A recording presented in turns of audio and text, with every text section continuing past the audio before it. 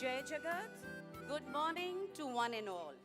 Today, as the golden rays of dawn illuminate this sacred gathering, we come together just to mark a date on the calendar, but to remember and relive the eternal message of Satya and Ahimsa, truth and non-violence, as taught by the father of a nation, Mahatma Gandhi. This is a day to pause, reflect, and let his timeless wisdom light the path of our lives and our nation. With hearts awakened to the purpose of this gathering, we step into the day carrying gentle rays of Bapu's light into our souls. To begin our day with dignity and discipline, we have teachers of Gomti Nagar Extension with us, along with their music teachers, Mr. Utkarsh and Mr. Arish. May I request everyone to kindly rise without dragging your chairs to join in a school prayer. Let us bow our heads in respect, seeking purity of thought and strength of action. Following the prayer, we shall rise in spirit and soul to sing Vande Mataram, a hymn that awakens patriotism in every Indian heart. Over to Gomti Nagar Extension.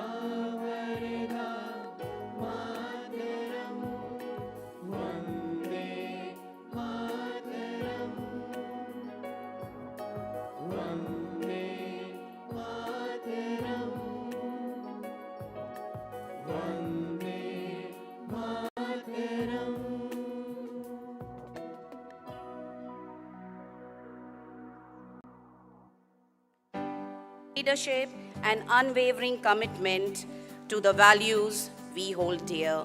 She will guide us as we reflect on and celebrate the life, teachings, and enduring legacy of Mahatma Gandhi. Over to you, respected ma'am.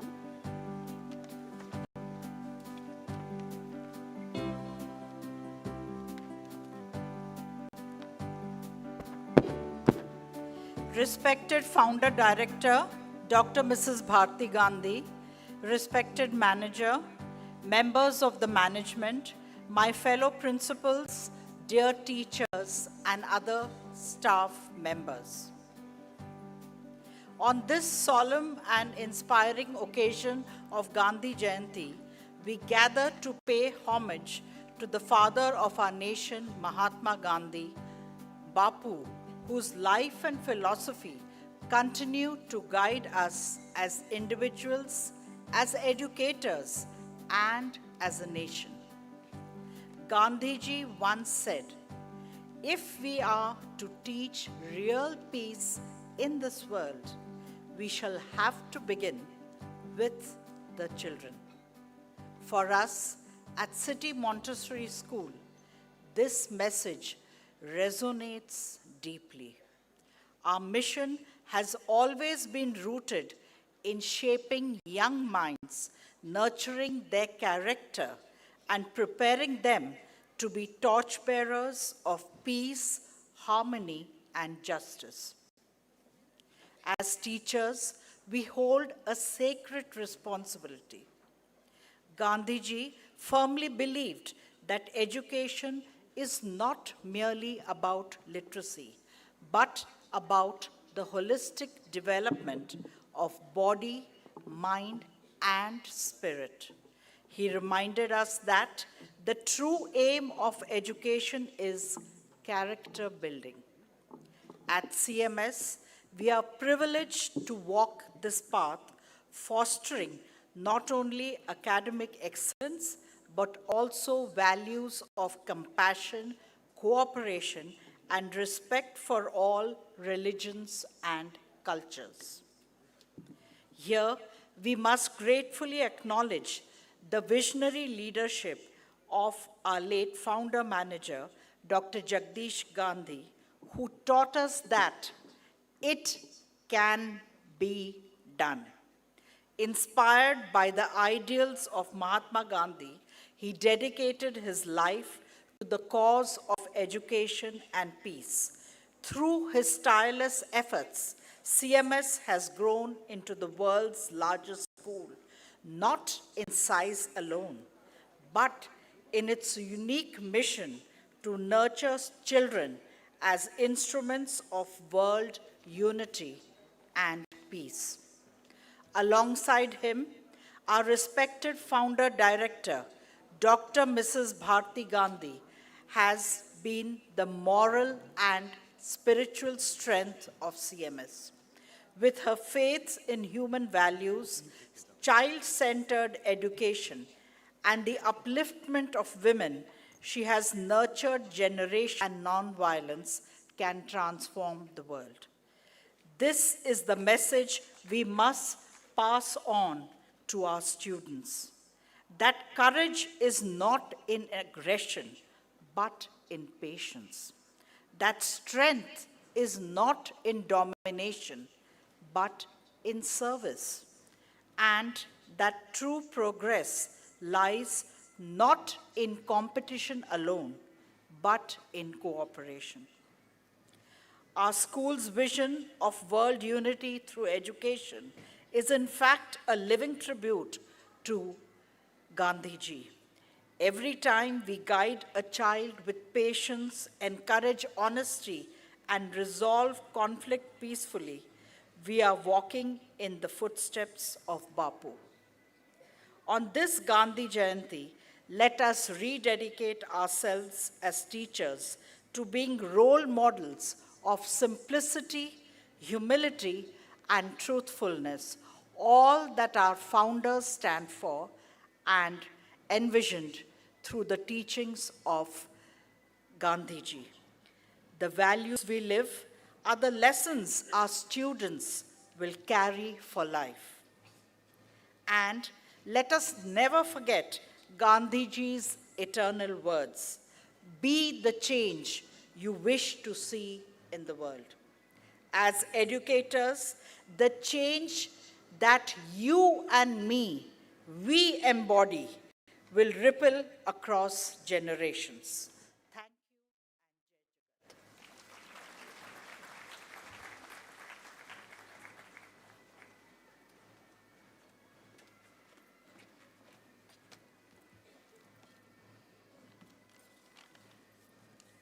Respected ma'am's words have welcomed us like open arms, reminding us that every guest is divine.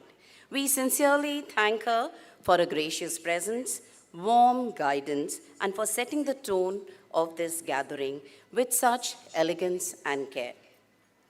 Mahatma's life was not written with ink nor carved in stone, but etched in the very struggles and the triumphs of humanity. Today, the teachers of Aliganj Campus 1, with their Vice Principal, Ms. Lavi Khan, will carry us into that enduring legacy, where a determined young lawyer became the gentle giant who showed the world that silence can be powerful and non-violence can move mountains. So over to Aliganj Campus 1 for the World Parliament.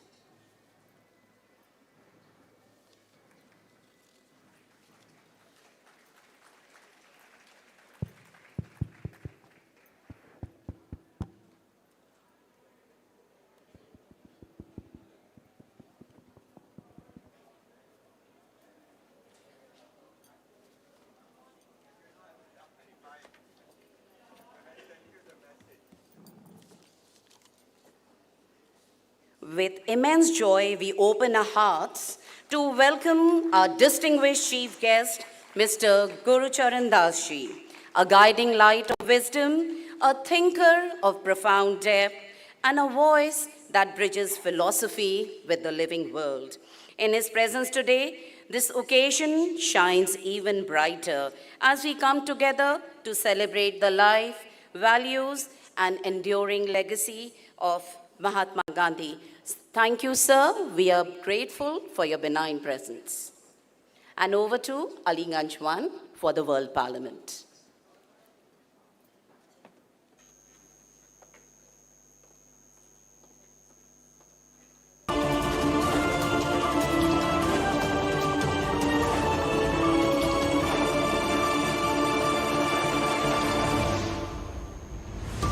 Students involved in fight and violent incidents at school. Rising anxiety and fear amongst young learners. Social media spreading division and negativity. Calls for better guidance and value education. Urgent need to bring back a morally imbibed education system.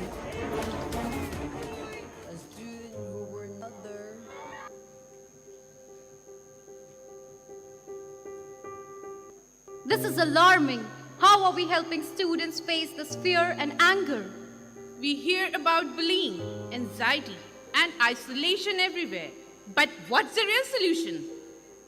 It's clear that education needs more than lessons. It needs values, empathy, and support systems. We need schools that teach how to resolve conflicts, show kindness, and build resilience. I know of a school that's already doing this. It's called City Montessori School, CMS.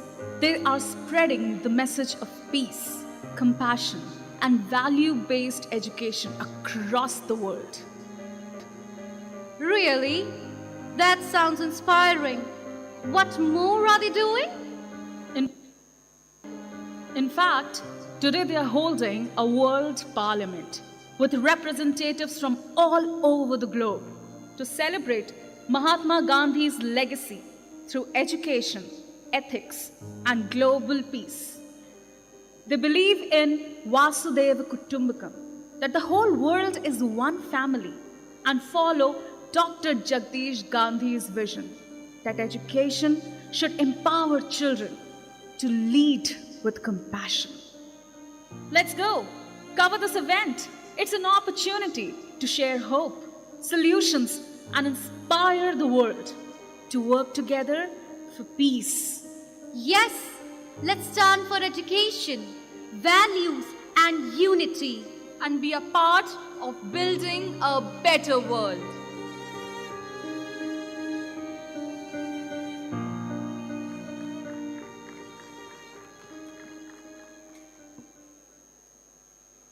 Warm greetings to all the delegates and educators joining us from around the world.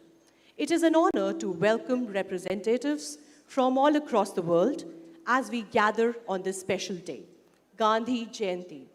City Montessori School is deeply inspired by the teachings of Mahatma Gandhi and the vision of Dr. Jagdish Gandhi, who believed that education is not merely academic, but a powerful instrument to foster peace, equality, and empowerment.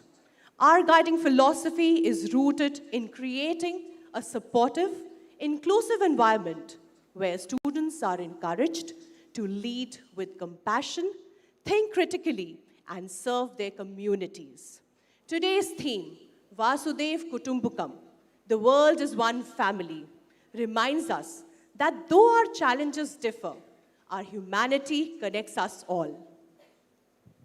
Thank you, Speaker Madam, and greetings to all. Today's World Parliament is not only a dialogue, but a collective effort to transform challenges into opportunities for peace building. We are here to share stories, struggles, and solutions, learning from each other's experiences and supporting education models that promote empathy, resilience, and ethical leadership. Guided by Gandhi's nonviolence and Dr. Jagdish Gandhi's belief in education for peace, we explore how schools across the globe can become nurturing spaces where future leaders are shaped. Member nations may raise their placards to deliberate upon Gandhian philosophy. Yes, member nation Ukraine, you are recognized. Ukraine is struggling with the devastating consequences of war, displacement, and trauma. Many children And together, we reaffirm our commitment to peace and hope for your nation. Member nation Iran, you may take the floor. Thank you, Speaker Madam. Social unrest and economic struggles have strained relationships amongst communities in Iran. Anger and frustration often lead to conflict. We draw strength from Gandhi's call to meet hostility with patience and moral courage. Through education that teaches self-discipline and dialogue, we can rebuild bridges and create a culture of understanding. Member nations, I hope you are all in agreement with the views of the delegate from Iran. Yes, member nation Iraq, you are recognized. decades of violence have left deep and painful wounds in our hearts, especially among children who live with fear, grief, and uncertainty every day. Many have lost their homes, families separated, and dreams shattered before they even had a chance to grow.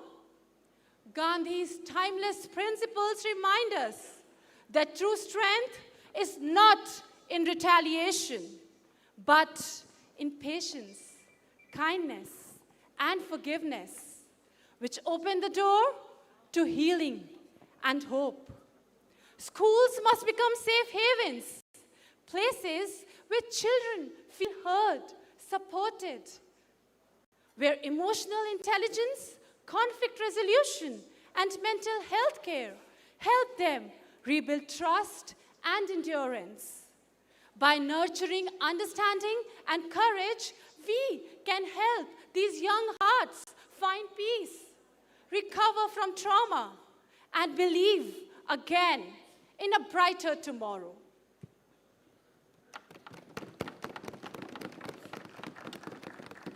Thank you, Member Nation Iraq, for such a heartfelt reflection. Together, let us commit to creating safe, compassionate spaces where children can heal, grow, and believe in a peaceful future. Member Nation Nepal, you may take the floor. Thank you, Madam Chairperson.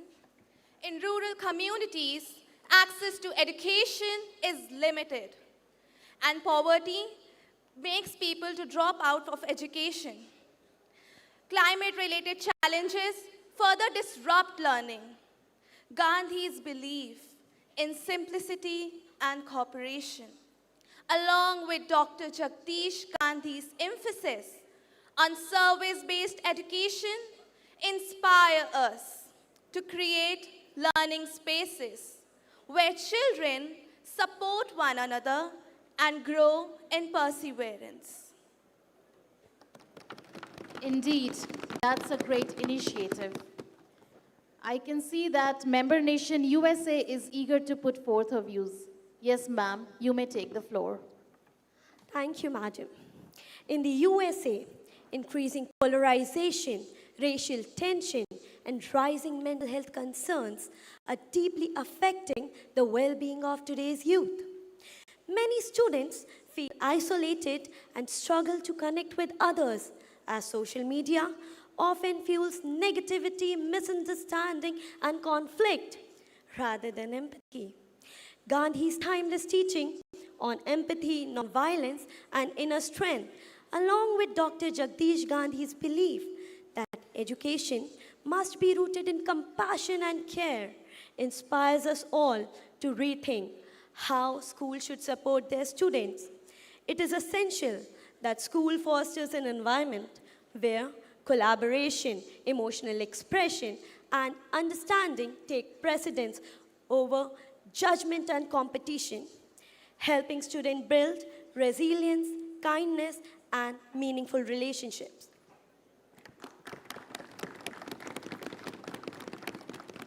Thank you, Member Nation USA, for shedding light on these pressing challenges. By promoting empathy and compassion in schools, we can help students build stronger relationships and hope for a more peaceful future.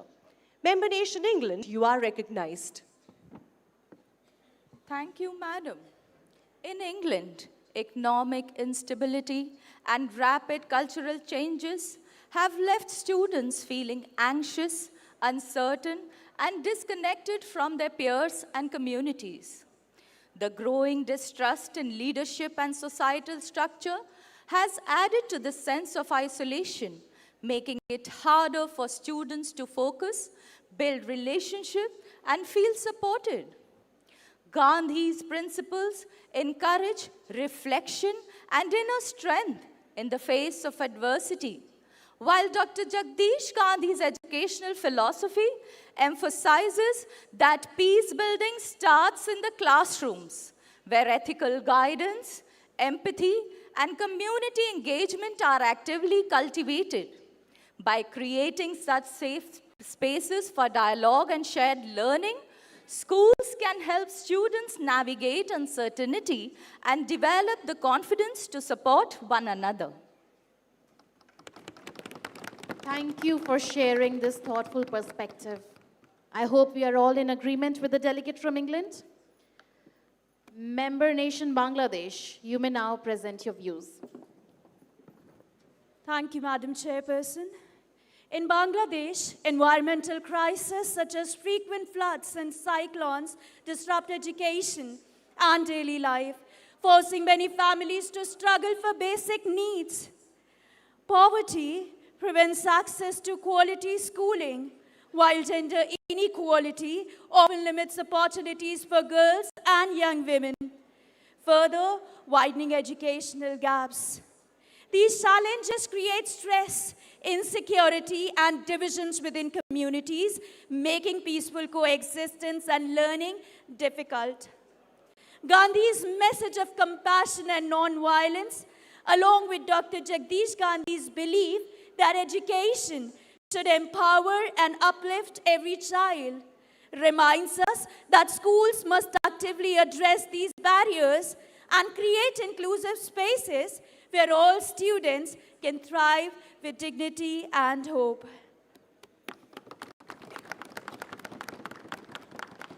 Thank you for bringing forth these critical realities. The struggles of Bangladesh reminds us that peace is not possible without justice and equal access to education. Member nation India, you are recognized. Thank you, madam. India, with its rich tapestry of cultures and religions, faces significant challenges in fostering unity. According to a 2021 Pew Research study, approximately 65% of Indians perceive communal violence as a very big problem, highlighting the deep-seated concerns among various communities. Additionally, environmental crises and economic disparities continue to impede equitable access to education, especially in the rural areas. Yet, we remain deeply committed to promoting peace through education, drawing inspiration from Gandhi's ahimsa that teaches us that love and mercy are the greatest forces to overcome violence and hatred. Dr. Jagdish Gandhi's belief in service-oriented inclusive learning encourages schools to nurture ethical leadership, compassion, and understanding, helping the students realize that they are a part of one family. Guided by the spirit of Vasudhaiv Kutumbakam, the idea that the world is one family, we strive to build classrooms that foster global peace, unity, and a sense of shared responsibility. Thank you for beautifully connecting India's challenges with a vision of global harmony. When we embrace Vasudhaiv Kutumbakam and treat every child as part of one family, education becomes a powerful tool to promote peace, understanding, and unity. Together, let us work towards creating classrooms that inspire compassion, ethical leadership, and a shared commitment to building a more peaceful and connected world. Yes, delegate from South Africa, you are recognized. Thank you, Madam. Historical inequalities and racial tension continue to affect communities in South Africa. But Gandhi's call to meet injustice with compassion aligns with our efforts towards reconciliation. Through education that is focused on togetherness, curative practices, and social justice, we are nurturing a new generation of ethical leaders. Thank you to all the delegates for sharing their experiences. Despite different circumstances, we see common struggles, conflict, division, inequality, but also shared hopes rooted in compassion, resilience, and dialogue. Let us now hear from a CMS counselor on how they follow Gandhian principles at City Montessori School. Jai Jagat to all participants. As a counselor at City Montessori School, I have witnessed how school influences a child's emotional world. So many students face anxiety, peer pressure, and challenges in dealing with conflicts. Inspired by Gandhi's teaching and Dr. Jagdish Gandhi's vision, we focus on creating a healthy space for students to express themselves and resolve conflict peacefully. At CMS, our education philosophy revolves around holistic development and social responsibility. We believe every child is a unique individual with the potential to become leaders for peace. Academic excellence must be complemented by emotional well-being, ethical reflections, and community services. We inspire students to build community initiatives, participate in programs like Global Generation and JYEP, where they learn self-discipline and cooperation. Gandhi's message of non-violence and Dr. Jagdish Gandhi's vision that education can truly change lives inspires us to be better individuals. Thank you, Madam, for your reflection. Schools shape how children face challenges by promoting non-violence, peer support, and community service. helping them build resilience and moral courage. Education that fosters empathy and self-awareness empowers students to lead with integrity and compassion. By creating global networks of schools, sharing resources, and collaborating through workshops and exchanges, we can embed peace education and help students everywhere grow into compassionate leaders. We invite all delegates to adopt the following resolutions to guide our collective journey. Integrate nonviolence, empathy, and ethical leadership into educational frameworks globally. Create spaces within schools for dialogue, peer support, and emotional well-being. Promote international cooperation in sharing best practices for peace education. Encourage students to challenge injustice and build inclusive communities. Uphold Vasudev Kutumbakam, recognizing that peace and education are shared responsibilities across borders. Today's World Parliament has united us in purpose and spirit.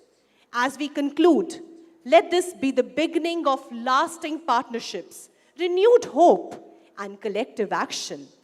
Together, let us create classrooms where empathy is taught, service is celebrated, and peace is practiced.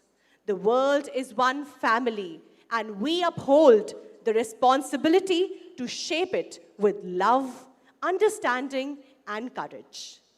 The House is now adjourned until we meet again.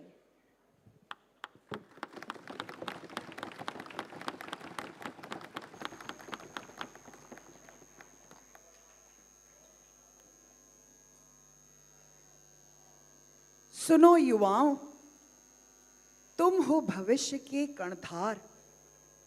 तुम्हारे हाथों में ही है इस देश का उद्धार। प्रेम से जीतो मन, धैर्य से जीतो जग।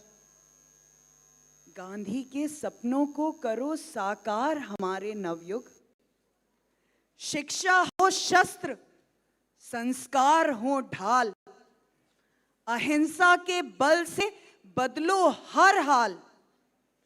एक विश्व है, यही है सपना, यही है आशा। गांधी की राह पर चले हम, यही हो हमारी भाषा, यही हो हमारी भाषा।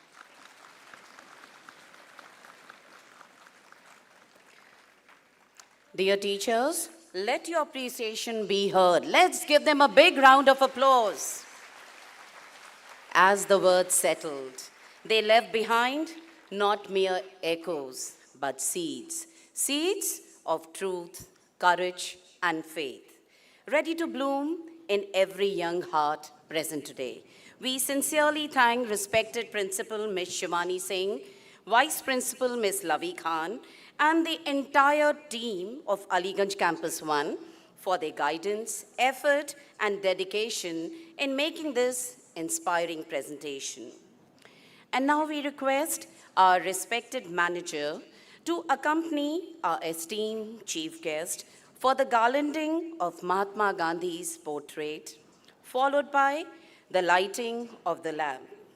We also invite our respected director, Dr. Bharti Gandhi, Mr. Vinay Gandhi, Mrs. Mona Gandhi, and our superior principal, Ms. Sushmita Ghosh.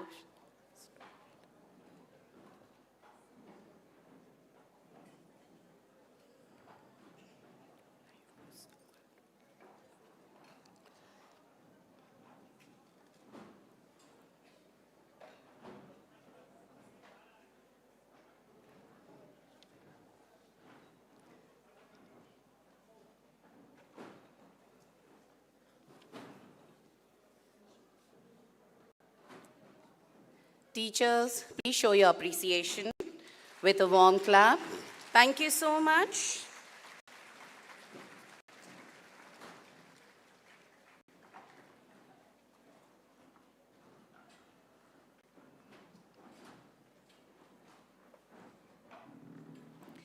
And now, as we offer rather about to offer a humble garland at the portrait of Mahatma Gandhi, let us remember that it is not just flowers we place, but our heartfelt vows.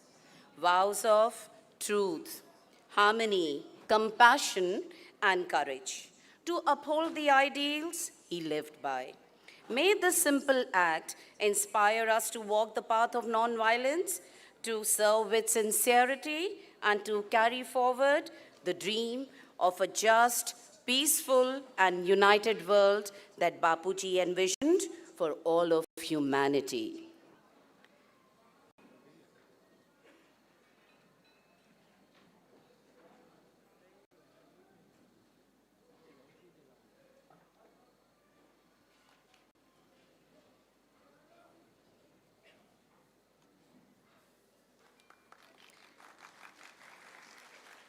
Teachers, please let your appreciation be heard. Loud and clear. Thank you so much.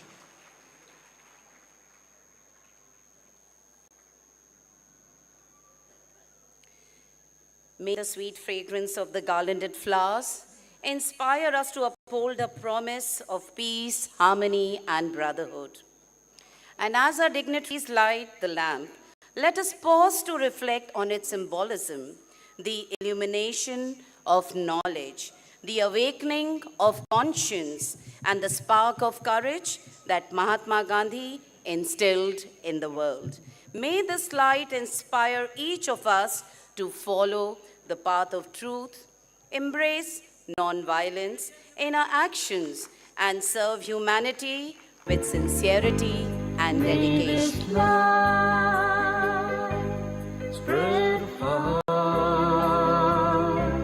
all over the world for peace and harmony. May the Lord keep this light always burning forever and ever. May this light spread far all over the world for peace and harmony. May the Lord.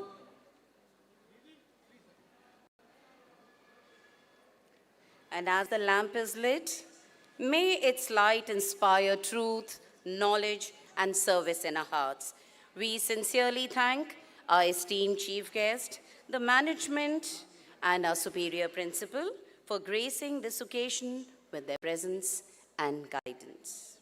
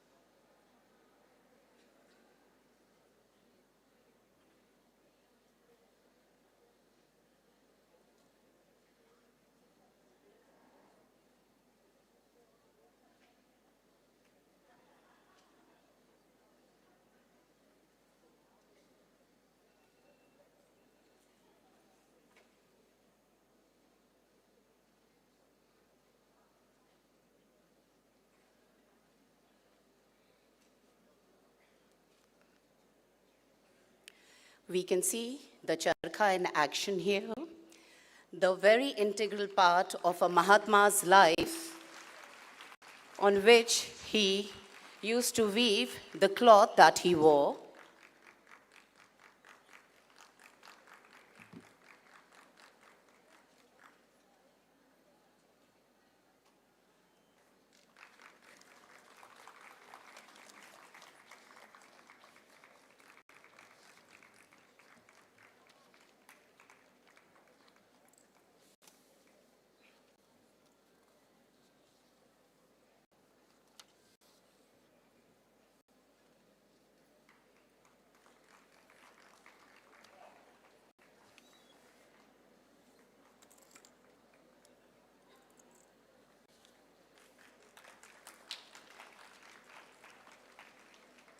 Mahatma Gandhi ji always said, "Saral Jeevan hi Mahan Jeevan hai." The smallest act of simplicity, he believed, connect us to truth and humanity. And he always started it with himself. That is why he always said, practice what you preach. Now over to my co-host, Ms. Khyati Lamba, for further proceedings.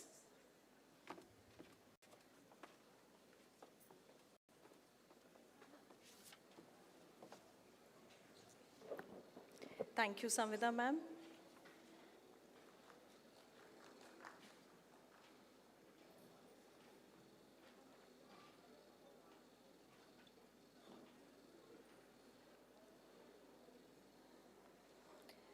Thank you to the management and thank you, respected sir, for doing the honors. At City Montessori School, we believe in nurturing values, harmony, and unity, creating a community where every child learns to respect diversity and live with integrity. Ideals that perfectly resonate with the life and teachings of Mahatma Gandhi. Here, education goes beyond academics. It is about shaping responsible citizens, instilling moral courage, empathy, and a spirit of service in every student and teacher. Gandhiji's message reminds us that true education enlightens the mind and purifies the heart.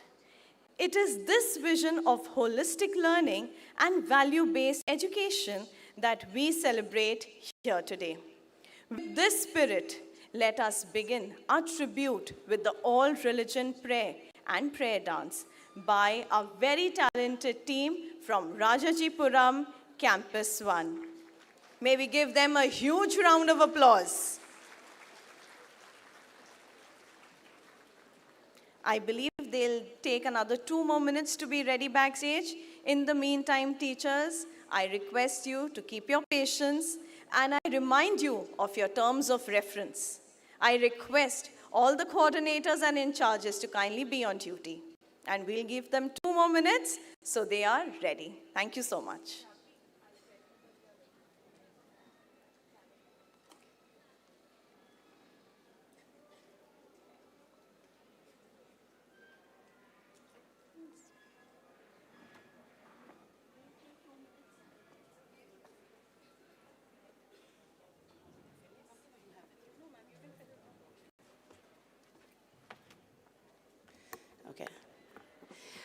We've been given, I think, 2 minutes as fillers. So I would like to share a few meaningful anecdotes and quotes from Mahatma Gandhi's autobiography, The Story of My Experiments with Truth, highlighting his life and values. On truth and integrity, Gandhiji wrote that he often tried to tell lies as a child, but soon realized that even a small lie troubled his conscience. More than punishment, he said, मैंने बचपन में झूठ बोलने का प्रयास किया, पर सच की खोज ने मुझे हमेशा राह दिखाई. Truth, he learned, begins in small daily choices. On forgiveness, as a young boy, Gandhiji once accidentally damaged a friend's property. Instead of hiding, he confessed and offered to make amends. He reflected that forgiveness begins with honesty and courage. On self-discipline, in London, while studying law, he experimented with diet, waking early, and self-restraint. He believed discipline of the body leads to the discipline of the mind. Small self-control, he noted, can shape character. On compassion, Gandhiji once met a sick man on a journey and insisted on caring for him, even at personal inconvenience. He wrote, "Sahanubhuti sabse badi shakti hai." Compassion for him was action, not just feeling. On perseverance, during his early struggle in South Africa, he was insulted, ignored, and arrested many times. Yet he wrote, "Satya और अहिंसा की राह कठिन है, पर ये अंतिम लक्ष्य है."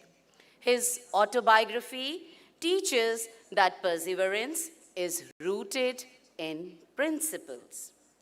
On learning from mistakes, Gandhiji openly wrote about mistakes he made in youth. From stealing a bit of gold to telling small lies, he said, "I have failed often, but each failure taught me a lesson in truth and humility." On simple living, we just saw the charkha in action. He describes spinning his own cloth and living simply in South Africa. Saral Jeevan, he Mahan Jeevan hai. Even small acts of simplicity, he believed, connect us to truth and humanity.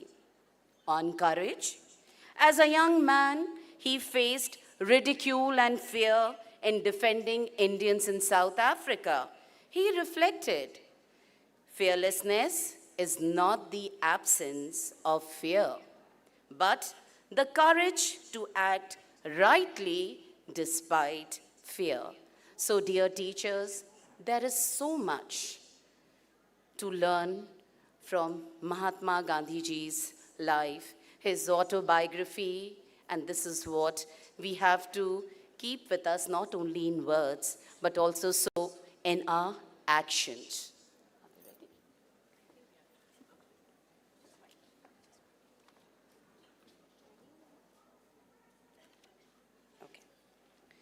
As we are celebrating the life and legacy of Mahatma Gandhi,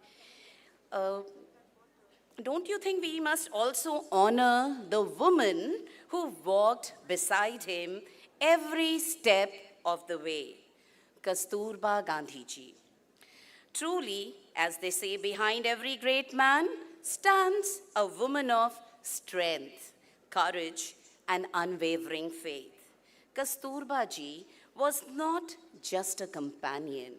She was a partner in thought, action, and sacrifice. So, okay. They need 2 more minutes, so little bit of more sharing.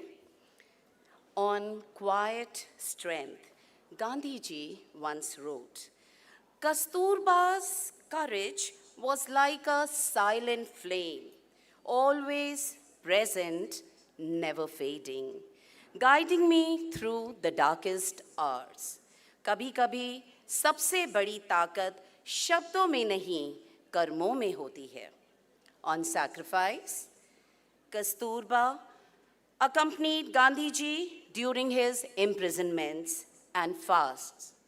Often sharing in hardships he undertook alone.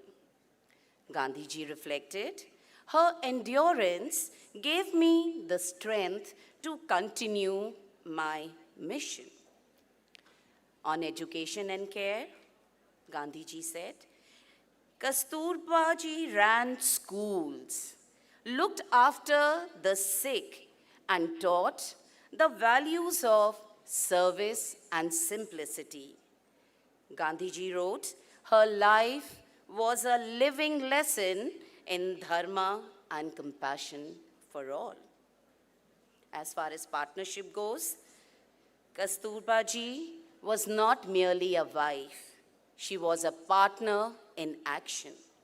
Gandhiji said, behind every decision I made, her quiet counsel often guided me rightly. And when we talk about resilience, even in adversity, Kasturba ji never faltered. Gandhiji recalled her patience and resilience to discipline of the mind. Small self-control, he noted, can shape character.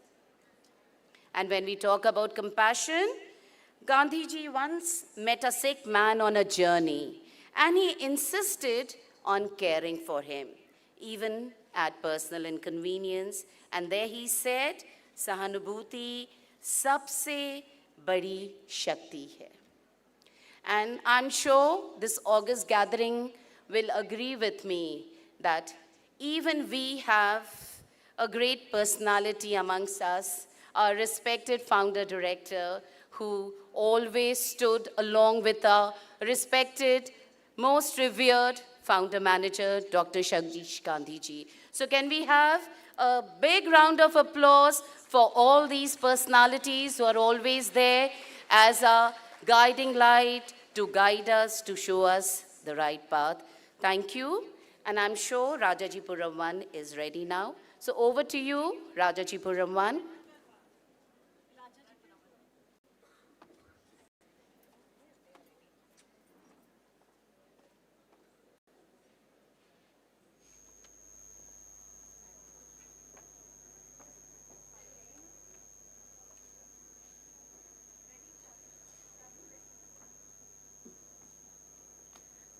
We've been informed that Rajajipuram Campus 1 is ready. So let us put our hands together for the all religion prayer.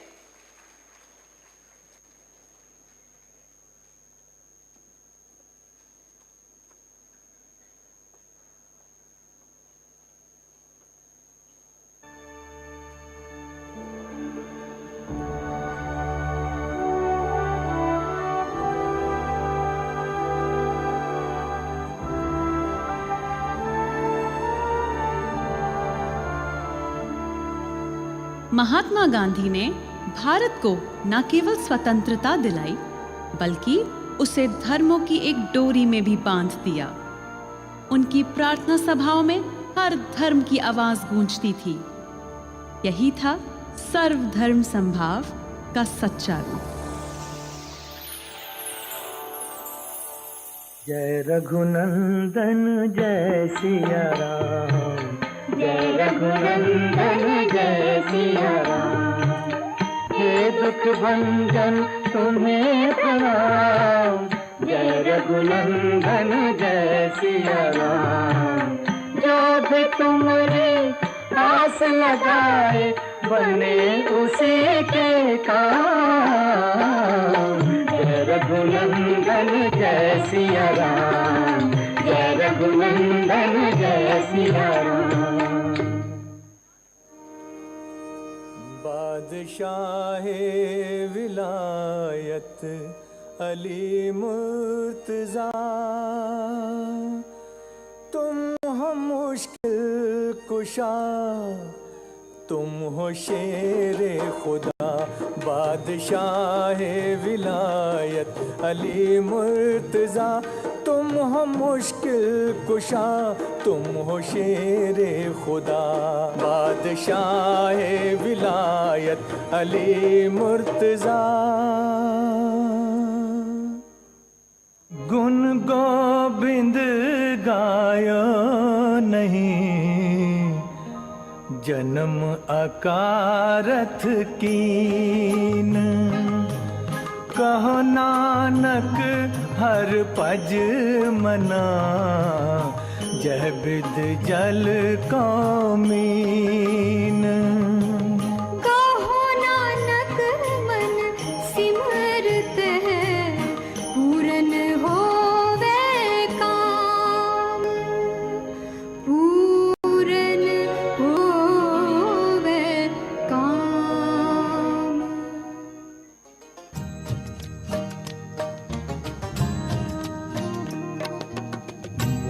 मुक्ति दिलाए यीशु नाम, शांति दिलाए यीशु नाम। यीशु दया का बहता सागर, यीशु है दाता महान, यीशु है दाता महान। मुक्ति दिलाए यीशु नाम, शांति दिलाए यीशु नाम।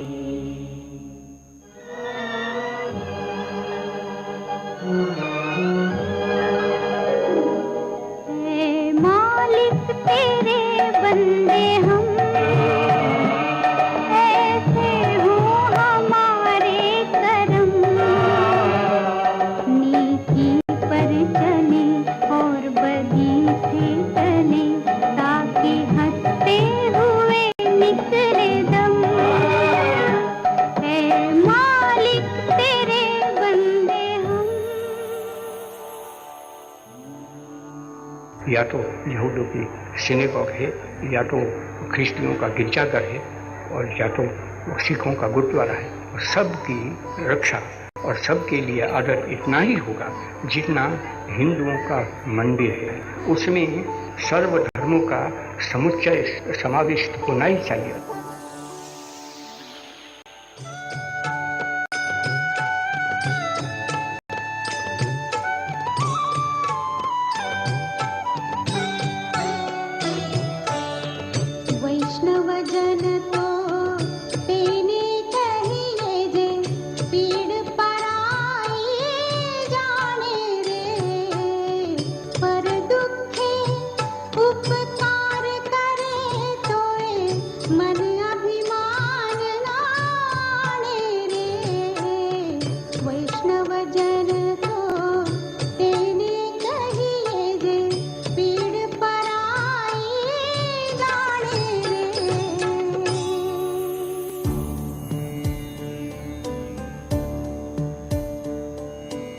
सर्वधर्म प्रार्थना किसी एक दिन की उपज नहीं थी।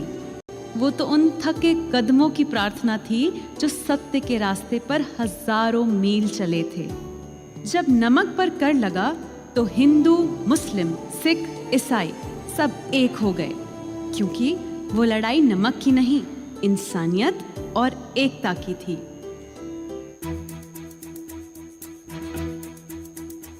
अपनी लाठी और 78 साथियों के साथ निकल पड़े महात्मा गांधी साबरमती आश्रम से एक सत्याग्रह पर, जिसे इतिहास ने नाम दिया डांडी मार्च। कंधों से मिलते हैं कंधे, कदमों से कदम मिलते हैं, हम चलते हैं जब ऐसे तो दिल दुश्मन के हिलते हैं। कंधों से मिलते हैं कंधे, कदमों से कदम मिलते हैं, हम चलते हैं जब ऐसे तो दिल दुश्मन के हिलते हैं। अब तो हमें आगे बढ़ते हैं रहना, अब तो हमें साथी है बस इतना ही कहना। अब जो भी हो शोला बन के पत्थर है पिघलाना, अब जो भी हो बादल बन के पर्वत पर है छाना। कंधों से मिलते हैं कंधे, कदमों से कदम मिलते हैं, हम चलते हैं जब ऐसे तो दिल दुश्मन के हिलते हैं। कंधों से मिलते हैं कंधे, कदमों से कदम मिलते हैं, हम चलते हैं जब ऐसे तो दिल दुश्मन के हिलते हैं।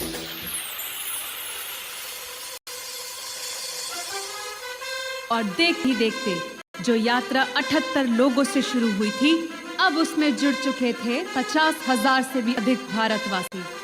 और फिर आया वह ऐतिहासिक दिन 6 अप्रैल 1930, जब महात्मा गांधी पहुंचे दांडी तट पर।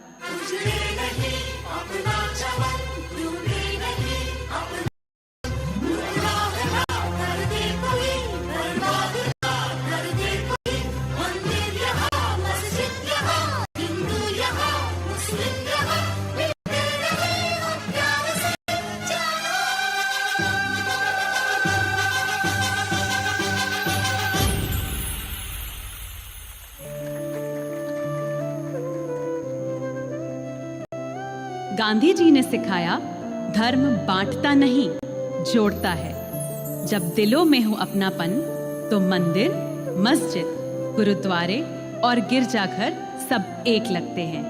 यही बंधुत्व है, सर्व धर्म समभाव। रघुपति राघव राज।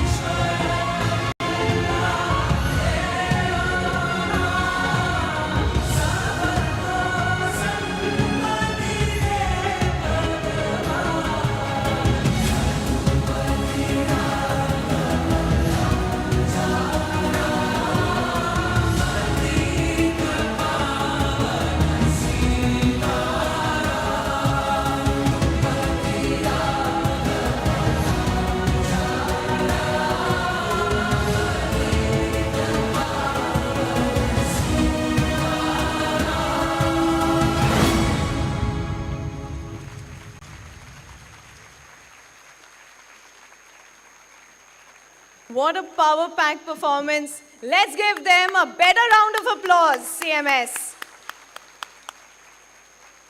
Heartiest congratulations, Nisha ma'am, and to Team Rajajipuram Campus 1. This prayer dance reminds us that unity in diversity is a value Gandhiji held close to his heart. It teaches us that togetherness transcends religions, language, and culture. We thank our phenomenal team from Rajajipuram Campus 1 for that inspirational start to today's celebration. And before we move on to our next segment, dear audience, I would like to share a little anecdote from Gandhiji's life. There was once a mother who brought her young son, to Gandhiji, and she requested him, "Bapu, please tell my son not to eat much sugar. It's bad for his health." To her surprise, Gandhiji replied, "Please bring him back after 2 weeks." The puzzled mother returned after 2 weeks with her son, and Gandhiji gently advised the boy, "My child, sugar is not good for your health. Eat less of it." The mother was curious and she asked, "Bapu, why didn't you guide him earlier? You could have told the same thing to him 2 weeks back." Well, Bapu had a little sense of humor and he said, "Because 2 weeks ago, I myself was eating sugar. I could not advise the boy until I myself practice it." So the lesson over here, dear audience, is that we must first practice self-discipline.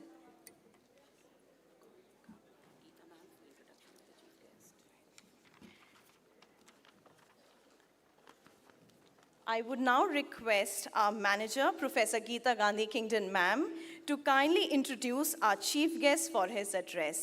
May we put a huge round of applause for our manager ma'am. Thank you.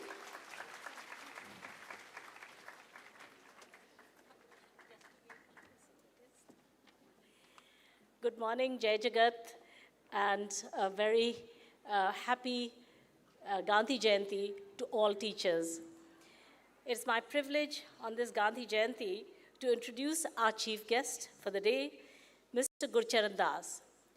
He is a distinguished author, management thinker, and one of India's leading public intellectuals who has shaped discourses on the country's economic reforms, moral choices, and social change.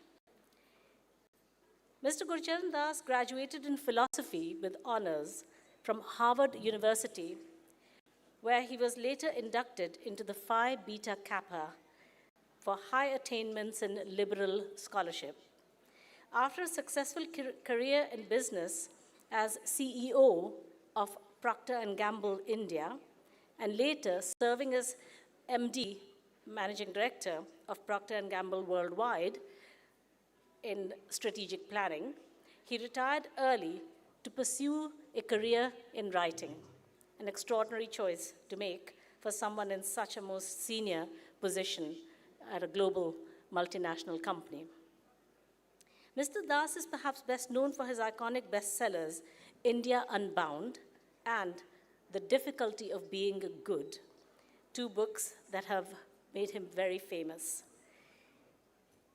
His other works include a novel called A Fine Family, a collection of plays called Three Plays, and an insightful book of essays, The Elephant Paradigm. His book, India Grows at Night, was on the Financial Times list of best books for the year 2013. He is general editor for Penguin's multi-volume Story of India business series, and his most recent works, Another Sort of Freedom, and another book called The Dilemma of the Indian Liberal, further explore themes of personal liberty and societal change, continuing to engage readers across the globe. Today, Mr. Das will share his reflections on making a life. I don't want to say more than that. It is a privilege for us to have him here today, and we look forward to his thoughts. Will you please welcome warmly Mr. Gurcharan Das? And while he's walking up, I'll tell you that I have the privilege of being on a think tank with him, the Center for Civil Society.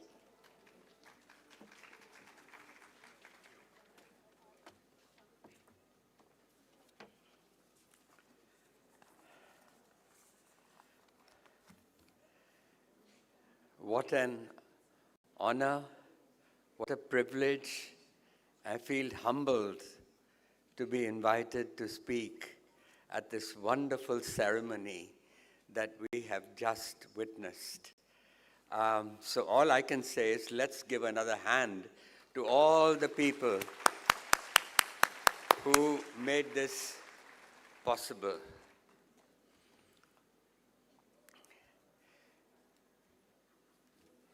India was born in 1947 under the shadows of Hitler, Stalin, and Mao, created by saints like Mahatma Gandhi. It's a shame that Gandhiji died so soon after independence, for no one after that has sold the moral project. And what is that moral project? The Indian Constitution, which contains the same values that Mahatma Gandhi held and that we saw this morning. The values of liberty, equality, compassion. And these values are precisely the values that our Constitution also embodies. And so I think it's a bit of a shame today that the Indian people still believe that the Constitution fell from the heaven one day, and they don't own it. And that is because, Mr. Nehru tried to sell the same ideals to the people, but he did not resonate because he could not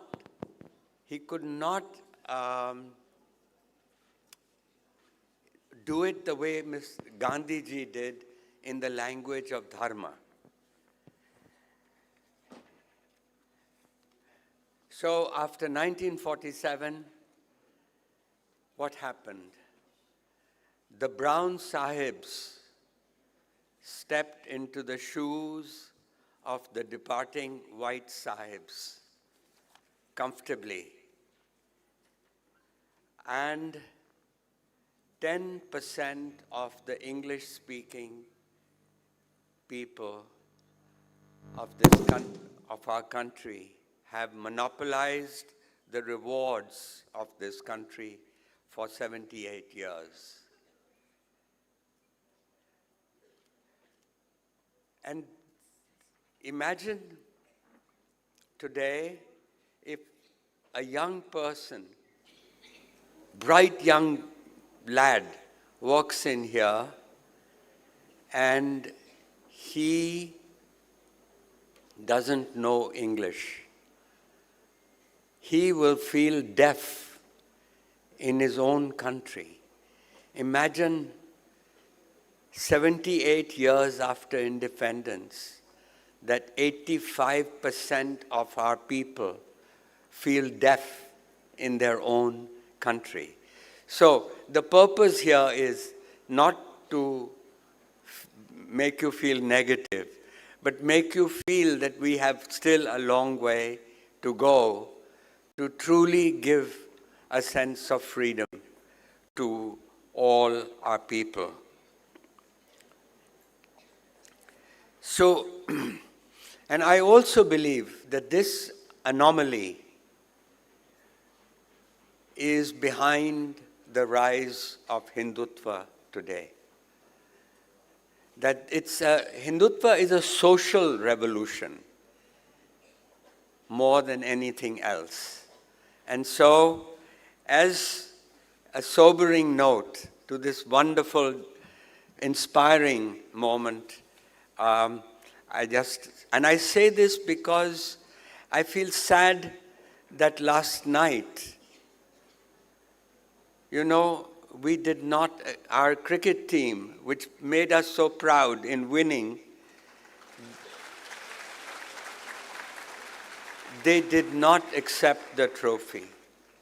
Those are not the value. Gandhiji would not have been happy today or last night. And so, we still need Mahatma Gandhi's spirit for our own flourishing in the future. I wish Geeta had told me, as I see this sea of white in front of me, she had told me that I should also wear a white kurta pajama, khadi. But she didn't. And so here I am before you. She's asked me to talk a little bit about my own life. And so the subject of this talk really is the difference between making a living and making a life. I've written a memoir called Another Sort of Freedom. And what is that other sort of freedom? That other sort of freedom is another word for a secular moksha. I've written on Artha, Dharma, Kama, Moksha, all the Purusharthas. And what is the definition of that freedom that I've talked about, that other sort of freedom? It is simply to take your work seriously, but not yourself seriously. And this is also the message of Krishna that he gives to Arjuna in the Bhagavad Gita when he talks about Nishkam Karma. Anyway, so I'm going to tell you my story. Luckily, my mother kept a diary. So I appear on page 17 in that diary. And she's calling me a restless baby. Then on page 51, a year later, in her diary, she's calling me a difficult child. And then another year later, I have become, in her diary, she says, he's a troublemaker. So you can see where this story is going. They give me the name Ashok Kumar. A nice name, Prince of Happiness. But my grandmother suspects that my mother, her daughter-in-law, my grandmother suspects that my mother is secretly in love with the Bollywood actor named Ashok Kumar. Now, I don't know how many of you will remember, or no one will, but in the 1940s, Ashok Kumar was equal to Shah Rukh Khan and Amitabh Bachchan. Very popular. Anyway, so my grandmother took me to her guru and she placed me at his feet and she said, Guruji enu na deo, give this boy a name. And so he saw me at his feet and she said, well, let's call him Guru Charan Das. So overnight, I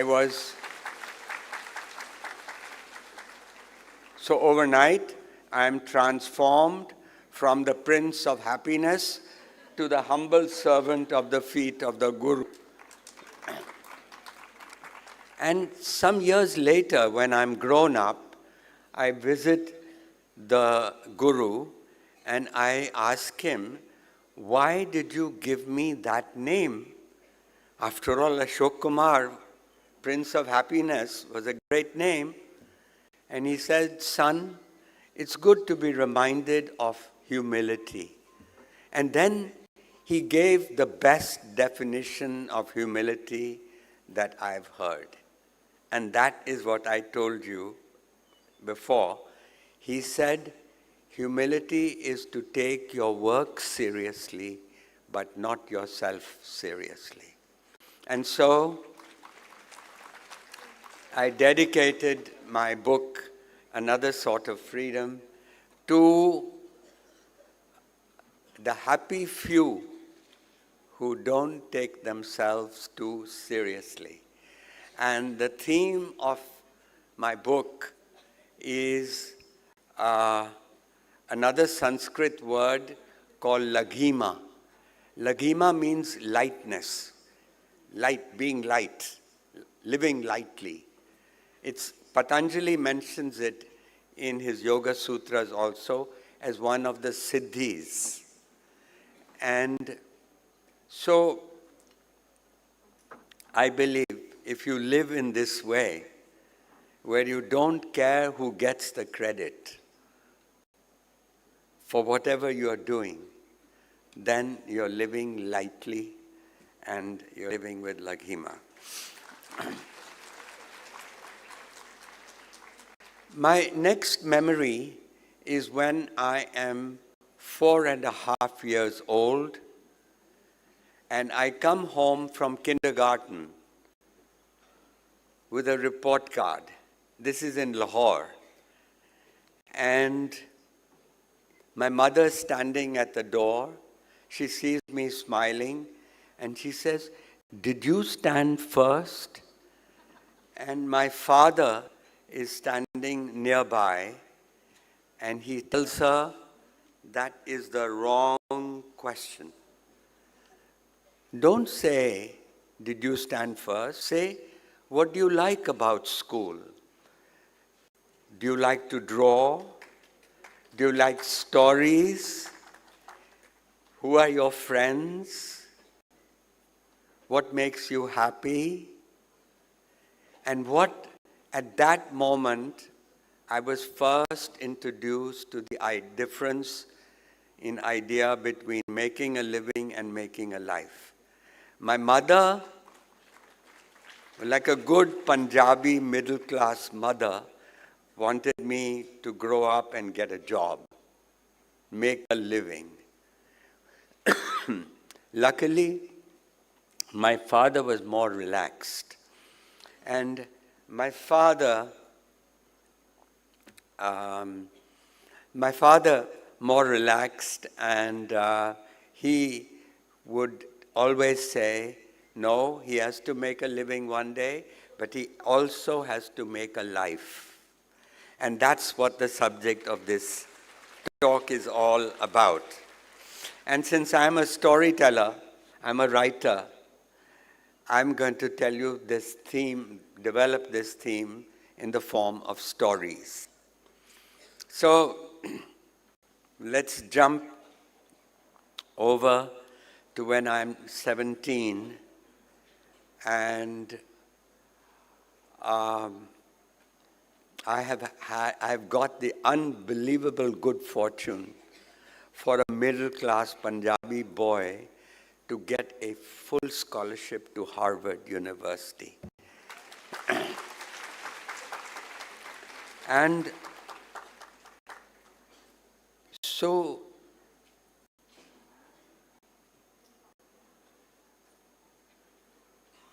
my mother, this is Palam Airport in Delhi, 1959, August. And she's got tears in her eyes as she's saying goodbye to me. The Air India flight is waiting. And in between her tears, she says to me, now you're going to Harvard, study something useful. And then she says, why don't you study engineering? Be like your father. You'll get a job in India as an engineer. That's her advice. And so I follow her advice. I arrive at Harvard. I write down my major, engineering.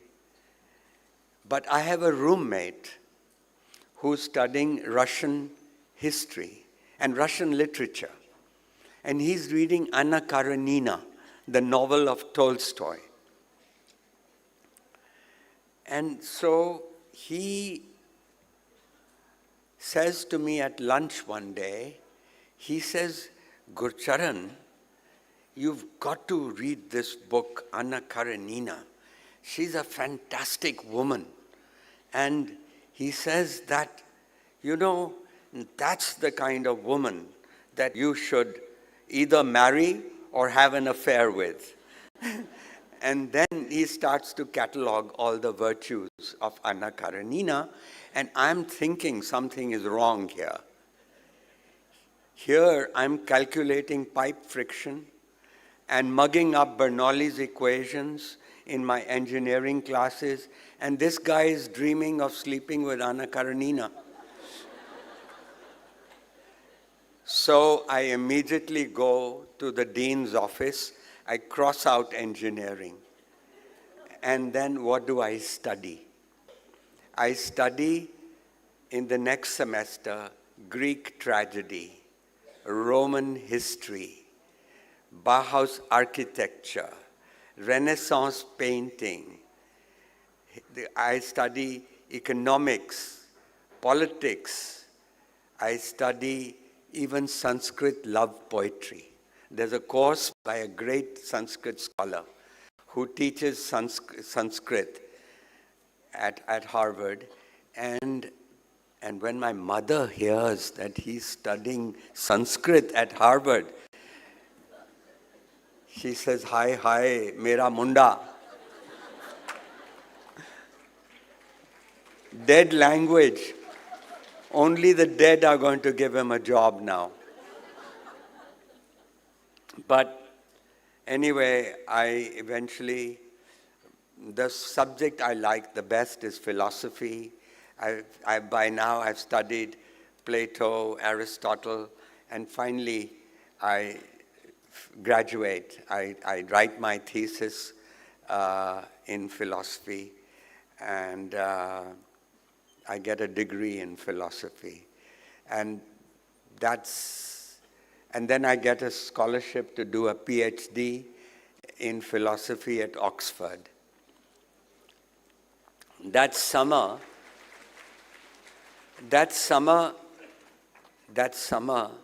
between Harvard and Oxford, I'm back home in Chandigarh, where my parents live.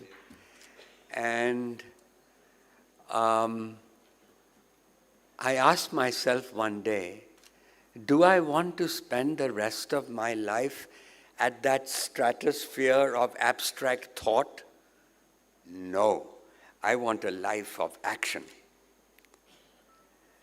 So I don't know what this life of action exactly is, but it seems to me that going to Oxford is a bad idea. So I quietly write a letter to Oxford, sorry, I'm not coming. And of course, when my mother realizes what I've done, her worst nightmare has come true. She has a grown-up, educated son at home, Vela.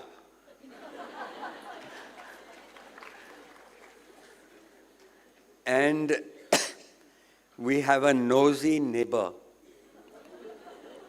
who comes and visits my mother to have coffee with her at 11 o'clock in the morning. And she always asks my poor mother the same question, "Thoda munda ki kar raha hai?" And my poor mother gets embarrassed every time. And I see this embarrassment on her face. And I say, this is wrong. I can't do this to her. And so I start looking at advertisements in the newspaper. And I find one advertisement. But before I tell you what that advertisement is, a friend of our family comes to visit, and he knows by now that I'm Vela. And so I'm getting advice. One uncle says, IAS ke liye baitho. Another says, medicine, do become a doctor, and all this advice. And he is a retired judge, and he says, don't join the IAS. It's the worst possible thing you could do. And I have no idea about these things. And so he says, read this story I'm going to give you, and it will tell you what you should do. So the story is from a 12th century Sanskrit text called Katha Sarit Sagara, and it's a story called The Mouse Merchant. It's a story of a boy 17 years old, and his mother says, now son, I've educated you, and you have to go out in the world and work. And you're not going to do what I do, which is she cleans houses to make a living and to bring up this boy and educate this boy. And she says to him, you have destiny. And she says, go over there. There lives, you see that big house? In it lives the richest man in town. He's supposed to be a kind man, and he gives people advice. So go and stand there, and he will give you some advice. And so the boy dutifully goes the next morning, and he stands at the door before the great man comes out, and he sees a dead mouse in the courtyard of their house. So when the great man comes out, he says, the man says, what can I do for you? And the boy says, can I have that dead mouse? And the man laughs. He says, look, people come to me for money, they come to me for a loan, they come to me for a job, but you're the first person who has come and asked for a dead mouse. You're doing me a favor by taking him away.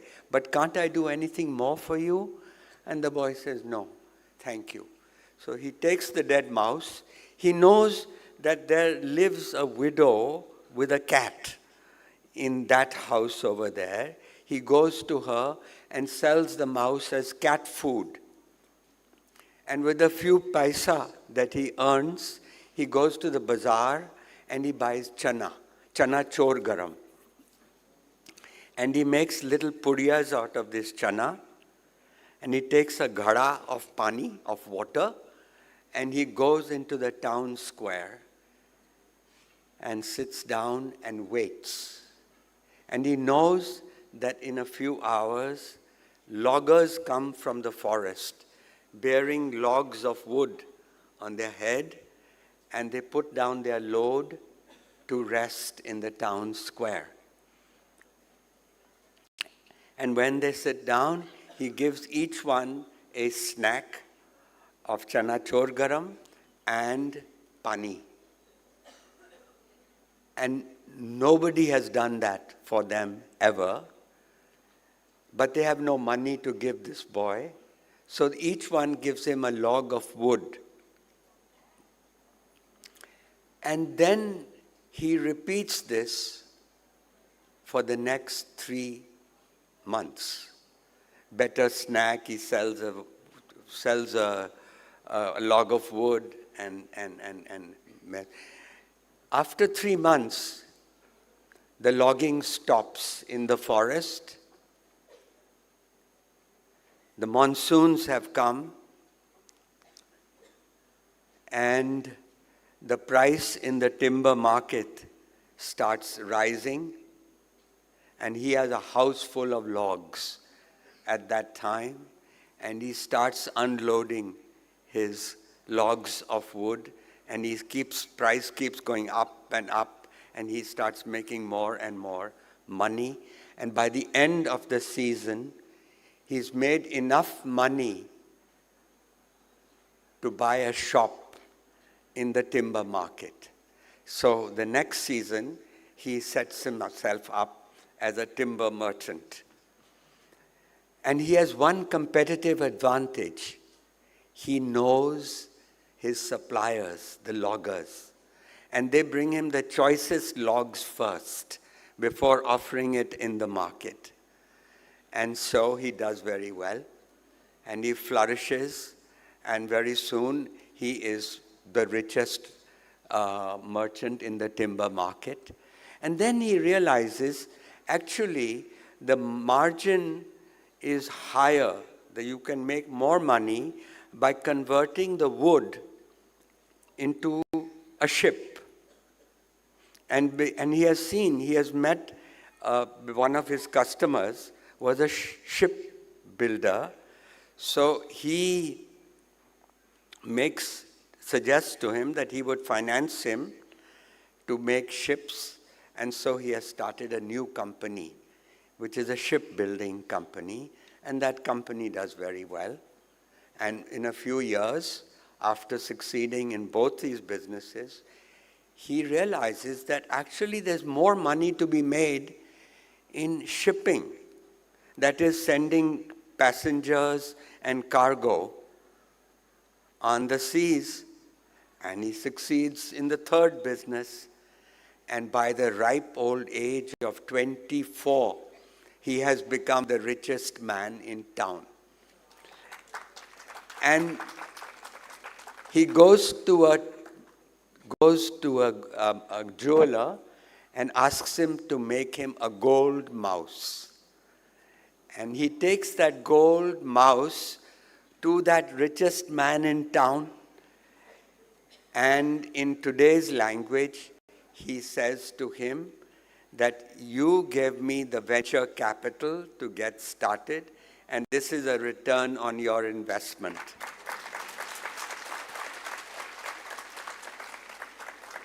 And the old man, he's so happy that he gives his daughter in marriage to this young boy. And so, now this story, believe it or not, convinced me that I wasn't going to become a doctor or go into the IAS, but I was going to try my hand at business. So the advertisement that I found when my mother was embarrassed about Toda Munda ki kar raha hai, and so I found an ad from a company that made Vicks Vapor Rub. And I applied for this job. Those days you didn't need an MBA. And so I had no idea what business was all about. but I think they must have got impressed with my Harvard degree, and they gave me the job. So I am transported from the ivy-covered halls of philosophy at Harvard to the dusty bazaars of India, going from chemist shop to chemist shop, saying, "Aaj ek dozen ek free, kitna mangta hai?" And so it's a different world that I have arrived in. And I like the rough and tumble of the business life, but I miss the intellectual life of the university. And so my father says to me, in short, I'm bored. And my father says to me, "You have the weekend." And he says, "Why don't you try doing something that you like on the weekend? If you get bored in the week, you try this." Good advice. And so one Sunday morning, I sit down to write a play. And I to give myself josh, I say that it must have been a morning like this when Shakespeare too sat down to write Hamlet. Of course, no sane person says that. But that's the kind of person I was.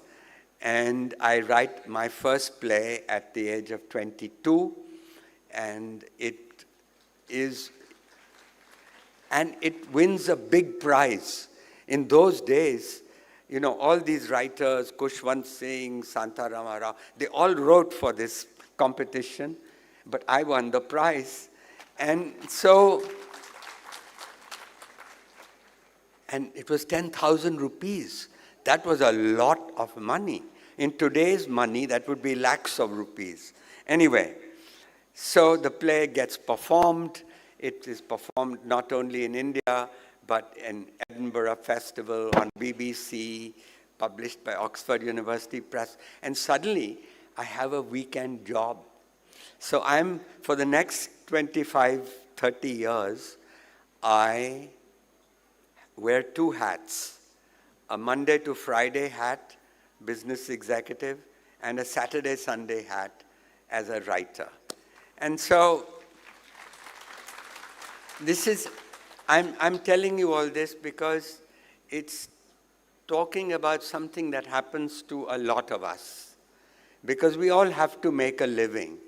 But sometimes we find that at work, we get tired, we are repeating ourselves. And so my father's advice was a good one. And the fact is that when I'm in my 40s, I ask myself, is this what life is all about? Now, I've done well by then. And I have actually become the head of the company, which became Procter, the same company that became Procter & Gamble, because they bought that company worldwide, which made Vicks. But before that, let me pause and say that we're doing well for time, I think. There's a flu one year, and we sell a hell of a lot of Vicks. And so we run our factory 3 shifts, and we keep the pharmacies and chemist shops stocked with Vicks. And we think we've done a lot of good for the country. But at the end of the year, I'm at the head of the company now, I get a summons from the government saying that we have broken the law. And what is the law that we have broken? You see, this is in the height of the license Raj, Indira Gandhi's time.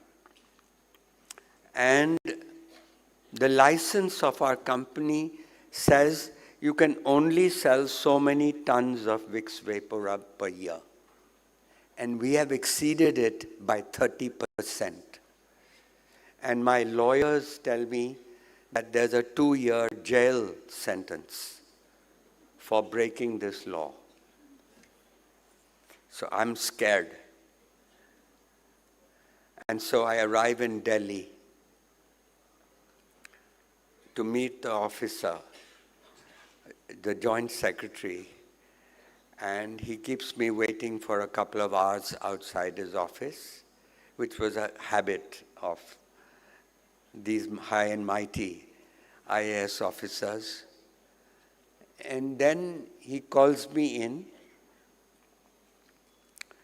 I have 2 lawyers with me, and we quietly sit down, and this man is reading the Times of India. And we are quietly sitting, and he's keeps reading the paper. And we are too polite to go to remind him that we are waiting for His Highness. Finally, he puts the paper down, and he says, "Kya?" And I say, "Saab, aap bataiye kya? Aapne bulaya hai." And this is the summons. And he sees the summons, and he says, "Acha, you've broken the law."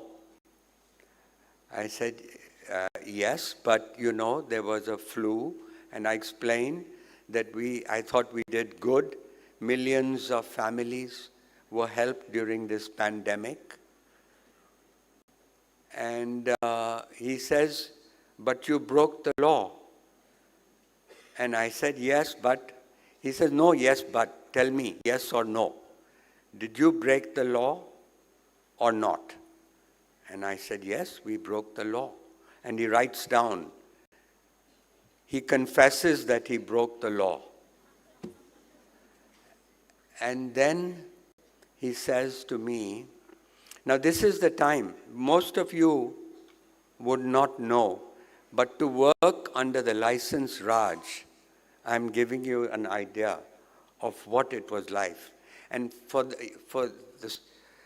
young people, you're so lucky that you have not lived through that era of the license Raj, when to make a profit was a dirty word.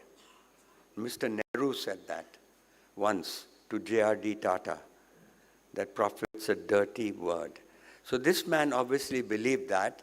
And he says, "Look, you guys in the private sector are all crooks, especially you multinationals. Remember East India Company and what it did to us?" And then he says, "Well, look, I'm going to make an example of your company. And I want to tell the private sector that in our country, we don't allow you to break the law." And then he says, "Jao." So he throws us out. And as I'm going out the door, I turn around and I say to him, I don't know what got into me. I say, "Sir, you know that this news will get out. It's not every day an executive of a multinational company goes to jail. And it will, because we are an international company, it will appear in the New York Times, the Washington Post, and all over, and the Times of India, which you are reading." And I said to him, "What will the world think of us as a country, our laws, our Prime Minister, when they read that here was a company that was actually doing good for the public, for the people, for millions of families, and you send the person to jail? What kind of a law is that?" And he says, "Are you threatening me?" I said, "No, I'm just telling you this is what will happen." And we go out. He sends us out. And the lawyer outside says to me, "You idiot, you should have fallen at his feet and begged for mercy. you're the one who broke the law, and now you're taking the high moral ground, like Gandhi ji. Anyway, somebody in the government got sense into their head. They realized what this fellow was recommending. And so the government quietly dropped the inquiry. But that day, I realized what this evil, this license Raj was. And I realized that from 1947 onwards, for 40 years until 1991, from 51 to 91, 40 years, we got a lot of freedoms.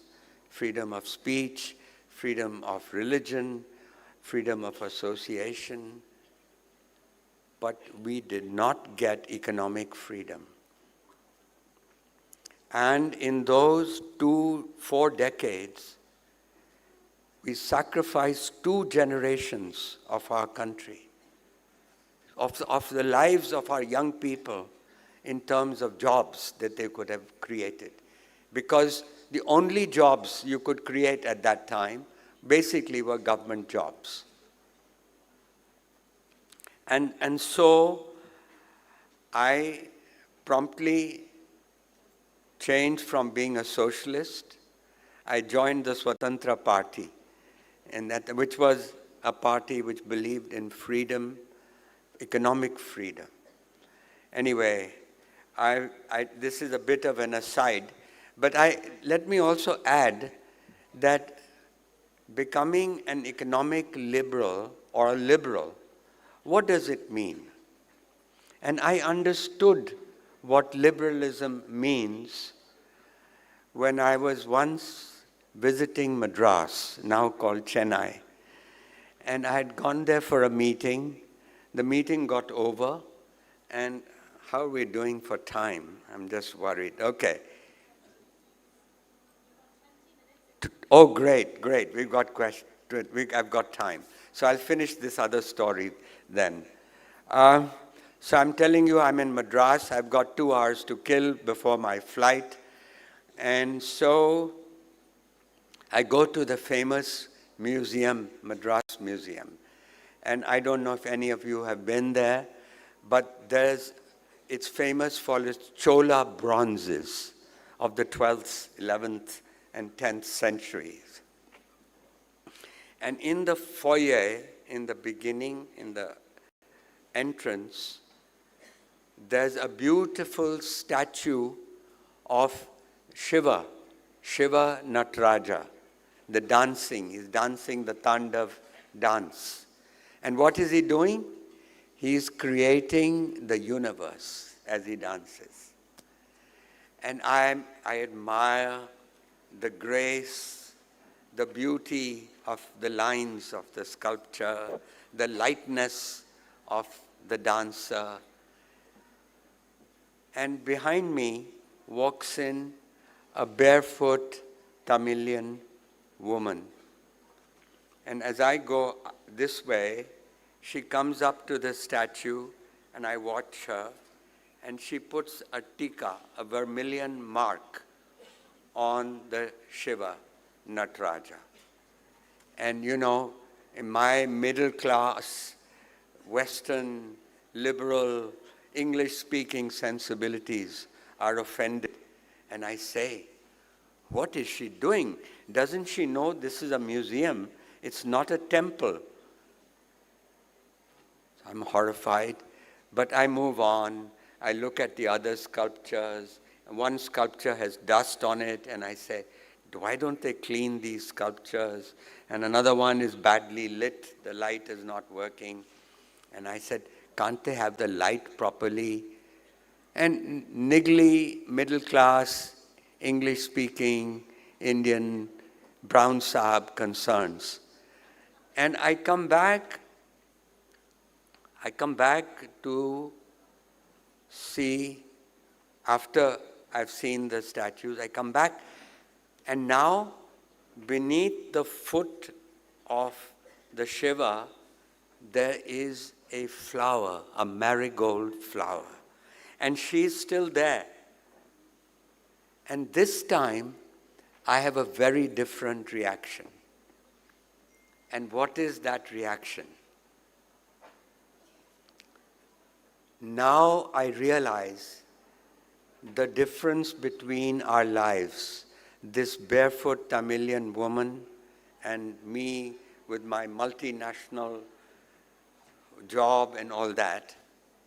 And the difference, I am looking at the beauty from the point of view of aesthetics and that of a sculptor, admiring it. And what is she seeing? She's seeing eternity. She's seeing the universe being created. That is, and I suddenly realize the smallness, the pettiness of my life and the grandeur of this woman who is seeing the universe being born. The wonder. And that's when I realize that I'm an agnostic. I'm not a believer in the divinity of Shiva.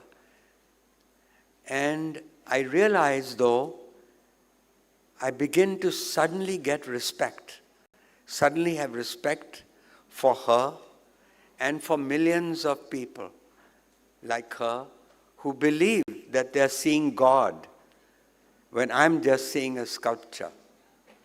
And that, I'm telling you this story because that's also part of making a life.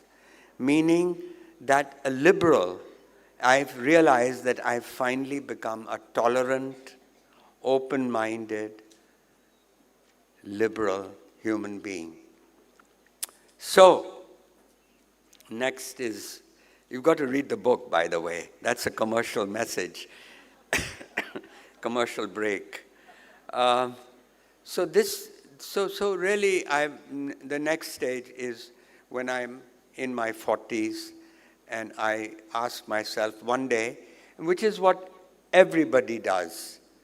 You get into your 30s and 40s, whether you're a teacher, a principal, an executive, whether you're the top of the heap or bottom of the heap, you ask, is this what life is all about?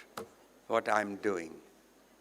And suddenly I feel, at that time, as Geeta told you, I've got this big job at the world headquarters. And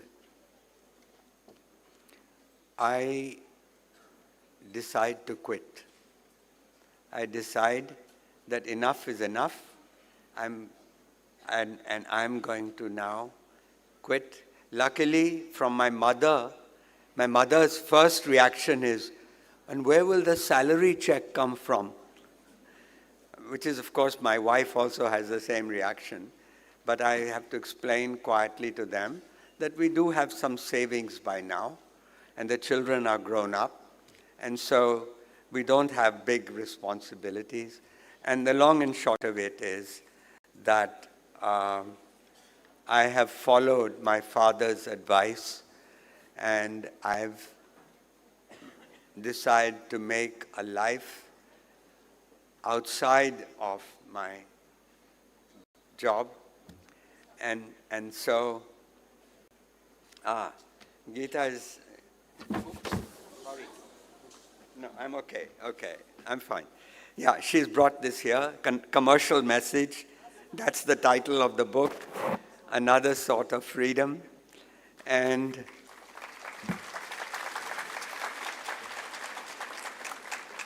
so, this is really, and for the last 30 years, I've been a writer.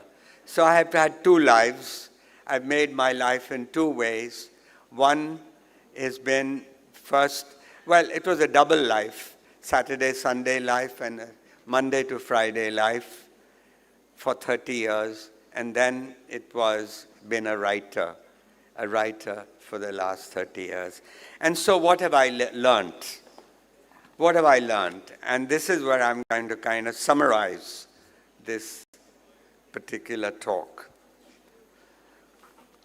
One thing I've learned, since I've been both a business person and a writer, I feel that we have a prejudice like that joint secretary against making money still.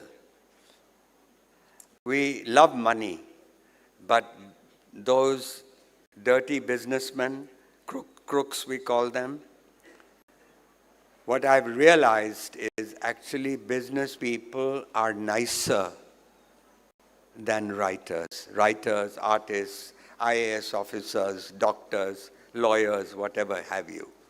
And why? Why are business people nicer? And the reason is that the business person instinctively understands interdependence. What do I mean? A business person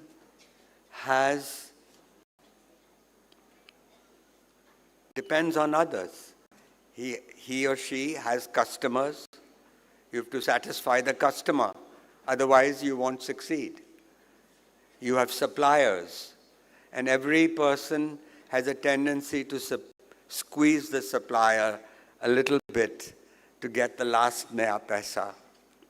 And if you squeeze the supplier too hard, you'll get hurt, because the component you'll get from the supplier will affect your product. It will not be so good. And the business person, so you have to treat your suppliers fairly. A business person has employees. And an employee and a business person who fills his company with nephews, good people won't join that company, or they will leave. So you have to respect your employees. You have to be fair to your employees. So what is being good? What is niceness? Niceness is to treat others well, other humans well.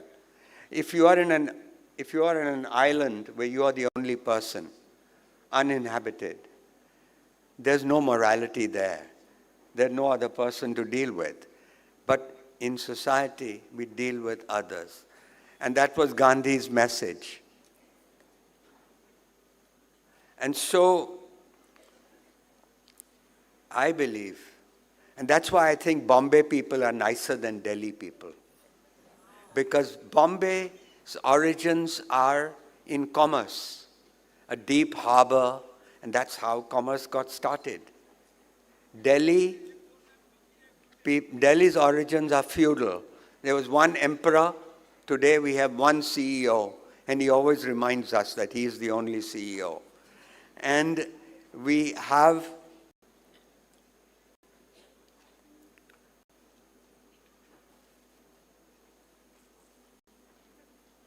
if in Bombay you don't become CEO in your company, there are 5 lakh other companies that you can go to where you can become a CEO.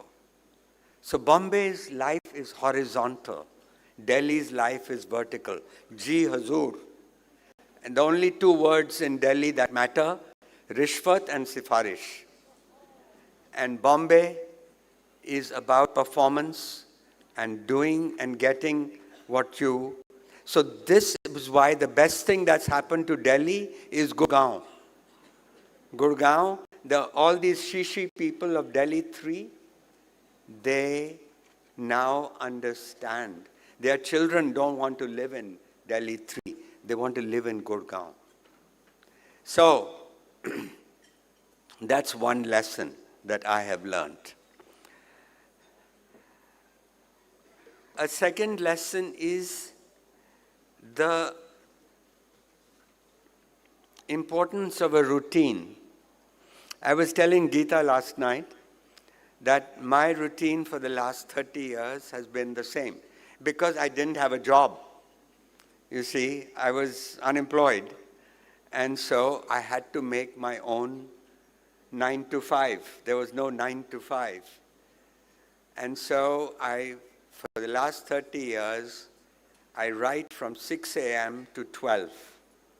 And in the morning, I don't do any email, I don't do WhatsApp, I don't read the newspaper, I don't do yoga, I don't take a walk, all the good things you're supposed to do. Because I'm afraid to get on somebody else's agenda. I want to be only on my agenda. And after 12 is when I meet my secretary, and I go for a swim, I have lunch, I lie down, read the papers, I read, and I do the dunyadari. And at 5 o'clock, I go for a walk in Lodi Gardens with my friends. So that's really the kind of life that I've led. But you know, it's not something like a medicine. Taking this kind of routine should not suggest that. It's really, I feel I'm pulled in the morning from my bedroom to my study when I sit down at my computer. It's become almost, I've never had to ask in the morning, and what shall I do today? Because there's always the next book to write. And so I just thought this would be a useful message.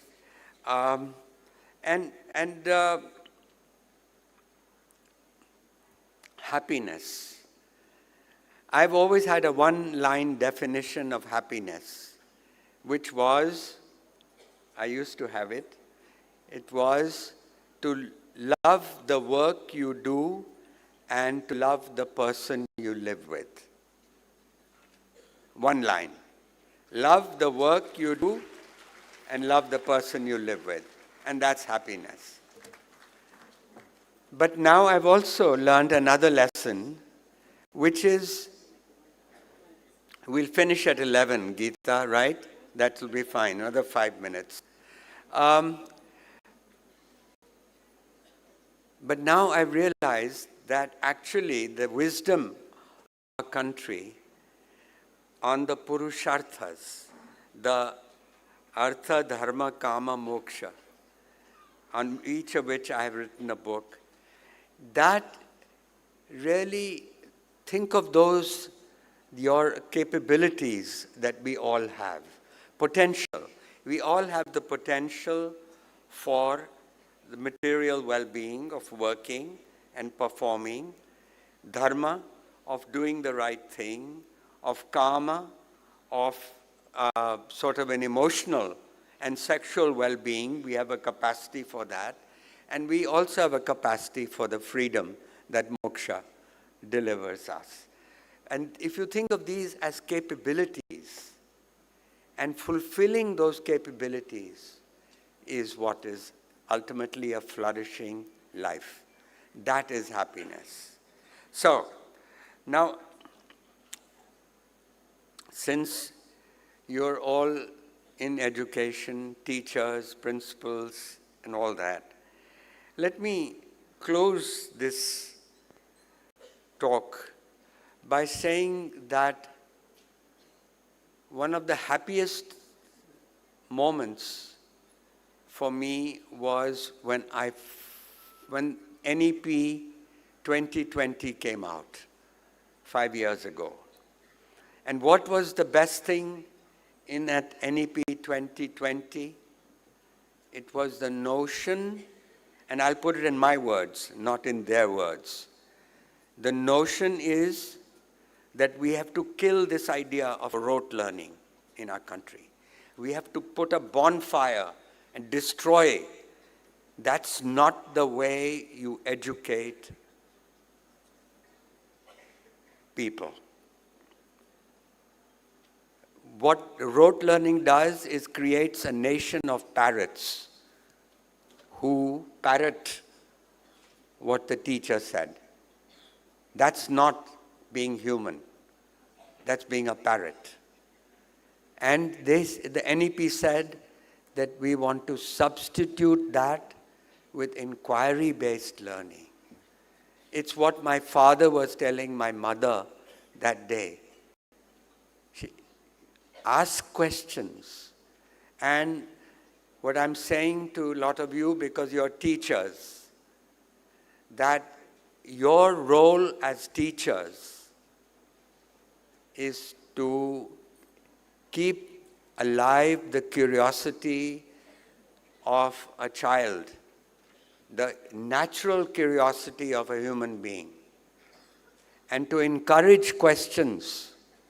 So every class should not be a lecture. A class should not be a lecture. A class should be a dialogue.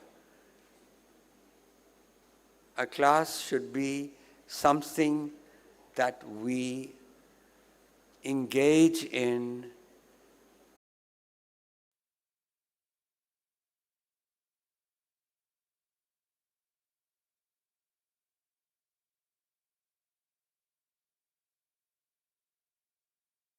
our education system would aspire for. And really, ultimately, it's the teacher. If you, as you know, if you have one good teacher in your life, you're made forever. One good teacher. It can be a parent, it can be a teacher. In my case, it was my father who taught me the difference between making a life and making a living. Thank you very much.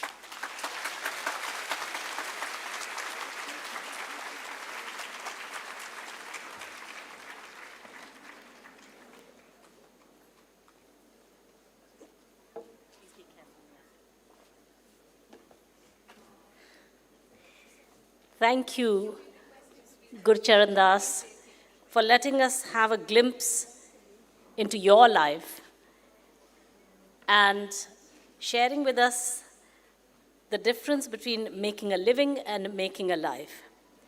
You talked about lightness of being.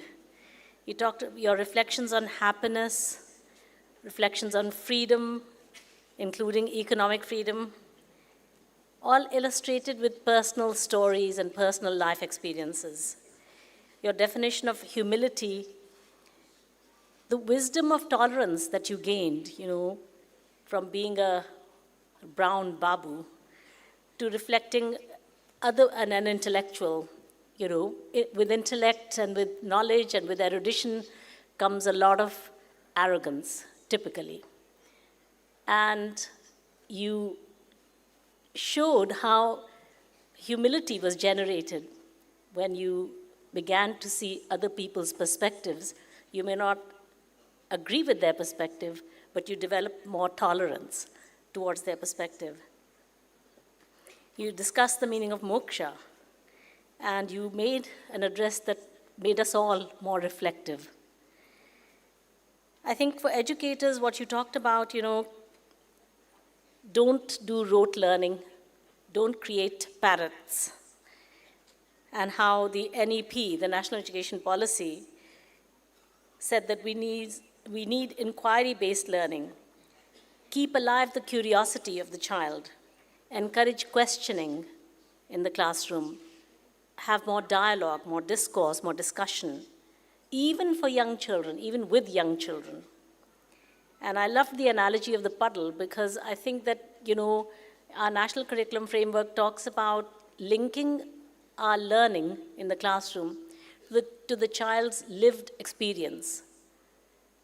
And when the child was jumping in that puddle, that is, he or she wants to experience and learn from that experience. A very, very young baby puts everything in its mouth because that's its way of learning about matter and, through the feel of it, the texture of it. So what does it feel like? And lastly, you told our group of teachers, you told us that ultimately it's the teacher, even one good teacher can change a person's life. And in your case, it was your father, but everybody's not so fortunate to have a father who would be like that, or a mother who would be like that. So really, the role of our role as educators becomes critically important. Thank you so much, Guru Charan Das ji, for being here and for giving us such a beautiful, reflective morning of a whole hour. I think if you could just come on this side.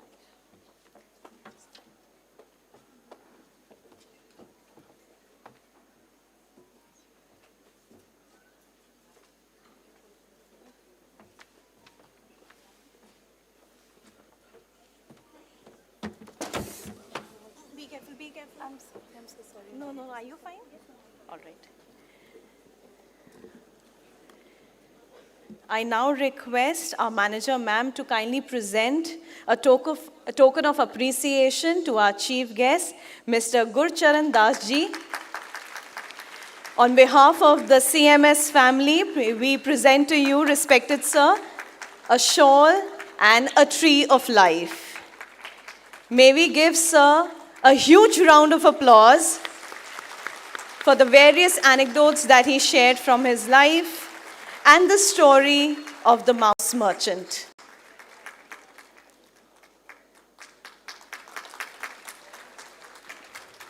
CMS, you can do better than that.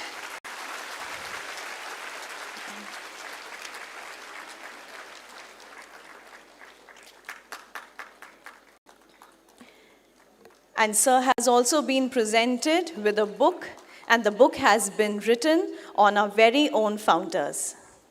Thank you, respected sir. Thank you, respected ma'am, for doing the honors. And now it is time for some music. They say music is a universal language that touches hearts and souls. May we please have the curtain unfurled, please? The curtain can... Please do not close the curtain. All right. Music is a universal language that touches hearts and souls. Today, we pay homage to the father of the nation through melodies inspired by his life and teaching. Gandhiji's journey was not only one of political struggle, but also a path of inner peace and moral courage. Let us now immerse ourselves in this soulful musical celebration of Gandhiji's legacy. Over to you, dear music teachers.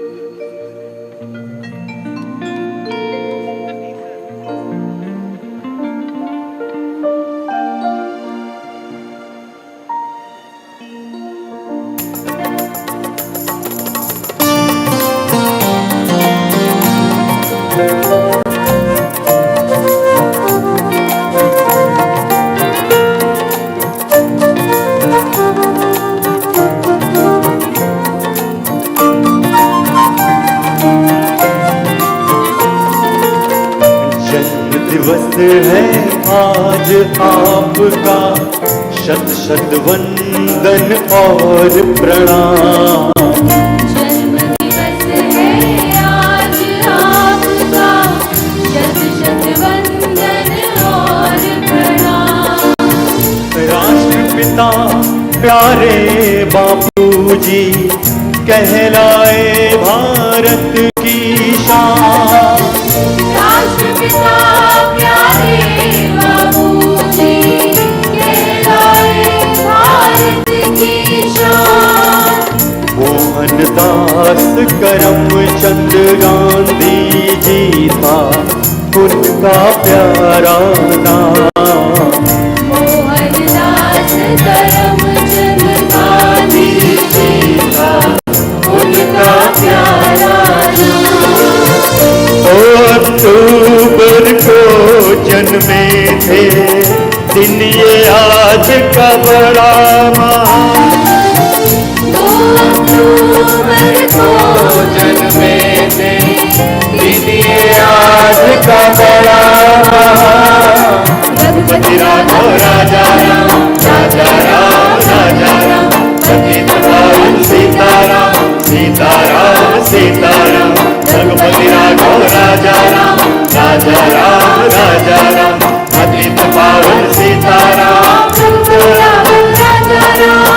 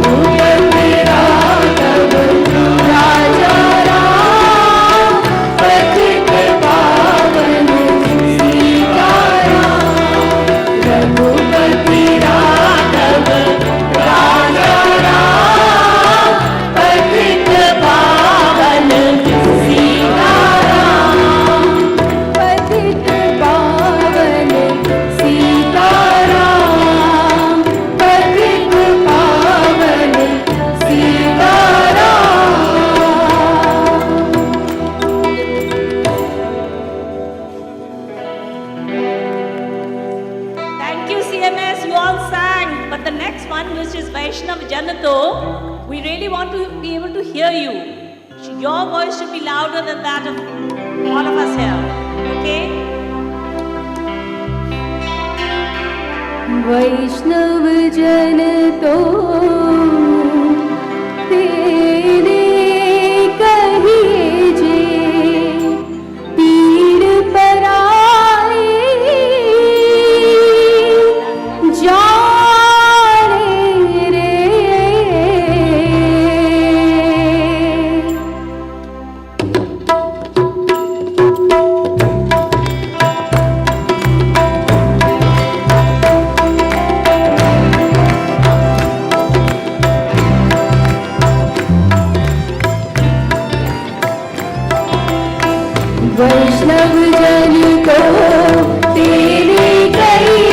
को तेरे कहिए जे पीर पराए जाने रे।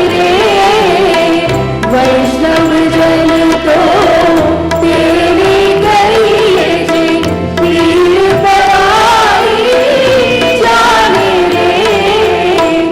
पर दुख उपकार करे कोई मन अभिमान वैष्णव जन को तेरे कहिए जे पीर पराए जाने रे।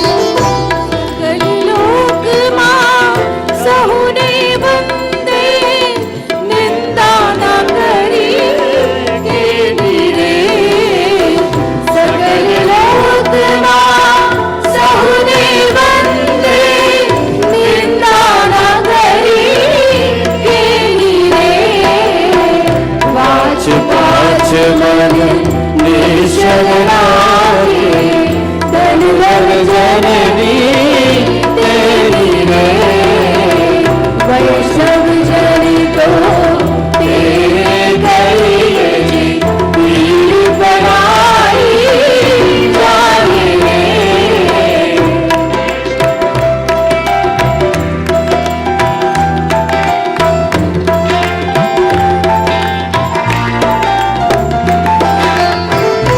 सब दृष्टि है कृष्णा त्यागी हर स्त्री जेने मात रे।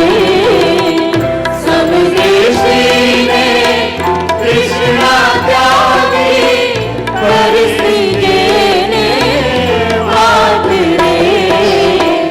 जी बात की असत न बोले, जी बात की असत न बोले, पर धन नव जाले हाथ रे। वैष्णव जन को तेरे कहिए जे पीर पराए जाने रे।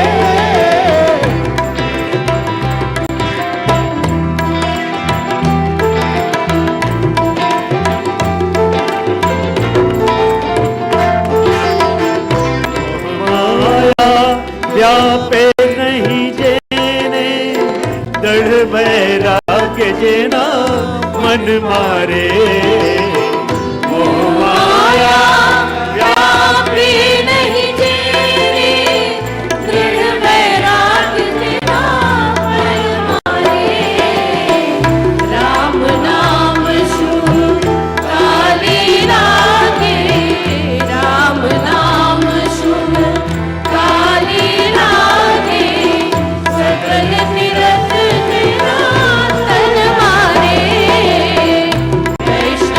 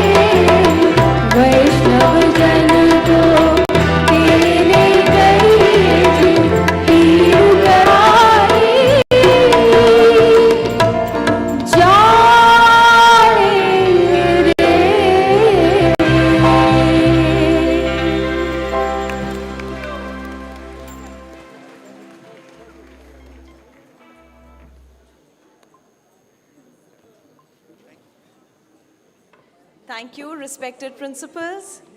Thank you, Mr. Gurcharan Das ji.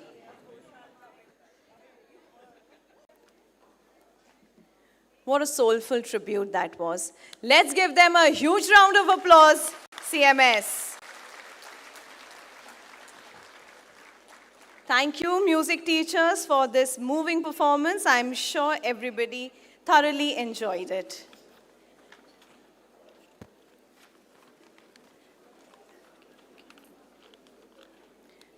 I request everyone to kindly be seated.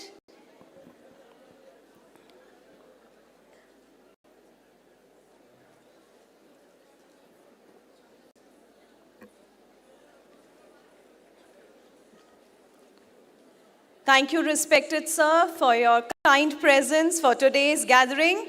Let's give sir a standing ovation before he leaves this auditorium.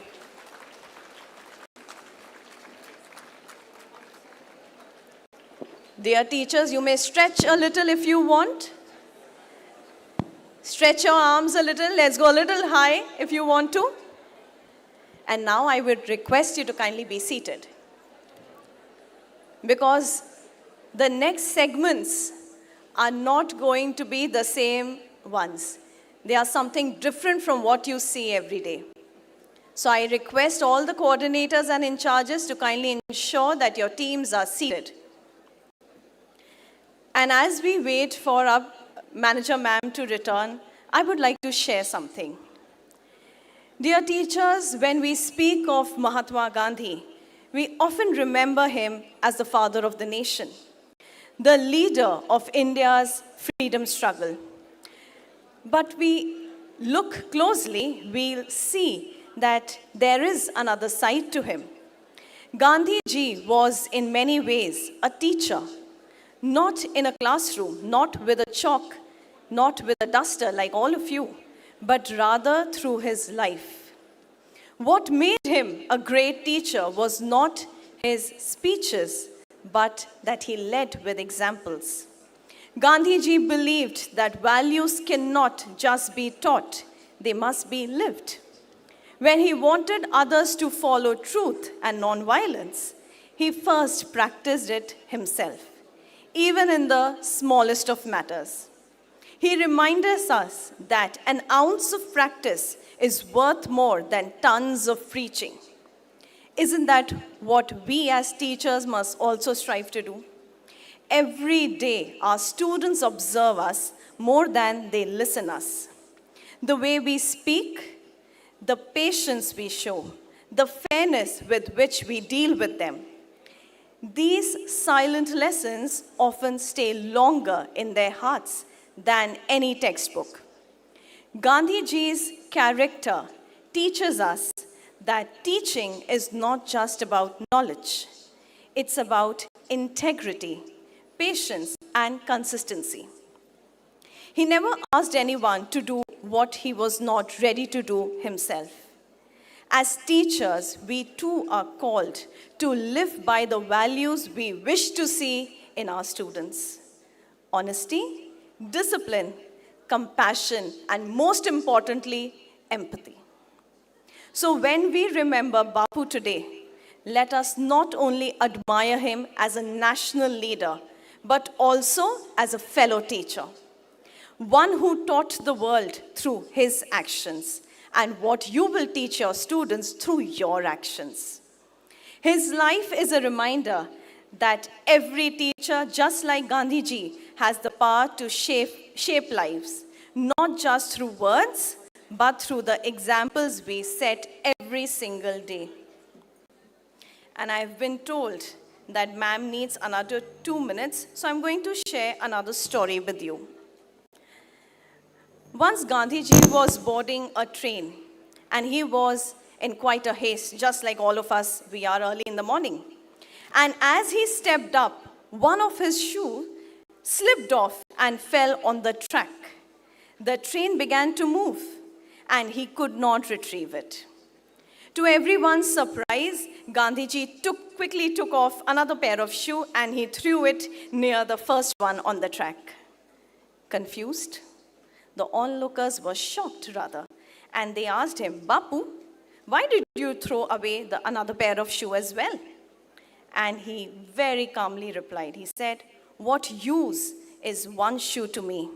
But a poor man who finds both will be able to wear them. And the only lesson that I can gather from this story is empathy and quick thinking. Two most important aspects required in today's time. Right, dear audience, do you agree with me? Can I at least get a thumbs up? Lovely. So we are just waiting for our manager, ma'am, to join us quickly and to address you all. Dear teachers, there is also one more important announcement that today the lunch packs will be distributed at around 12:30 in the very auditorium. So you are requested to be seated and not to move out. So this means that the event will be over quite soon. So that's a yes. Whenever I talk something which is of your benefit, I see that you hear me closely.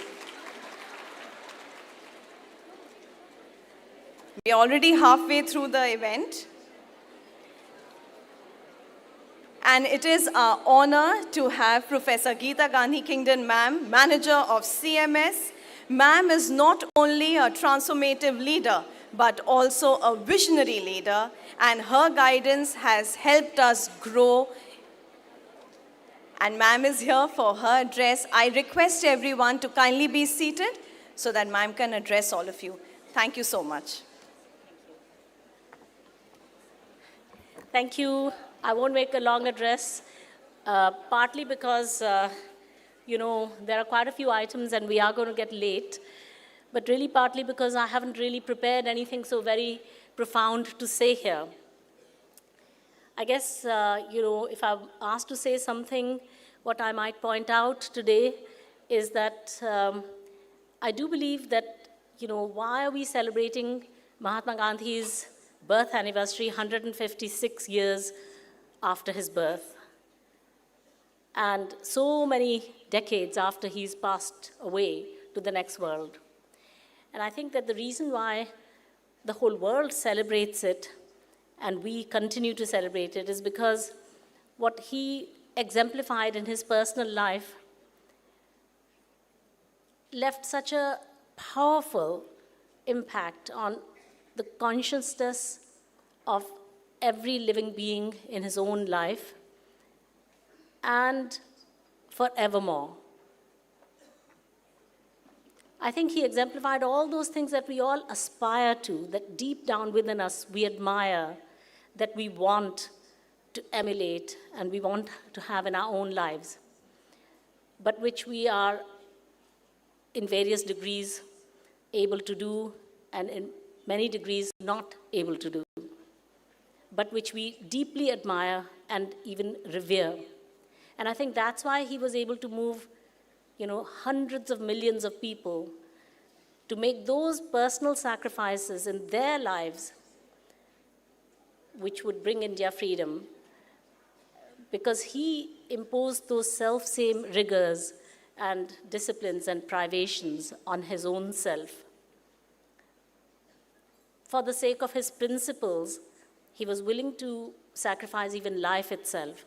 And many times in his life, he came close to losing his life because of the long fasts that he went on, in order to drive home the point that we should not gain anything through violence, even something so deeply cherished as freedom.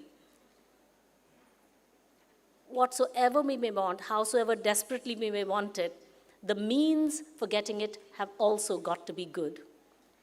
Even though the end be good, using bad means to get that end is it's a Pyrrhic victory if you get good means through bad ends. So even the means have to be good. And that was a very powerful thing that he taught humanity. We knew the principle of it, but he showed in his life the practice of it, that it is possible to be detached enough from the goal, even a very, very dearly cherished goal, that one would not compromise one's principles in order to achieve that goal. And I think that is of eternal relevance. And I think that is one powerful reason why we celebrate Mahatma Gandhi's birthday, because it's a great juncture to remind ourselves of these principles that we admire so much, but which we find sometimes a bit difficult to practice in our own lives.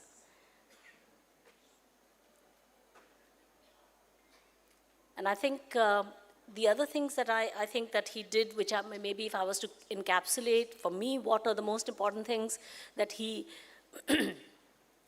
did in his life which have relevance today, I would say that they have even more relevance today than they had when he was living. And I would identify three things. One is his deep belief in nonviolence or ahimsa. And we know that that is desperately needed today in the war-torn world that we're living in. The second thing that he exemplified in his life and believed in deeply was simple living. In a warming world where climate change is threatening in such a powerful manner, all our outcomes will be dependent on it. All our well-being will be dependent on an earth that is able to sustain the number of people living in it, on it, and the demands that we make, the 7.5 billion people of the world, the demands that we make on the resources of the earth. He showed that we need not make so many demands on the earth. We can live simply. And I think that today we call it sustainability. In his days, we didn't call it sustainability, but it was in fact. In those days, it was not even needed, that sadgi, that simplicity, because there was no scourge it was not known. It was not, in fact, it didn't exist at that time, the fear of climate change.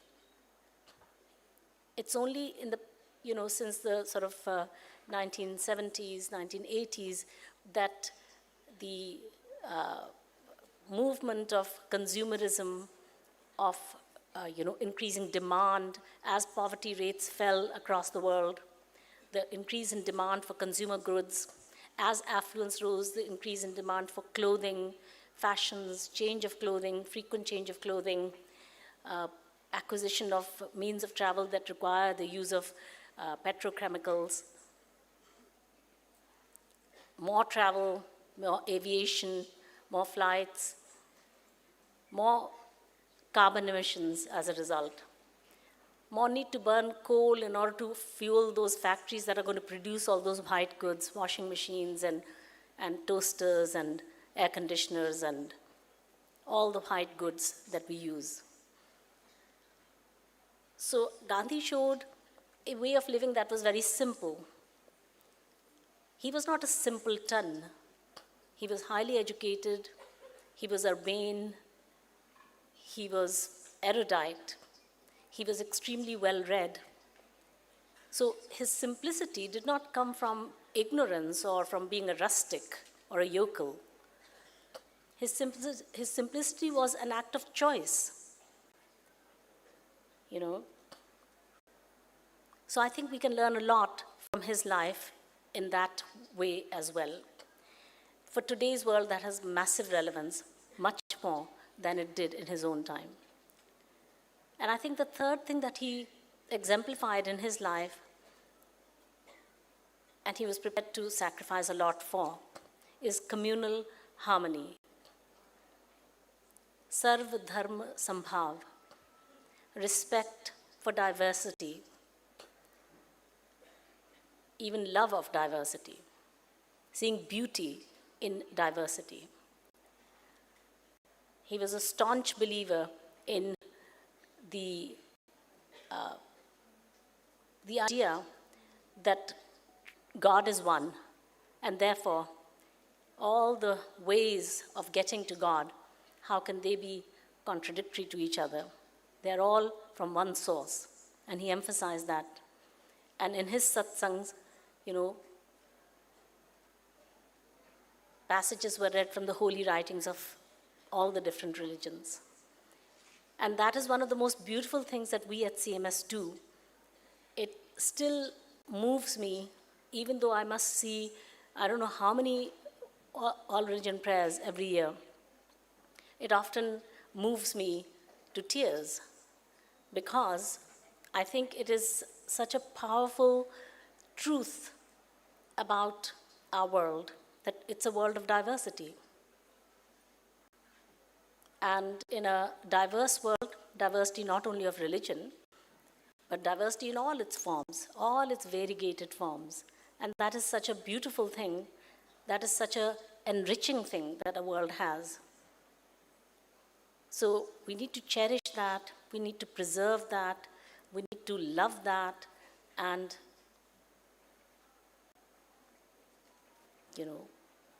I think Gandhi showed a way of the way in which a society can be organized, which is harmonious despite being diverse. And we are living in such a proud democracy where people of all faiths coexist and flourish.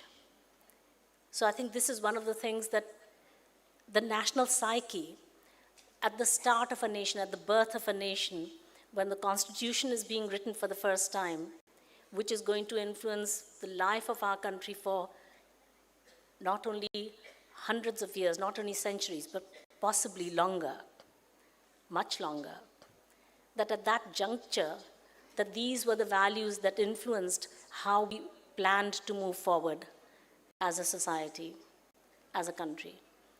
He was so influential in shaping how we would live today. How we live today is monumentally shaped by his thinking. So it's very apt that today we pay tribute to him for these wonderful things that he was and that he did. And he influenced other people's thinking, not only through his personal example, but also through his writing, through Young India, through Harijan, and other news outlets that he wrote for regularly. Whether he was in prison, whether he was outside, he was constantly writing, a man of ideas as well as of action. Charismatic personality, not because he had charisma as a speaker, but more because of what he did. And what he did was so remarkable that people wanted to see him. They began to revere him. And wherever he would go, crowds would gather, lakhs and lakhs of people, which the British found very aggravating, and they found it very difficult to manage those crowds. My father was one such person. I share two things with Gandhi, Mahatma Gandhi. One is the name Gandhi. My surname is also Gandhi. But it's not due to birth. My father's surname was Agarwal. Both my Nana and my Dada, Babaji, both were Agarwals. But my father, at the age of about 13 and a half, because he had this intense desire to see Mahatma Gandhi, when he heard that Mahatma Gandhi had been assassinated, he was shattered. And he asked his father that, he was absolutely shattered. He had this intense desire to meet Mahatma Gandhi as a young boy. And then he said that, I want to change my name to Gandhi. And he read a lot about Gandhi, and he did things that Gandhi had advocated for young people. So, that's one thing that I have related to Mahatma Gandhi, the name. And that's by choice. And the second thing is my first name, Gita. He revered the Gita. He said that in the darkest moments of his life, he always turned to the Bhagavad Gita as a guide. It became a guide, and it always gave him an answer to his problems. So, you know, this is my personal connection, and my connection is because my father had this great connect with Mahatma Gandhi. He was a Gandhian. He wore khadi throughout his life. So does my mother. And he strove to follow the example of Mahatma Gandhi. And so many of the things that we see in CMS today have arisen from that. The motto of Jai Jagat. Mahatma Gandhi and his first follower, his most staunch follower, Vinoba Bhave, they spoke of Jai Jagat because they understood that the good of our country was inherent in the good of the world. So there are alternative ideologies available, but this was Mahatma Gandhi's deep belief. And my father was inspired by that, hence the motto of Jai Jagat, all embracing, ecumenical, and loving diversity. So friends, these are some of the thoughts that I just wanted to share with you. Have a good rest of the program. I'm a filler act. I was told that can you speak now, so that so that they can. I'm usually the filler act. So are they ready? Okay, great. Thank you very much.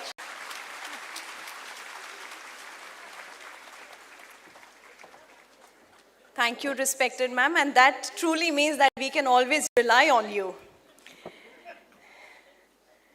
We all definitely resonated with ma'am what she said, that as leaders, you are leaders in your own classes. We must be empathetic towards others. We must live a sustainable life and strive towards communal harmony. Ma'am, you also mentioned about an act of choice.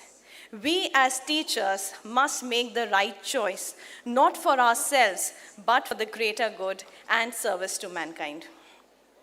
Saying that, next up we have a dance drama titled Dharm Kshetra. Life is a journey of constant learning and self-discovery. Mahatma Gandhi often spoke about the inner battles we face between right and wrong, selfishness and selflessness. Our next performance, Dharm Kshetra, is being put up by the students and teachers from my own very campus, CMS Rajajipuram Campus 2. May we have the curtains, please?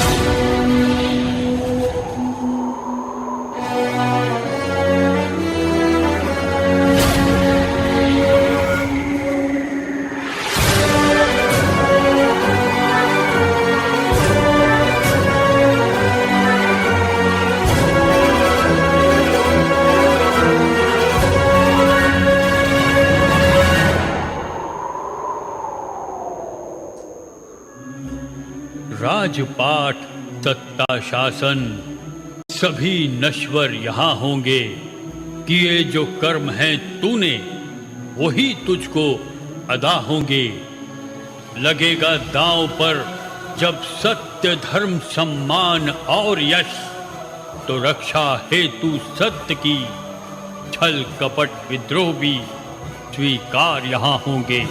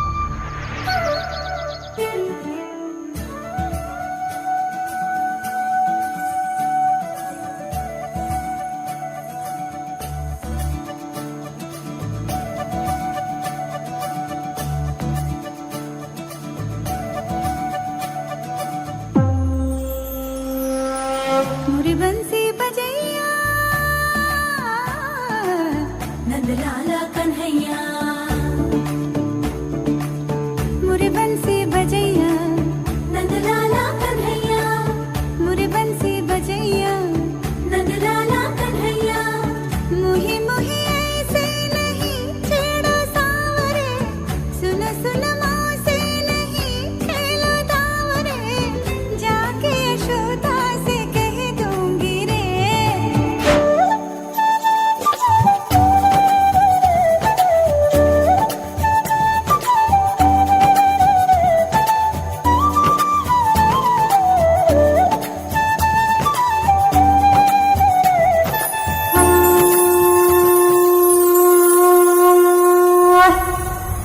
जगत सुंदरी द्रौपदी।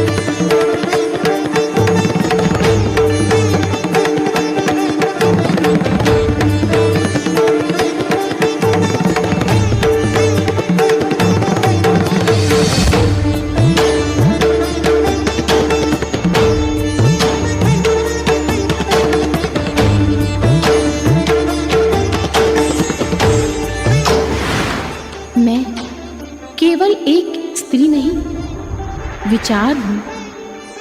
मैं द्रौपदी हूँ, पांचाल की पुत्री, अग्नि की ज्वाला, न्याय की पुकार।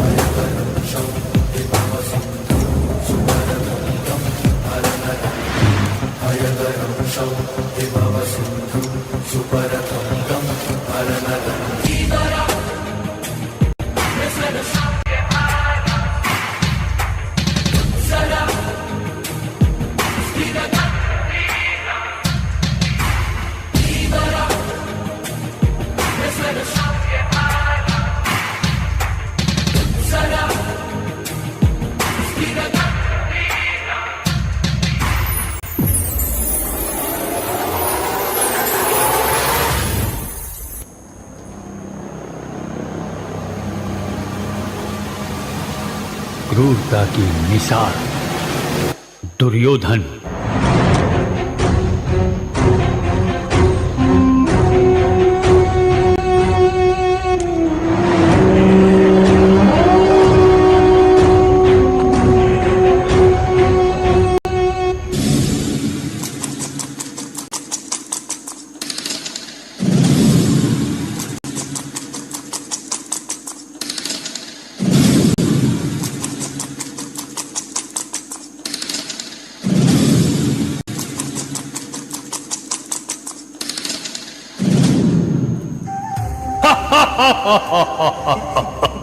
पांडवों, अब तो तुम अपना राज और काज भी हार गए हो। बताओ, अब क्या लगाओगे दांव पर? अब हमारे पास कुछ बचा ही नहीं है। हम ये खेल यहीं समाप्त करते हैं। असंभव! एक अनमोल हीरा अभी भी तुम्हारे पास है। पांचाली, द्रौपदी।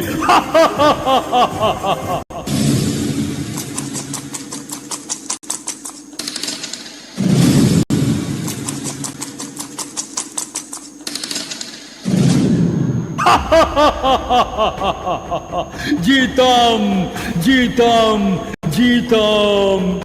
जाओ, दुशासन, द्रौपदी को घसीटते हुए इस सभा में ले आओ।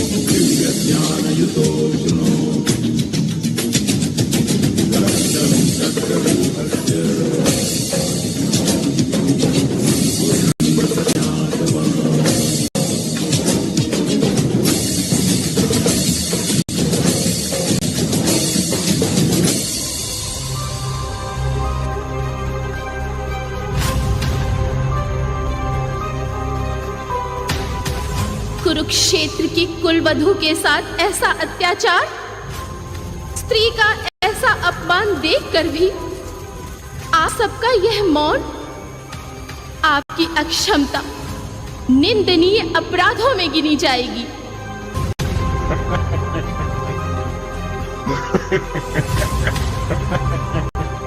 धर्म कहाँ है?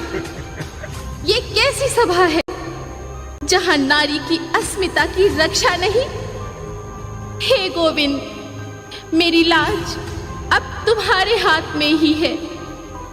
हे गोविंद, हे गोविंद, हे गोविंद।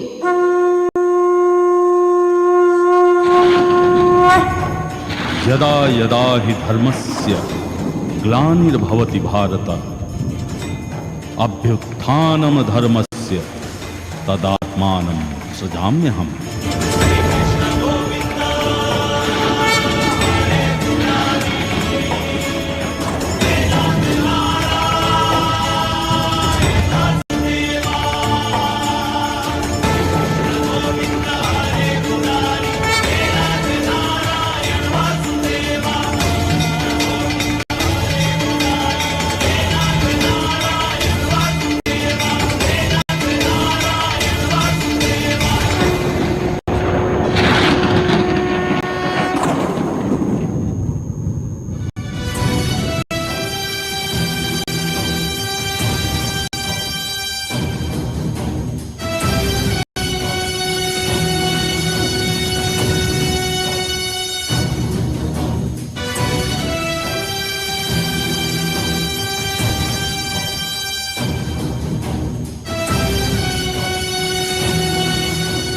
ये खुले केश नहीं, प्रतिशोध की लपटें हैं। भरी सभा में हुए अपमान को मैं नहीं विसारूंगी। दुशासन के रक्त से जब तक धुल नहीं लूंगी, है प्रतिज्ञा, तब तक इन्हें नहीं संवारूंगी।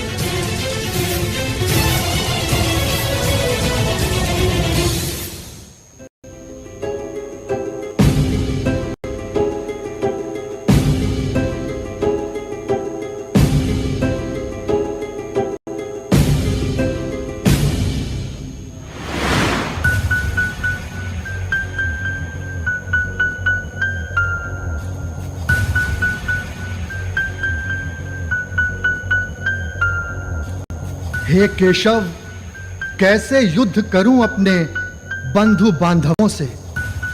मेरा मन डगमगा गया है। मेरे बंधु मेरे शत्रु बनकर सामने खड़े हैं और गुरु द्रोण, पितामह भीष्म मेरे पूजनीय और बड़े हैं। कैसे उठाऊं उनके सामने ये शस्त्र। पाप यदि न बढ़ता तो ये युद्ध कदाचित न होता। धर्मराज भी कभी अपने संयम को न खोता। एक नारी का वस्त्र हरण स्वयं तुम याद करो। छोड़ दो मोह की डोर और अधर्मियों का नाश करो।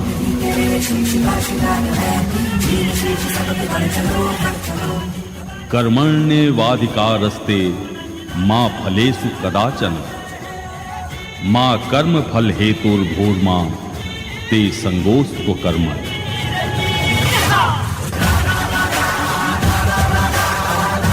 हे अर्जुन, मिटा दो अपने संदेह, मिलेगा हर प्रश्न का उत्तर तेरा।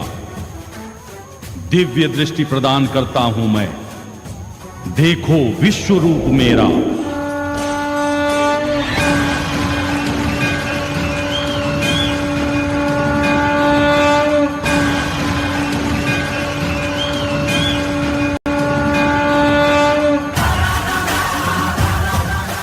महाभारत एक ऐसा युद्ध जिसमें धर्म के सामने अधर्म बड़ा हुआ, भाई के सामने भाई शस्त्र लेकर खड़ा हुआ। निर्णय होगा अब कि कौन पहनेगा मुकुट और कौन झुकाएगा सिर। अब चल पड़ा सारथी कृष्ण का रथ और बरसेंगे अर्जुन के तीर।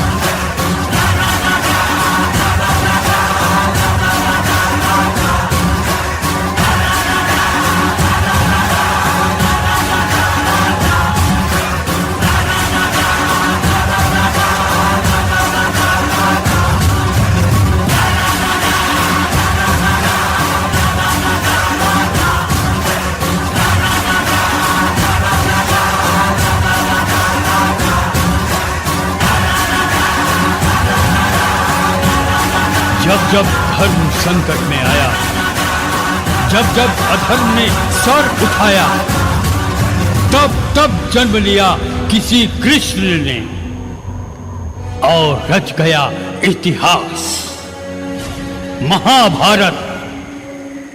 ये युद्ध केवल युद्ध की कथा नहीं, यह धर्म, कर्म और आत्मज्ञान का शाश्वत संदेश।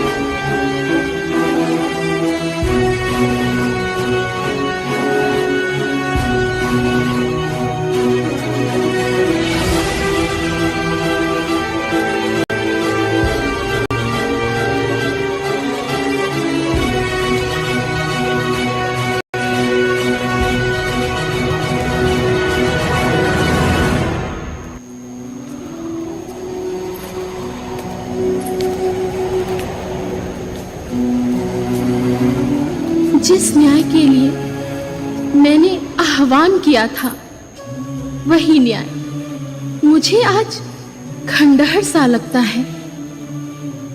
धर्म के नाम पर किए गए हर युद्ध में मानवता हारती है। यदि हमने पहले ही सुनी होती तुम्हारी वाणी वासुदेव, तो ये युद्ध ही कहां होता। धर्म और अधर्म की लड़ाई में निश्चय ही जीत धर्म की होती है, और उस समय हमें भूत और भविष्य की चिंता छोड़कर मात्र यह सोचना चाहिए कि जो हुआ अच्छा हुआ, जो हो रहा है अच्छे के लिए हो रहा है, और जो होगा वह भी अच्छा ही होगा।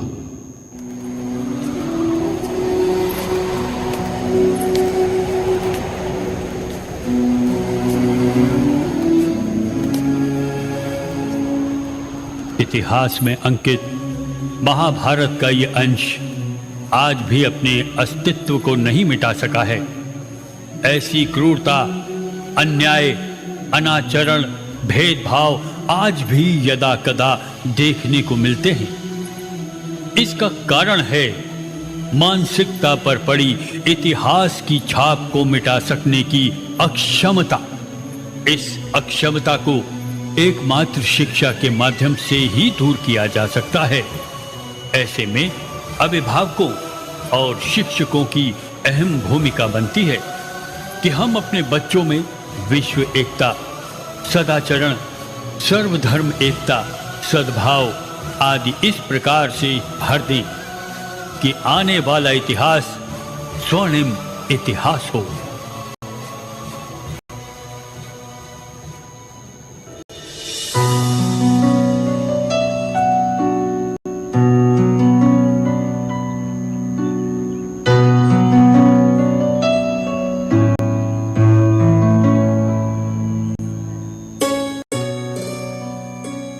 बच्चे ही हैं, सीमाएं नहीं जानते और ना ही भेदभाव। यदि हमें एक नया युग रचना है तो उन्हें सिखाओ कि कोई पराया नहीं। धरती सभी की है, प्रेम सभी का है और जीवन सबसे बड़ा धर्म है। महाभारत केवल युद्ध की कथा नहीं, ये मनुष्य के भीतर की लड़ाई है।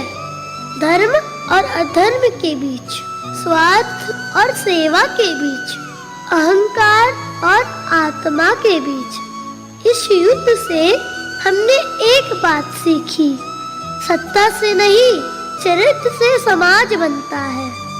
विजय से नहीं समर्पण से शांति आती है।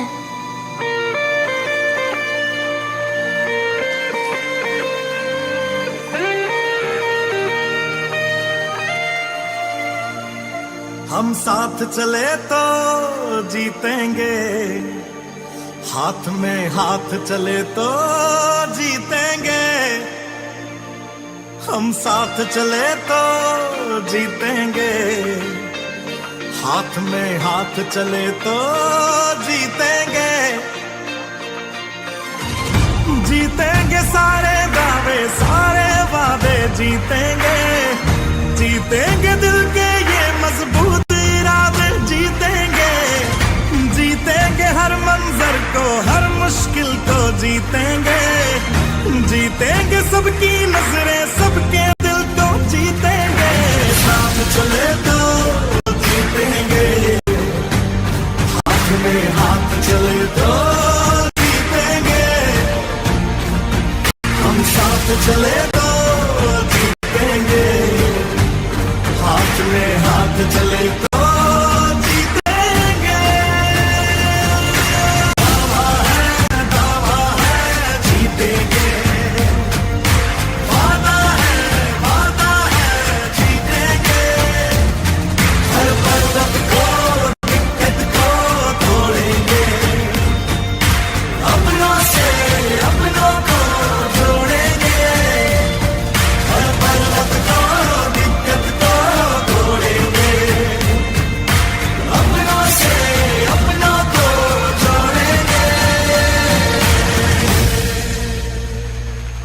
Will request respected Professor Geeta Gandhi Keynote, ma'am, please say a few words about this presentation. First of all, congratulations to the students of Rajajipuram Campus 2. Wonderful, wonderful message that you've given, and so beautifully. And I would also like to congratulate the dance teacher of Ms. Pooja of the great CMS Rajajipuram Campus 2, and Principal Ms. Kathy Lamba for this extraordinary, beautiful performance. Not only beauty, but also a powerful message, so, powerfully delivered. And, it is the eternal battle within, the battle of good and bad. And like they said at the end, धर्म और अधर्म की लड़ाई में, के संग्राम में हमेशा धर्म की जीत होती है। तो क्यों हम जीत की तरफ ना जाएं और क्यों हम अधर्म की तरफ जाएं ही। और that's a great great message, and जो भगवत गीता का सार है वो उसमें दिखाया गया है, that go the path of righteousness, and that is the right path to go to for felicity, for well-being. And the Bhagavad Gita has such important messages, and one of those important messages was depicted today. And I would just like to say that, when I saw this the first time at the annual event of the campus, we all loved it so much that we said that could it please be performed on the 2nd of the Gandhi Jayanti. So thank you so much, Khanti Lama ma'am. And children, these are your exam days, right? And you have, despite it being your exam period, you've come and, you must have rehearsed and presented this. So I really want to thank you, because by making that sacrifice and, coming here, I'm sure that you will have also learned something else. which makes it worthwhile. So don't worry about your marks. You're not at this is not high stakes board exam marks, right? So don't you worry about those. The lesson that you have shared with everybody is far more important, I feel. So thank you so much for this kind service that you have performed.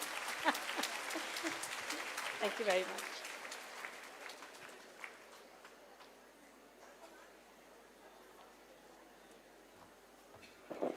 Thank you, respected ma'am. And heartiest congratulations, Rajajipuram Campus 2. My heartfelt gratitude to the dance teacher, Ms. Pooja Tandon, Harsh Baba sir for lending his voice, all the members from head office for helping me day in and night when I requested them. And thank you to the mothers, teachers, and my darling students who are here today. Thank you so much. This is for you, and I'm extremely proud of you. Thank you, Harsh Babaji, as well. I'm so sorry I missed out. Yes, thank you for your beautiful message. And your voice, fruity, deep. I now request my co-host, Samvida ma'am, to kindly introduce the next segment. Thank you.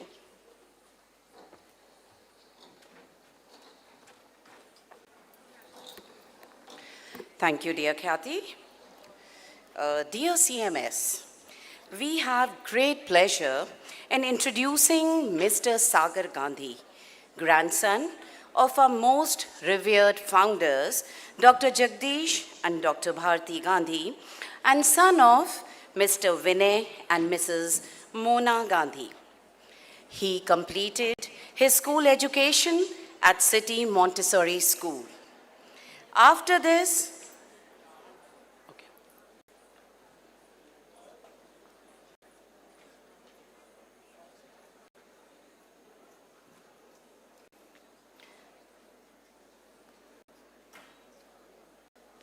I request the backstage stage to please quickly remove the props from the stage.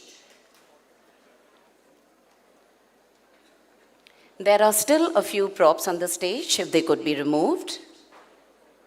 ASAP, please. Thank you.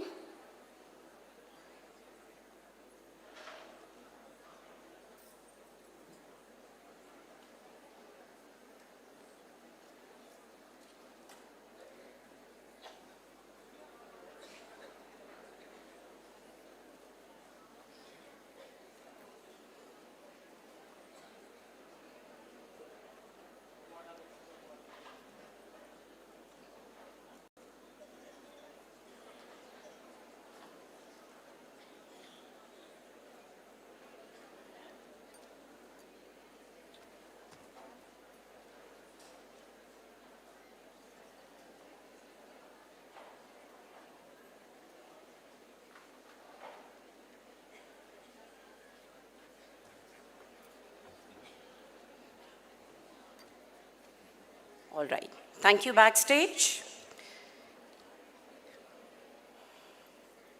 Mr. Sagar Gandhi went to England for his further studies, where he completed his BA Honours in English from the University of Nottingham, which is ranked in the top 100 universities of the world with a world rank of 97.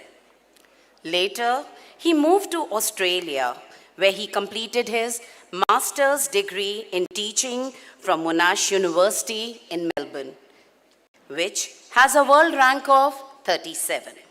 He acquired citizenship of Australia in 2019. Following the tradition of his grandparents and parents, he has pursued a career in education and is presently working as a school teacher in Melbourne, Australia. Today, on this auspicious occasion of Gandhi Jayanti, Mr. Sagar will share his reflections on the role that Mahatma Gandhi played in building peace and unity. In particular, he will focus on the influence of Mahatma Gandhi outside India, how his vision impacted people in various countries, and the legacy he left not only in India but around the world. Please join me in welcoming Mr. Sagar Gandhi. Can we please give him a huge round of applause?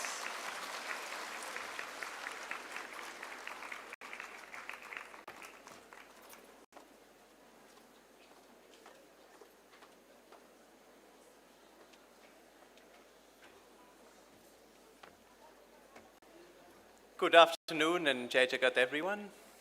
It's my pleasure to be here to just briefly share some reflections on my own thoughts about Mahatma Gandhi, what he stood for, but in particular, what his influence was outside Australia. Outside India. I come from Australia. So he was, of course, a global figure, known throughout the world, and not just in India. And so let me begin by sharing a few words written by none other than Nelson Mandela, who campaigned against apartheid in South Africa. Nelson Mandela said of Mahatma Gandhi, "Gandhi's magnificent example of personal sacrifice and dedication in the face of oppression was one of his many legacies to our country and to the world. He showed us that it was necessary to brave imprisonment if truth and justice were to triumph over evil. The values of tolerance, mutual respect, and unity for which he stood and acted had a profound influence on our liberation movement and on my own thinking." These were the words of Nelson Mandela, someone who was inspired by Mahatma Gandhi in his fight to secure rights, equal rights for black South Africans. There were others too. You may have heard of Martin Luther King Jr., who led the civil rights movement in the United States of America. He said, in reference to Mahatma Gandhi, "If humanity is to progress, Gandhi is inescapable.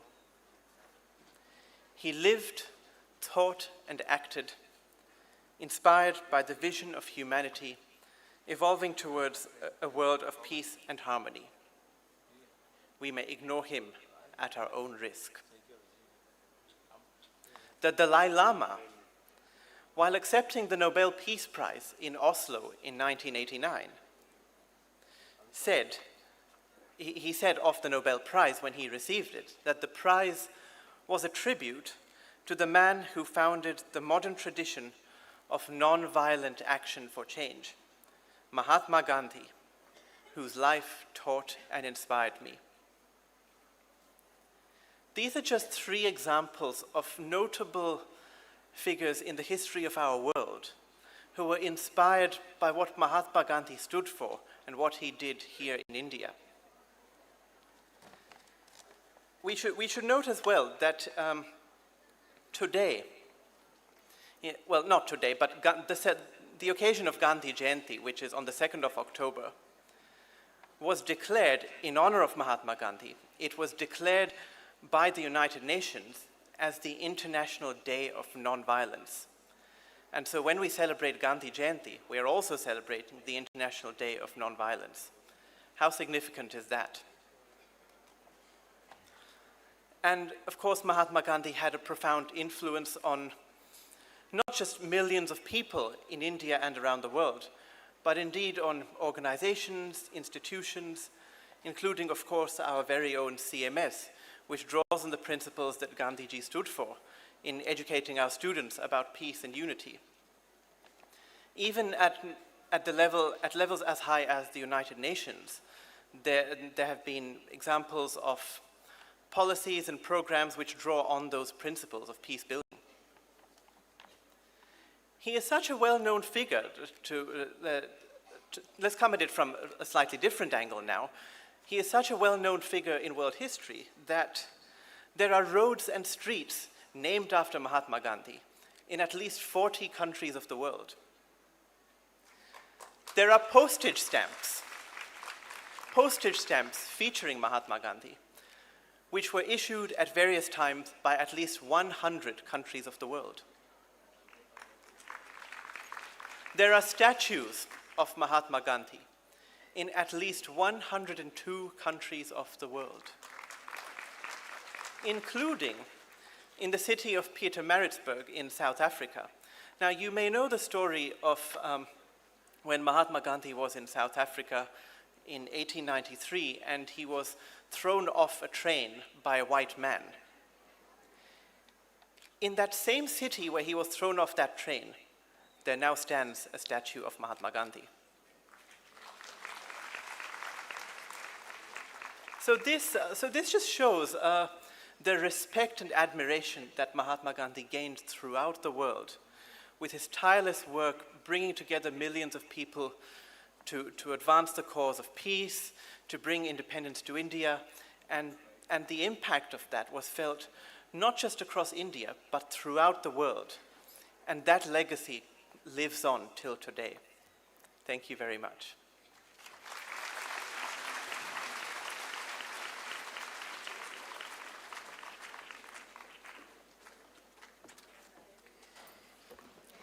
Mr. Sagar's words carried Gandhiji across oceans for us, reminding us that truth knows no borders and peace speaks every language of humanity. As the grandson of our respected founders, he carries forward not only his family's vision, but also the timeless values of Mahatma Gandhi. We extend a heartfelt gratitude to him for inspiring us with his presence and message today. Teachers, this is especially for you. This occasion is dedicated to simplicity, truth, and peace. Let us all maintain quiet discipline. Gandhiji believed in the power of responsibility, cooperation, and leading by example. Just as he inspired millions through his dedication, each campus and the head office has its own terms of reference for the event. I encourage all concerned to take ownership with sincerity and commitment, ensuring the event reflects harmony, respect, and the values we celebrate today. Together, let us make this gathering a true tribute to Gandhiji's vision of unity and purposeful action. Thank you for your cooperation. Now over to my co-host, Ms. Khyati. Hello. Thank you, ma'am. Dear audience, what you're going to witness next has never ever happened in CMS. And it's something very interesting. Are you intrigued what is coming up next? Yes? Aliganjman, are you there? Oh, you know what's going to happen, right? So we are going to witness a fashion show. Have you ever heard CMS conducting a fashion show? Yes? I heard someone say yes. All right. As ma'am mentioned, simplicity and self-reliance were at the heart of Mahatma Gandhi's philosophy. Khadi, the fabric we are all wearing today, symbolizes independence, humility, and sustainability. At CMS, we not only encourage our students, but teachers to embrace tradition while expressing creativity. And today, Aliganj Campus 1 will present before you Sadgi, Khadi Fashion Show, celebrating Gandhiji's vision. This showcase emerges tradition with artistry, highlighting the elegance of simplicity and ethical living. It reminds us that our choices, even in clothing, can reflect values and consciousness. Over to you, Aliganj Campus 1, and let's give them a huge round of applause.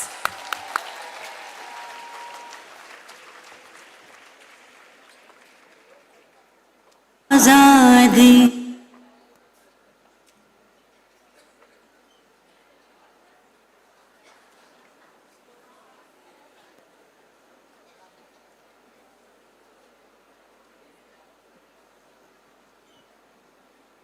Ladies and gentlemen, before the word sustainability came into being, our ancestors already followed it quietly, consciously, and creatively.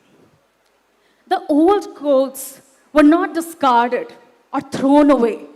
Instead, they were carefully spun, rewoven intricately into something new. This process was extremely economical. it was also extremely emotional. Because it glorified, it honored an idea that every discarded fabric deserves a second chance.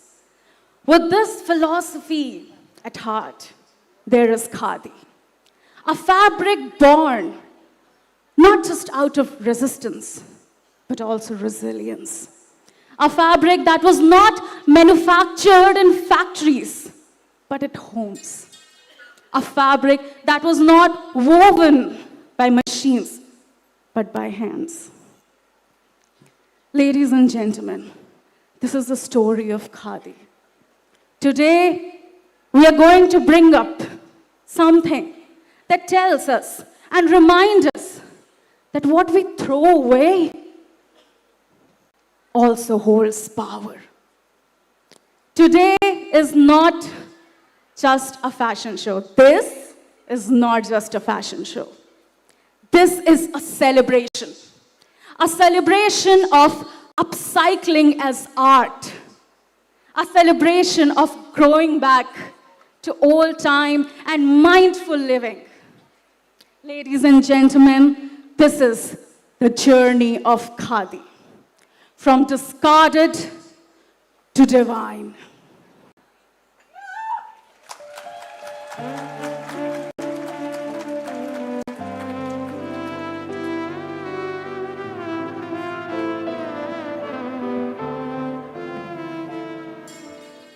Friends, Indians, countrymen, let's take you to when the tale of khadi began. The year was 1922. The air was tight, with the dreams of freedom burning bright. चरखे की घूमती आवाज में था एक नया सुर, ना तो तलवार ना तो बंदूक का घूम, एक हाथ की मेहनत थी, एक दिल का दांव था, चरखे पर स्वराज का स्वप्न बुनता हर गांव था। हमें देखनी है आजादी हर हाल में, हमें देखनी है, हमें देखनी है आजादी।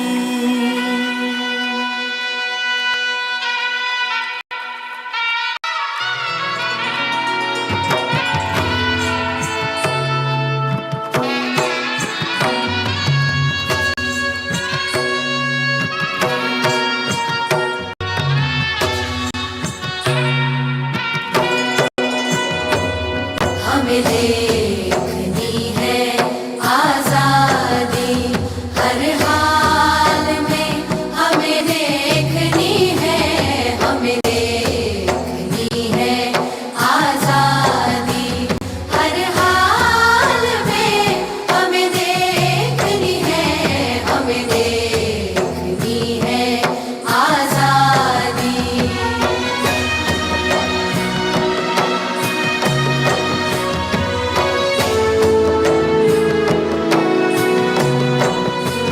मिट जाएगा नाम इस जुल्मत का, लहराएगा परचम मोहब्बत का।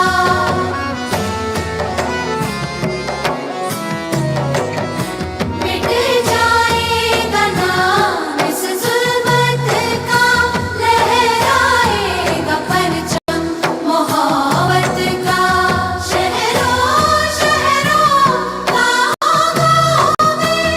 हमें इश्क़ आबादी देखनी है, हमें सुबह आज़ादी देखनी है, हमें देखनी है आज़ादी हर हाल में, हमें देखनी है, हमें देखनी है आज़ादी।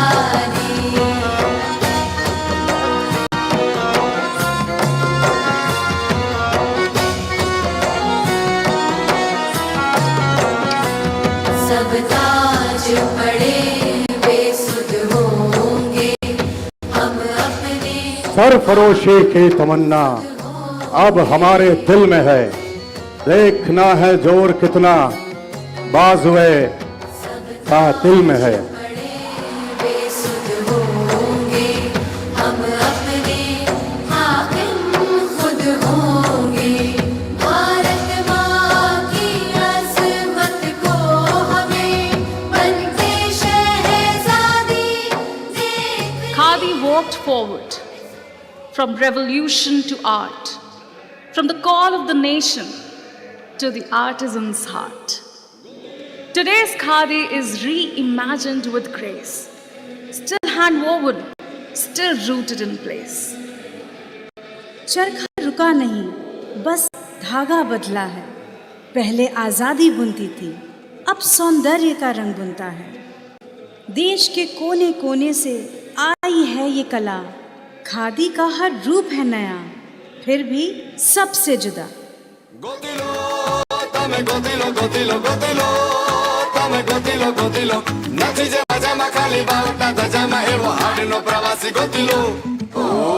काठे सी जा तू जा, दरिये सी जा तू जा, काठे सी जा तू जा, गोतिलो तमे गोतिलो गोतिलो, काठे सी जा तू जा जा, दरिये सी जा तू जा, काठे सी जा तू जा, गोतिलो तमे गोतिलो गोतिलो, वेवा दो जा भैये, रेवा दो जा सही है। वेवा दो હવે રેવા દો હવે નથી જે મજામાં ખાલી વાવટા ધજામાં એવો હાડનો પ્રવાસી ગોતીલો એવો કોણ છે ખલાસી મને કહી દો ને એના સામને ઠેકાણા મને દઈ દો ને એવો કોણ છે ખલાસી મને કહી દો ને ગોતીલો તમે ગોતીલો એવો કોણ છે ખલાસી મને કહી દો ને એના સામને ઠેકાણા મને દઈ દો ને એવો કોણ છે ખલાસી મને કહી દો ને ગોતીલો તમે ગોતીલો खेवैया ओ खेवैया कंबरे हाय हाय हैया निकल जा लेने तू तारी नैया कंबर हाय हाय अंबर है खेवैया ओ खेवैया कंबरे हाय हाय हैया निकली जा लेने नैया कंबर अंबर हाय हैया વેવા દો જા ભૈયે રેવા દો જા છૈયે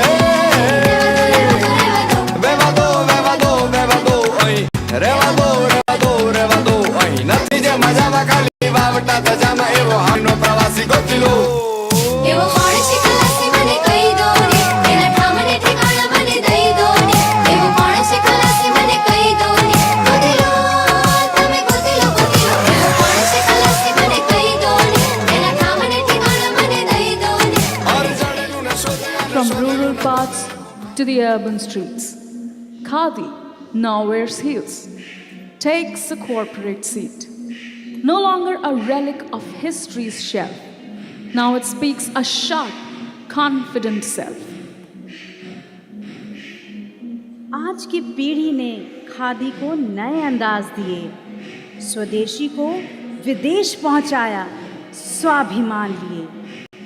एक शख्स जब खादी पहने चलता है, उसका व्यक्तित्व चंद्रमा सा निखरता है।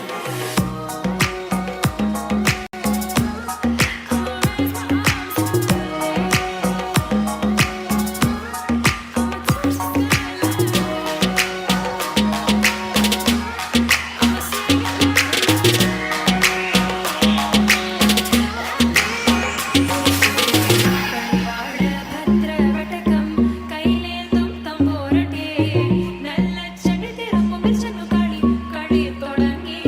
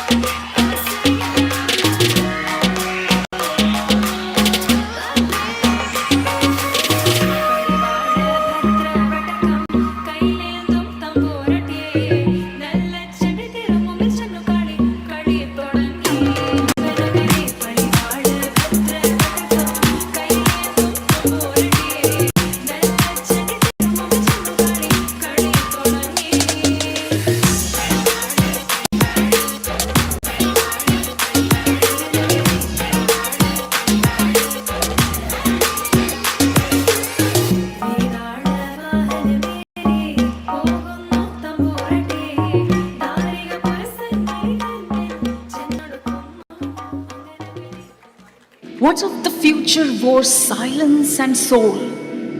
What if tech met tradition to make us whole? Imagine threads that breathe with you, khadi that heals, that grows, that's new.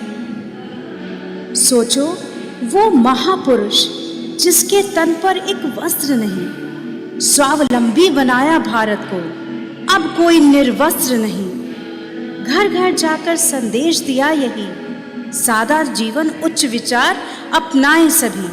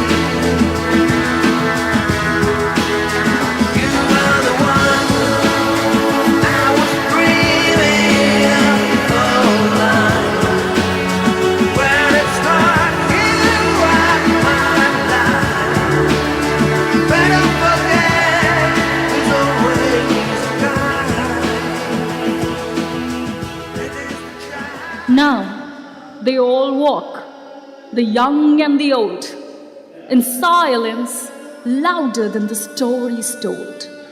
Not to protest, not to fight, but to unite under Khadi's light. सब चल पड़े कदम से कदम मिला के, हाथ में तिरंगा, दिल में बापू की सीख लिए। अपनाए स्वदेशी भारत की संस्कृति खोने न दें, खादी पहने, जात पात भूलें, एकता की डोर में बंधें। तुम तनना धीरे ना धीरे ना, तुम तनना धीरे ना धीरे ना, तुम तनना धीरे ना धीरे ना, तुम तनना धीरे ना धीरे ना, उदन धीम तदन धीम तन धीरे ना, उदन धीम तदन धीम तन धीरे ना, धीम तनो तनो तनो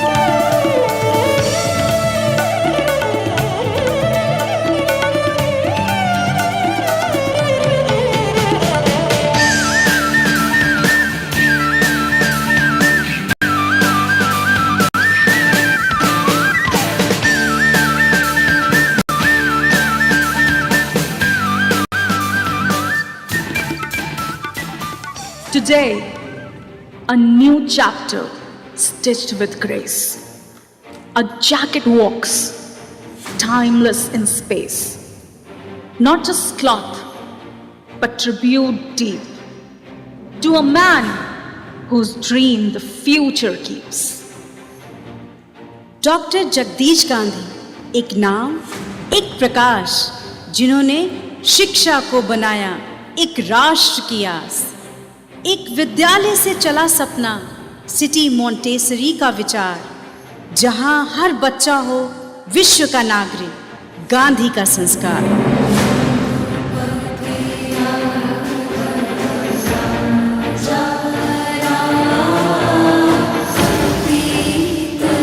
Ladies and gentlemen, the most awaited part of this historic event has finally arrived.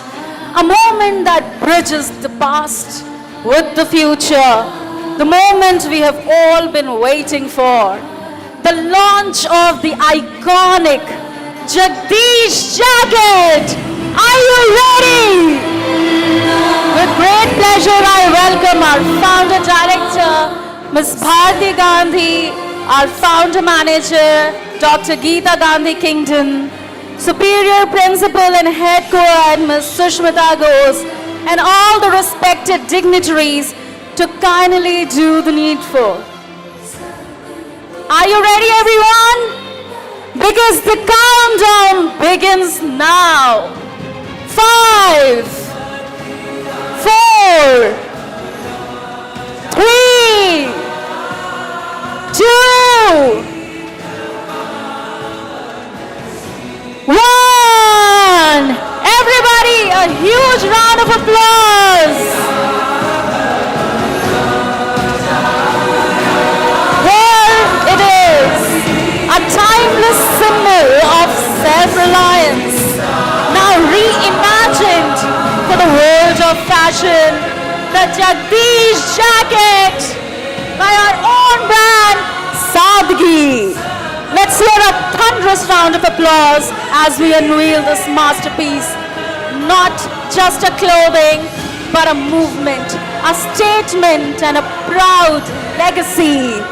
Ladies and gentlemen, behold the Jagdish jacket, a philosophy draped in fabric, a legacy stitched in style, and a vision for a sustainable tomorrow.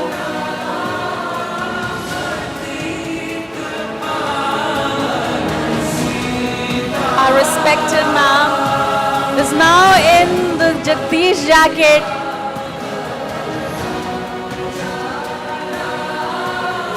Ladies and gentlemen, a round of applause. This evening has been a journey through history, heritage, and timeless spirit of Khadi.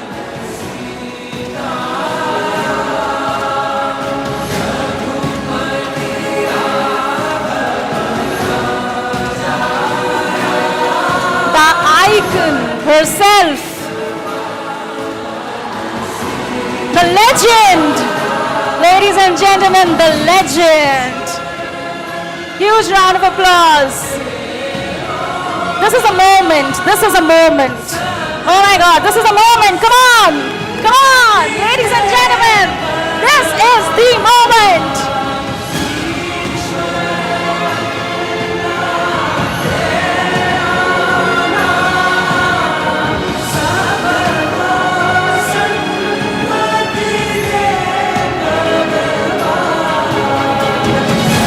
Sadgi.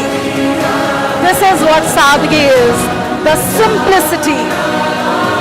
The simplicity is the most difficult thing to pursue. What we witnessed is what Sadgi stands for.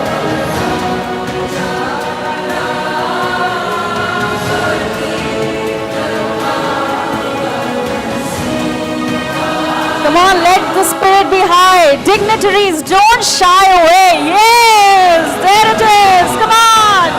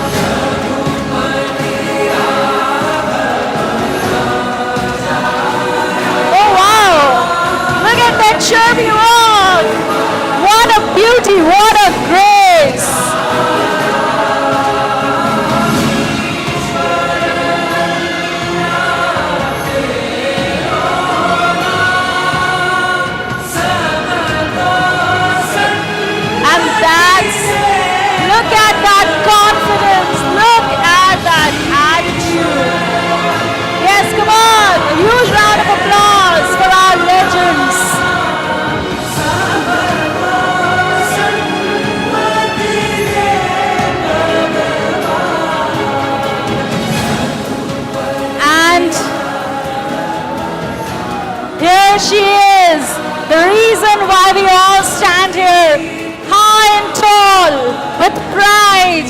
Here it is. Give a huge round of applause.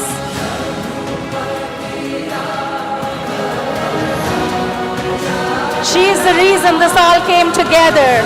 Ladies and gentlemen,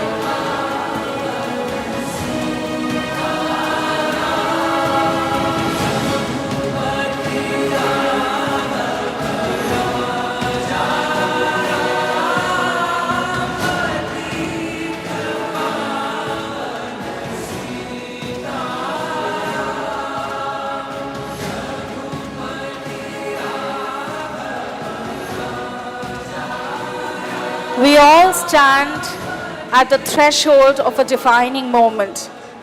Let's celebrate this moment with resounding applause for Khadi, for culture and the future that continues to inspire today, tomorrow and forever to come. Ladies and gentlemen, a huge round of applause.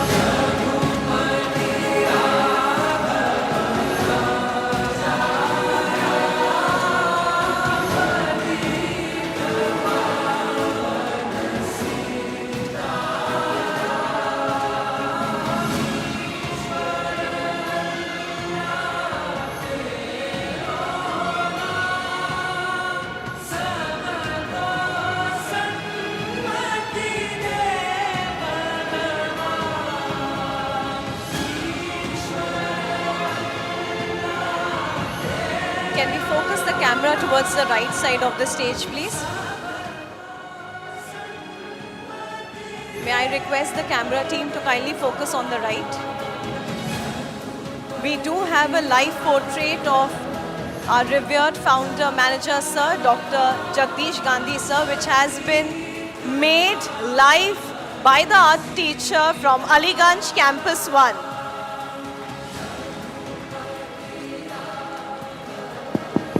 So I'd like very much to congratulate the art teacher of Aliganj campus who has made this very lifelike portrait, a sketch of the face of my revered father and founder, manager of our school, Dr. Jagdish Gandhi ji, who's the inspiration behind everything that we are doing today, including the celebration of Khadi, the sustainable yarn, the sustainable fabric, which, you know, we are. And I might just add that my colleague Shraddha Teli had this idea of doing a fashion show on Khadi.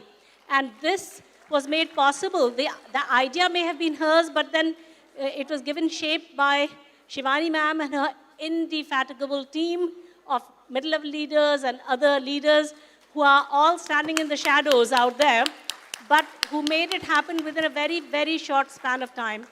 And I would really like to congratulate, first of all, those who actually made the clothing, the stitching, the conceptualization, and putting it all together.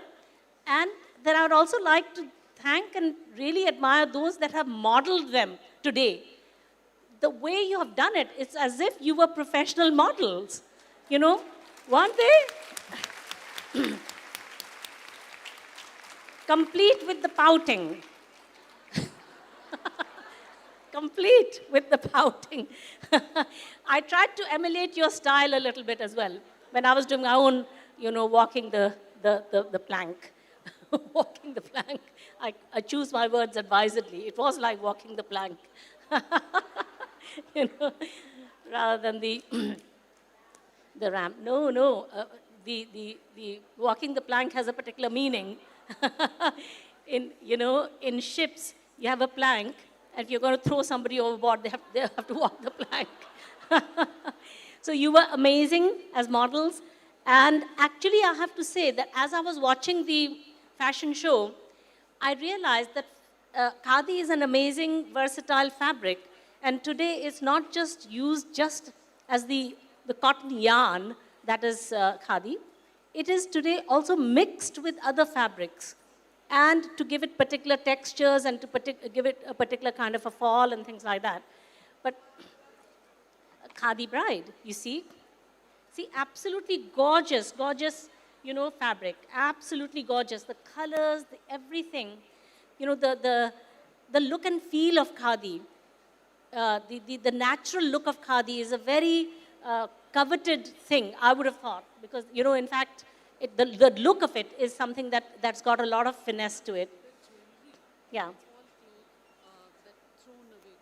Yeah. Jewelry has been made with recycled clothes that were, given up on. So absolutely gorgeous, absolutely beautiful. I mean, the designs, the cuts, even this is from recycled materials. So just shows the enormous potential of recycling and of sustainable living. Every single choice of clothing that was on display was classy, it was fashionable, it was attractive. It really was as if, I would like to know who's designed it, because I'd like to buy some clothes from them. Thank you very much. Thank you. Yeah, put it on auction, and those that fit me, I will bid for them. But really, it remains for me just to thank Shivani Singh and all her amazing leaders. Thank you so much.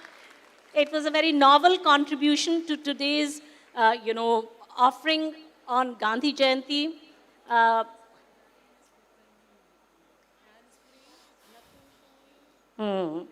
Actually, I have seen a school, several of our principals have gone to this school in Mumbai called Shishuvan, and they have khadi, just loose khadi clothing, bottom and top, as the school uniform. So I can see the attraction of that. Congratulations, thank you everybody, and especially the men folk. It must have required a lot of courage to come and walk the ramp in front of an audience of women. Yes, it is absolutely gorgeous. Thank you so much.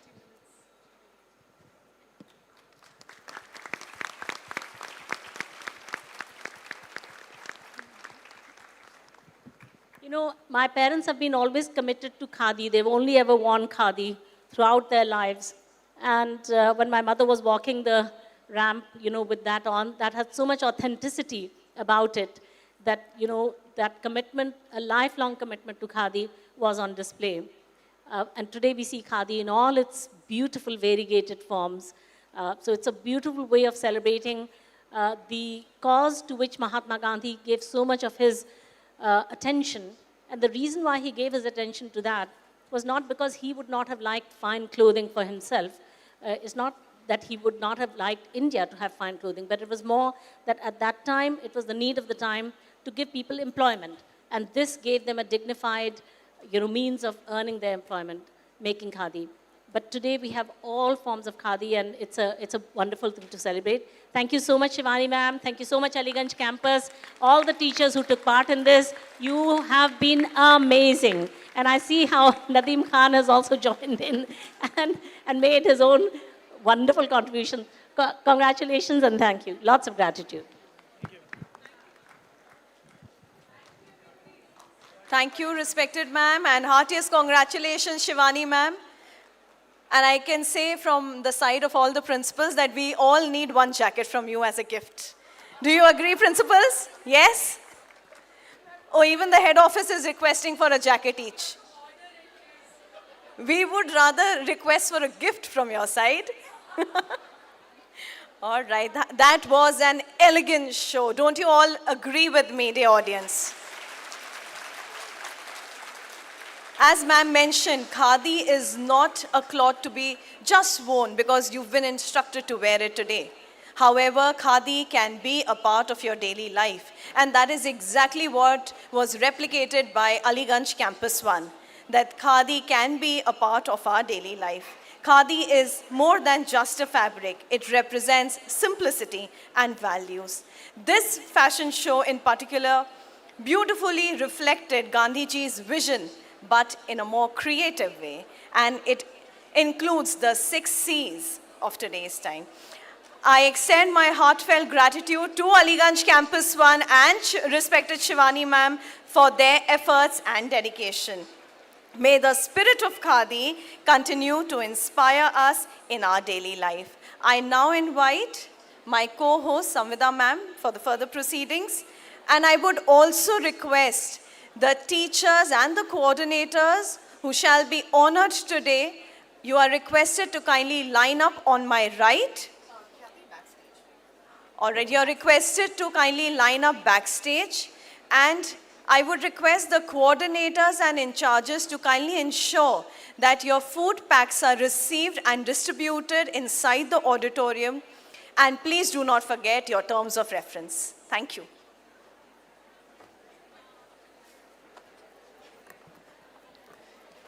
Thank you, dear Khyati. Okay. And now, teachers of the Chalk campus, along with their dance teacher, Ms. Sharmishta Ghosh, will now take us deeper into the silence of Gandhiji's message, that true peace does not begin in nations, governments, or treaties, but in the tender heart of every human being. When each one of us chooses truth over falsehood, kindness over cruelty, and peace over violence, the world too begins to heal. So with this spirit, let us now invite the Chalk campus for the World Unity Prayer. Over to you, Chalk campus.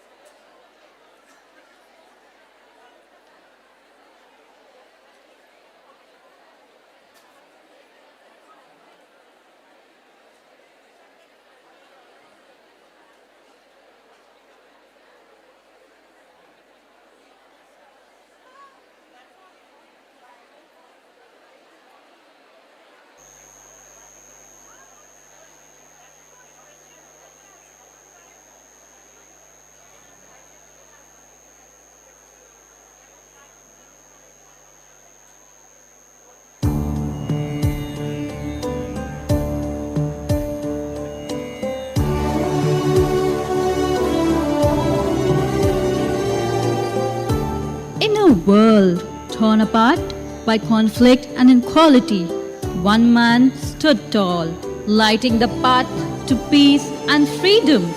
Today, we celebrate the birth anniversary of Mahatma Gandhi, the father of our nation. Let's journey through his life and learn from his teachings.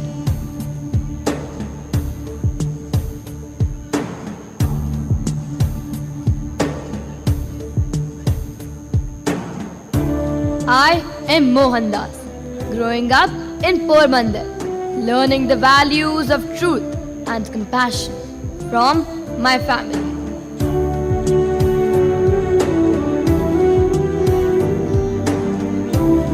Gandhi's early life was shaped by his upbringing and experiences. His honesty and integrity laid the foundation for his future struggles.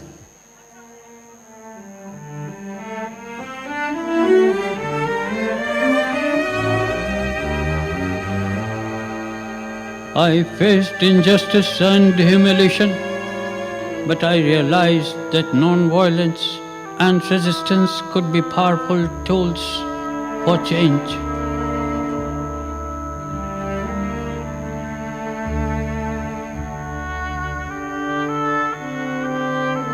Gandhi's time in South Africa sparked his fight for human rights and freedom, shaping his philosophy of satyagraha.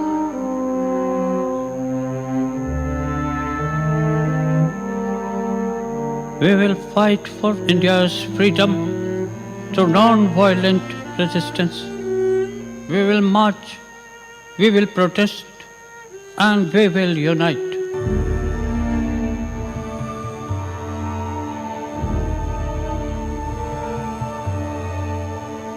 Quit India! Quit India! Quit India!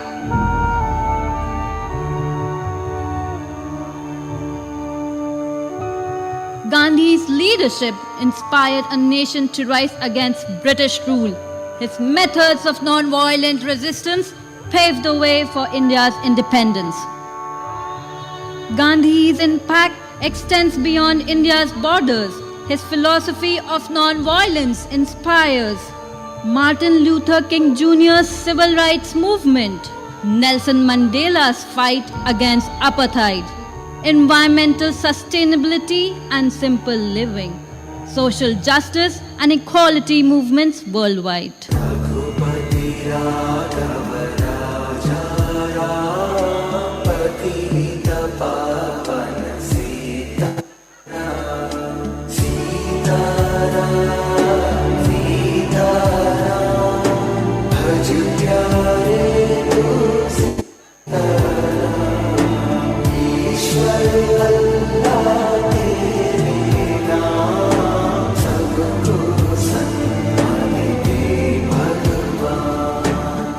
As we celebrate Gandhi Jayanti, let's recommit to his ideals of peace, truth, and non-violence.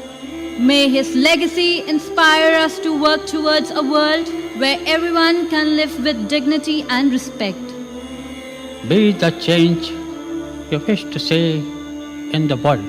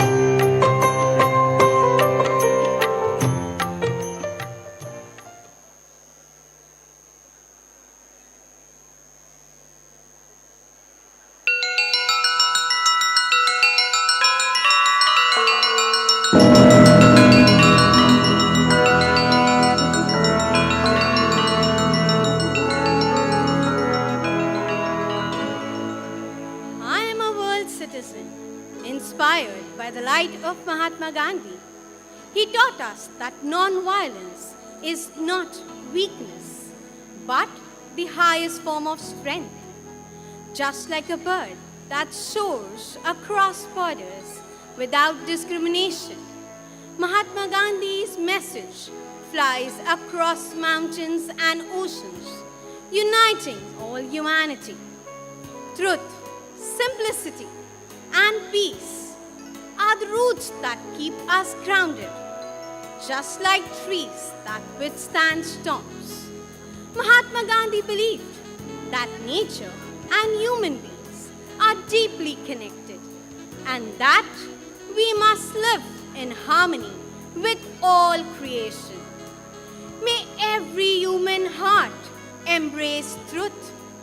May every hand refuse violence. May the spirit of oneness guide us all.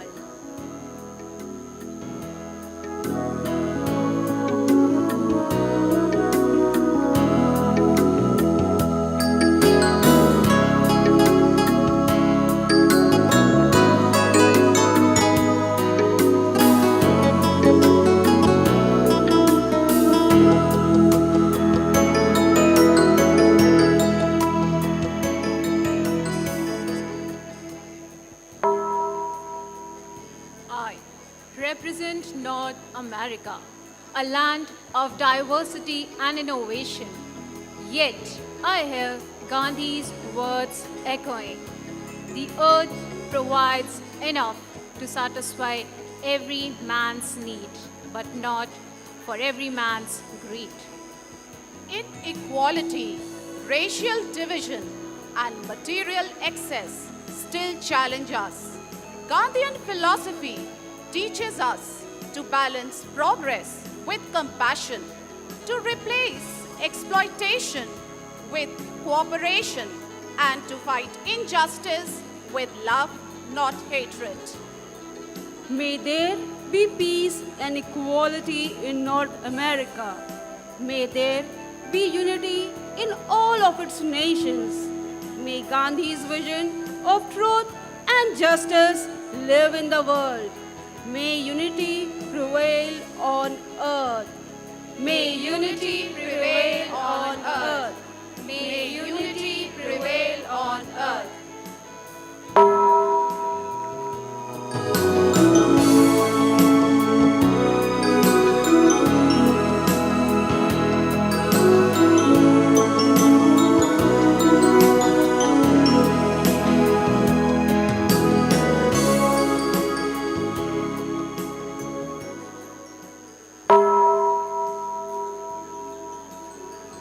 I speak for South America, where forest breathes life into the earth.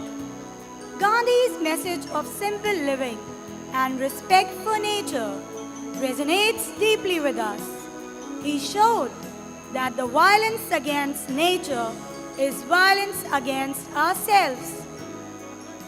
Our struggles against destruction, greed, and exploitation find guidance in his principle of ahimsa, non-violence. We dream of a continent where every life on land is cherished and where every being thrives dignity. May there be harmony between people and nature of South America. May unity blossom across its nations. May Gandhi's dream of peace flourish in the world. May unity prevail on earth. May unity prevail on earth. May unity prevail on earth.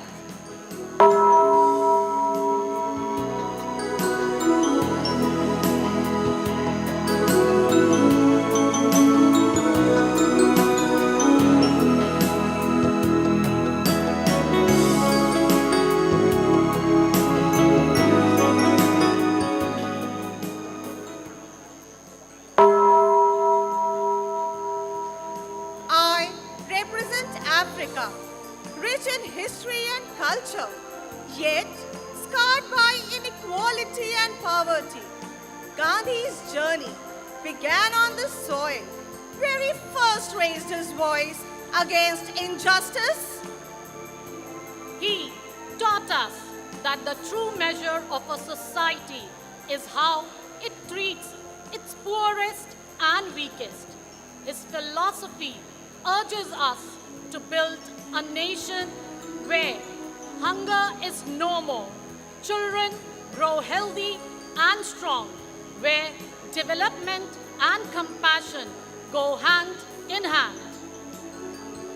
May there be no poverty or hunger in Africa. May unity strengthen every African nation. May Gandhi's spirit of equality uplift the world.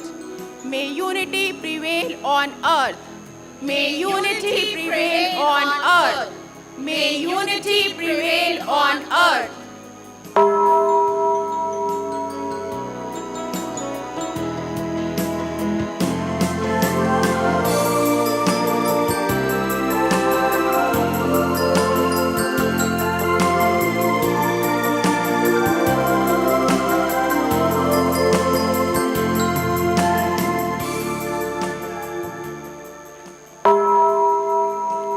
I represent Europe, a continent that once witnessed both wars and revolutions. Gandhi reminded us that an eye for an eye makes the whole world blind. His call for non-violence is as urgent today as it was in his time. Europe aspires to lead in prosperity and in the devotion for the well-being of the humans. By following Gandhi's vision of peace over conflict and cooperation over disunity, we can build a continent where people and nature can flourish together. May there be peace and sustainability in Europe. May unity prevail in all the nations. May Gandhi's wisdom guide the world. May unity prevail on earth.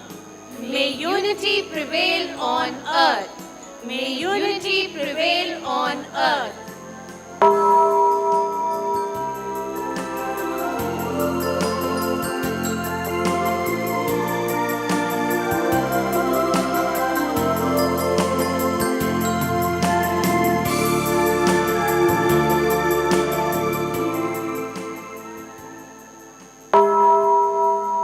I represent Oceania, a region of fragile islands threatened by climate change.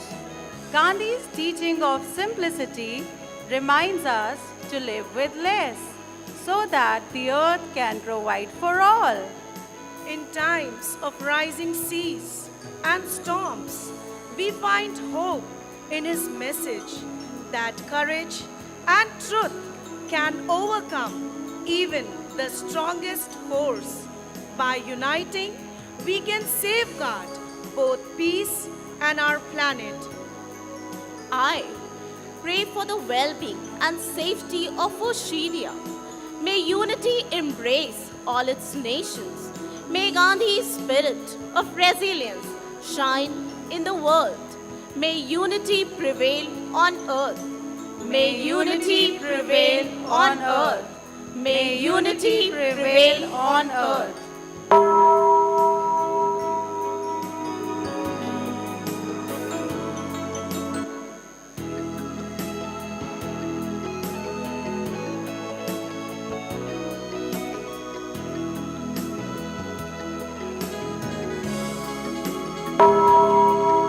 I represent Asia, the land where Gandhi was born. His principles of satyagraha and ahimsa are the greatest gift to the world. In a continent facing conflicts, poverty, and climate challenges, Gandhi's life reminds us that peace is possible through non-violence and that progress is meaningful when it uplifts the poorest and that unity is strength. I pray for the happiness and harmony of Asia.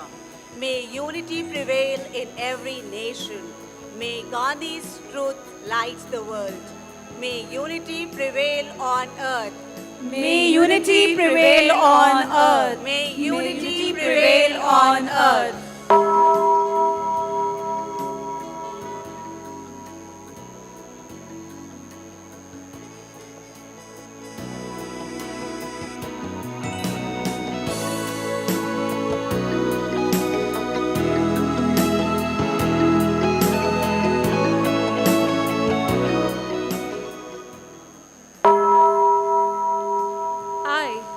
the United Nations, where nations gather with hope for peace.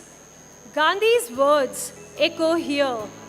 The best way to find yourself is to lose yourself in the service of others. Our mission is to protect children, safeguard the planet, and build a just and peaceful future. Gandhi's vision inspires us to work beyond boundaries, beyond differences, towards one humanity. May there be peace, justice, and unity in every continent. May Gandhi's legacy live in our actions. May unity prevail on earth. May unity prevail on earth. May unity prevail on earth.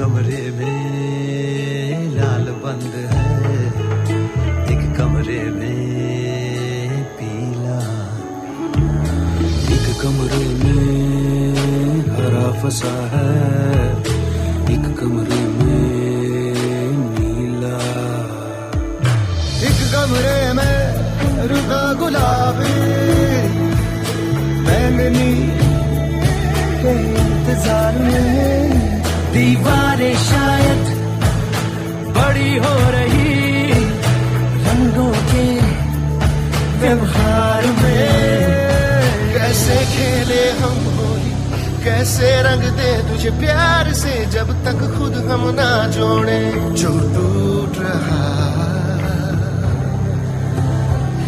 दीवार से। तो आओ गीत गाओ, अपने बाएं हाथ को दाएं से मिलाओ। तो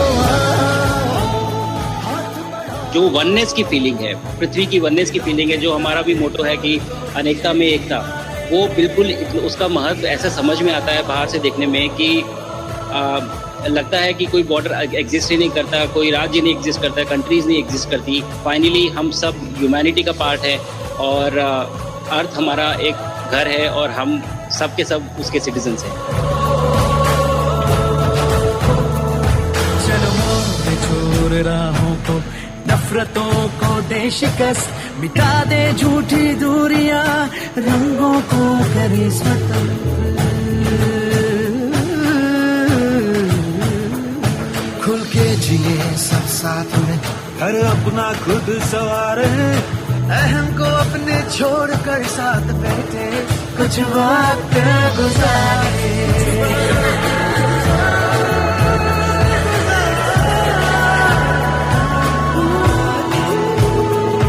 जो ये सारे रंग अब मिल जाएंगे, खुशी के गीत बन जाएंगे। कुदरत ने था जैसा बनाया वही श्वेत फिर बन पाएंगे।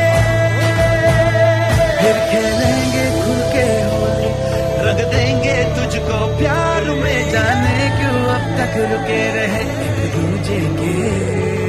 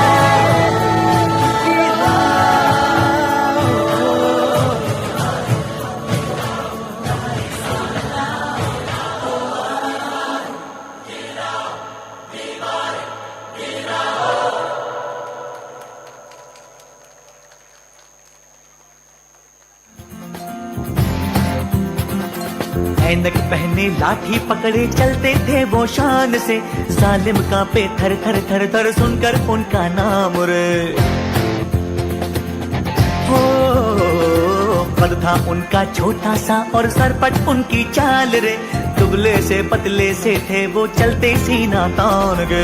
वंदे मातरम वंदे मातरम वंदे मातरम वंदे मातरम वंदे मातरम वंदे मातरम वंदे मातरम वंदे मातरम वंदे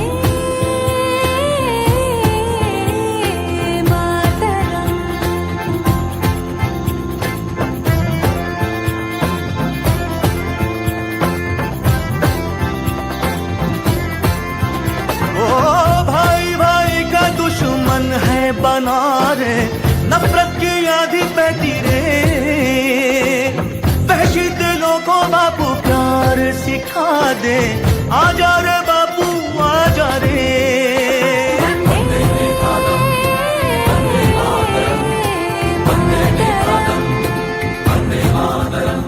ओ झूठ का बढ़ता जाए राज ओ बाबू, अपने ही हो गए धोखेबाज, आज हमें अपनों से बचा ले, आजा रे बापू मेरे।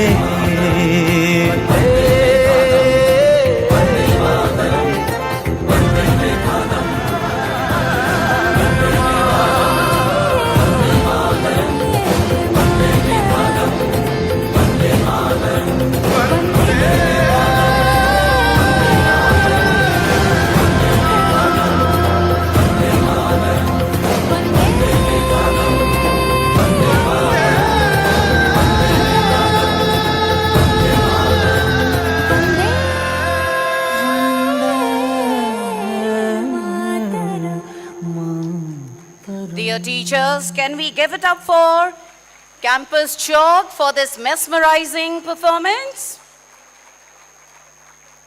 Thank you.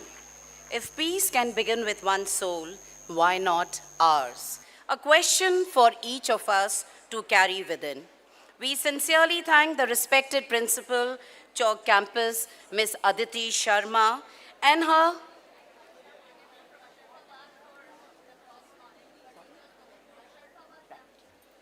Ms. Aditi Sharma and her dedicated team of teachers, and also Ms. Archana Pandey, Principal, Asharfabad, and her team of teachers for guiding us into this moment of reflection through the World Unity Prayer.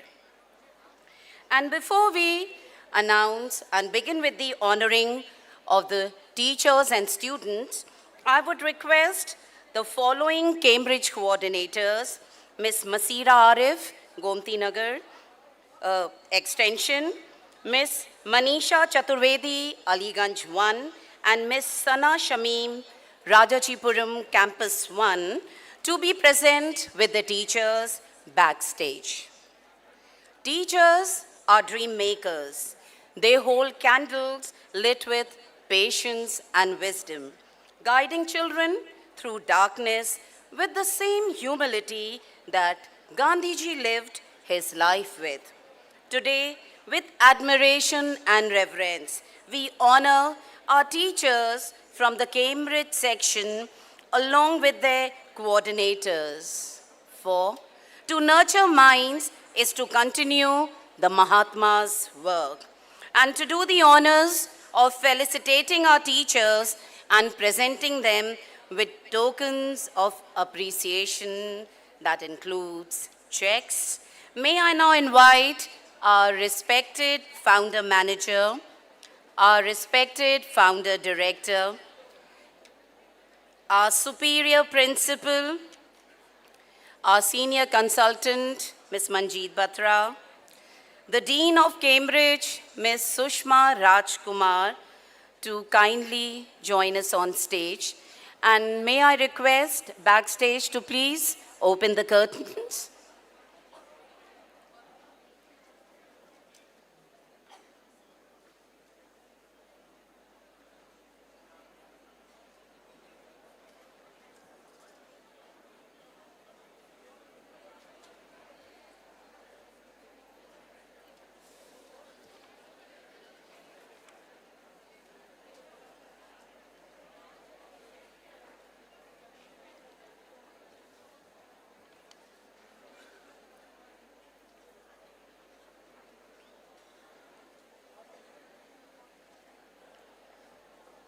CMS. Can we welcome our superior principal and our senior consultant on stage with a big round of applause? And also the Dean of Cambridge, Ms. Sushma Rajkumar.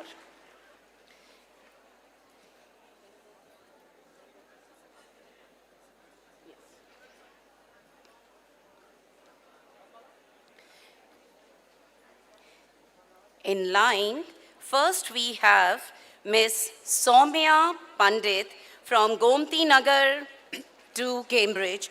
And I would like to invite Ms. Anupma Checker, the principal, also to please be on the stage.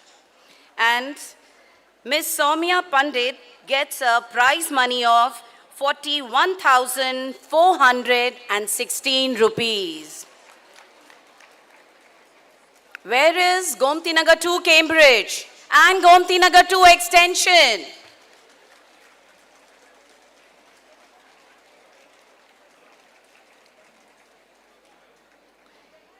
Next in line we have Ms. Shilpi Agarwal, who gets a check amount of 24,503 rupees.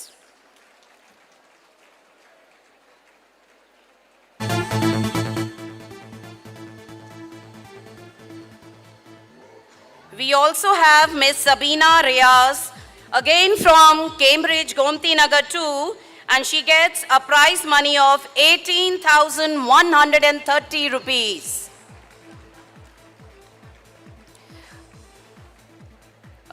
We request our respected manager to please be on stage to felicitate the teachers from the 3 Cambridge campuses, Gomti Nagar 2, Aliganj 1 and Rajajipuram 1 and Gomti Nagar 1.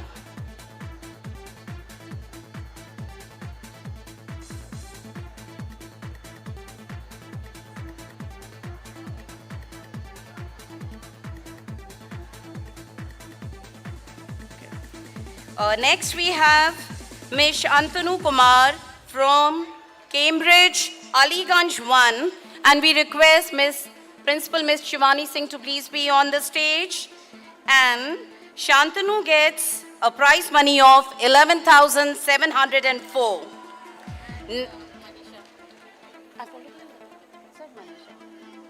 Next we have Ms. Rajbir Kaur from Gomti Nagar 1. May we have the proud principal on the stage, please? And Rajbir Kaur gets a prize money of 10,261 rupees. Can we have Abha ma'am also to please be on the stage? Okay. We request Ms. Soma Chandra to please be on the stage. Next we have Ms. Soni Singh from Rajajipuram Campus 1, and she gets a prize money of 10,224 rupees. May we request Ms. Senior Principal Ms. Nisha Pandey to please be on the stage. In line we have Ms. Shivangi Kashyap from Aliganj Campus 1, and she gets a prize money of 9,835 rupees. Last but not the least, we have Ms. Shweta Avasti, again from Rajajipuram Campus 1, and she gets a prize money of 8,214 rupees.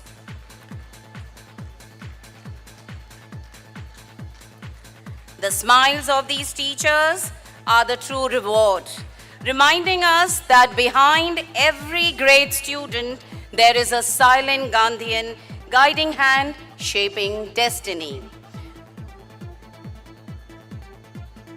Teachers, you have a job to do. Thank you so much for taking the cue. And can I see, where is Gomti Nagar 2, Aliganj 1, Gomti Nagar 1 and Rajajipuram 1? Thank you for making your presence felt. And this celebration is not only limited to these 4 campuses.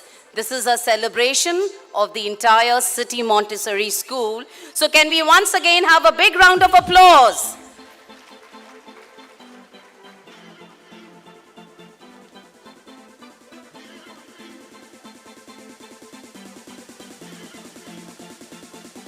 Meanwhile, we are having a Kodak moment. We'll request the teachers and the students to be in line and ready for their felicitation, which will follow right after the photo session. And over to my co-host, Ms. Jayanti.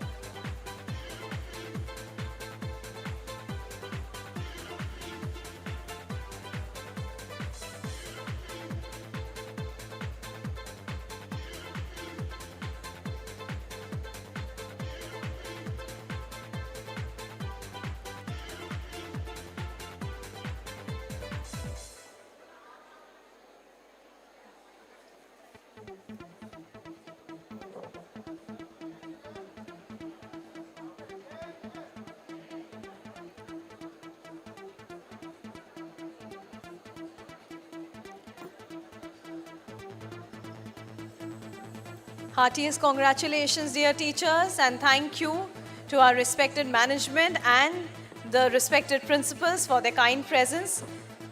I would also request our manager, ma'am, if she could kindly join us again on the stage. I would also request the kind presence of Mrs. Shushmita Ghosh, ma'am, Superior Principal and Head, Quality Assurance and Innovations Department. And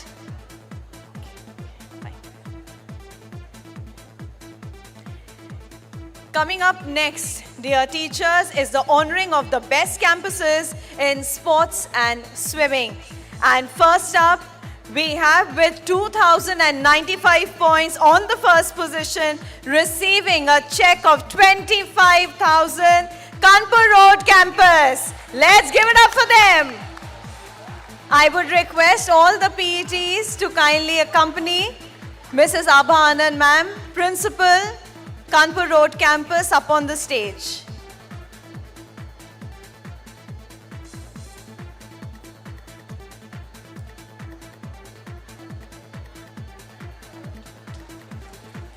Let's give them a huge round of applause. I would request the Kanpur Road team to kindly shift in the center of the stage. Thank you.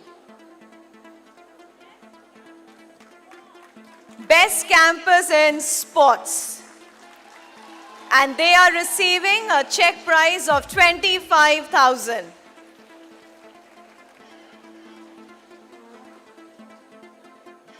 Heartiest congratulations to all the teachers of Kanpur Road campus.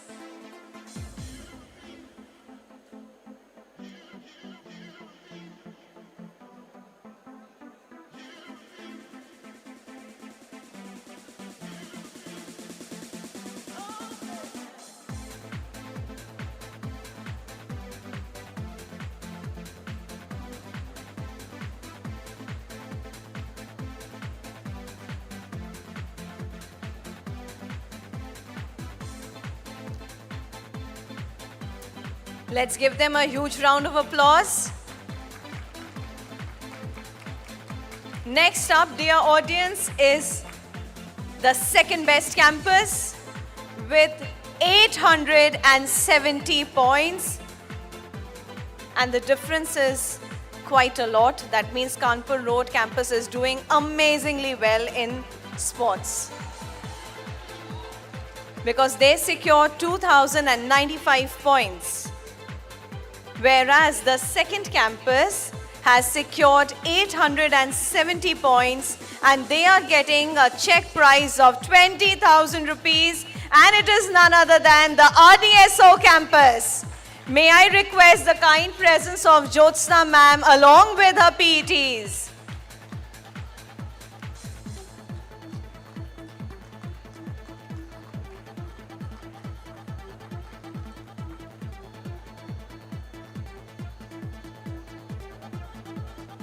May I request Jyotsna ma'am and both the PETs to kindly receive their check prize of 20,000 rupees.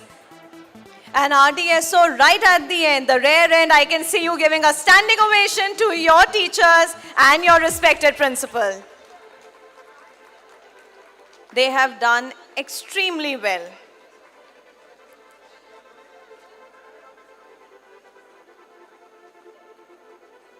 Heartiest congratulations, Jyotsna ma'am and RDSO campus. And next up, we have with 660 points, receiving a check prize of 15,000 rupees, is Gomti Nagar Campus 1. May I request the kind presence of Soma ma'am, along with her PETs, up on the stage, please.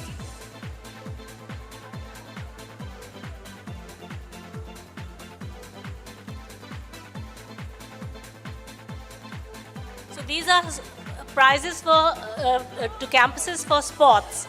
Kanpur Road campus was judged by pre-established criteria to be the first campus. It had by far the highest number of points.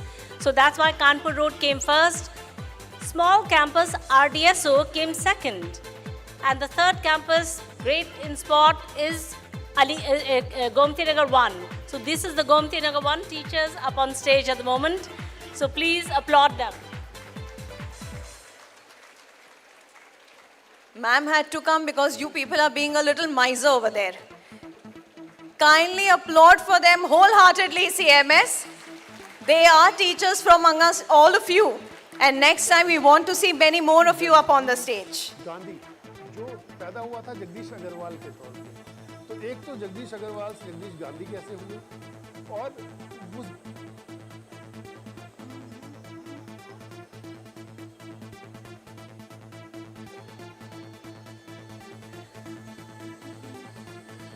Heartiest congratulations, Soma ma'am, and to Gomti Nagar Campus 1. Gomti Nagar Campus 1, can you make your presence felt over here? Thank you so much. Next up, we will be honoring the campuses who are best in swimming. And first up, we have with 1,320 points on the first position, receiving a check of 10,000 rupees, is Rajen Nagar Campus 1. May I request the kind presence of Jayashree ma'am along with the swimming coaches up on the stage. They have done exceedingly well.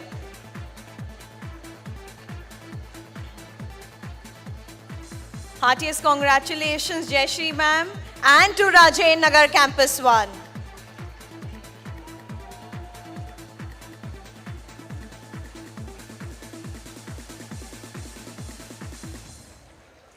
Next up, we have a campus who is less with only 200 points, and that is on the second place, receiving a check of 7,000 rupees with 1,180 points, is Kanpur Road campus.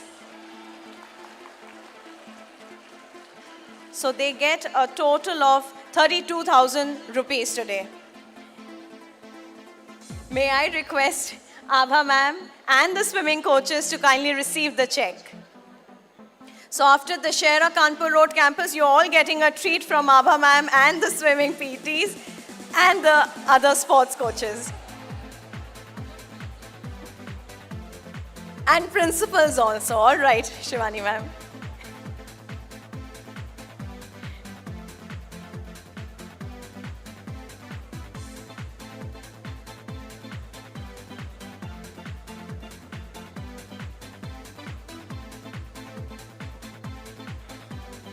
Heartiest congratulations, Abha ma'am and Kanpur Road campus.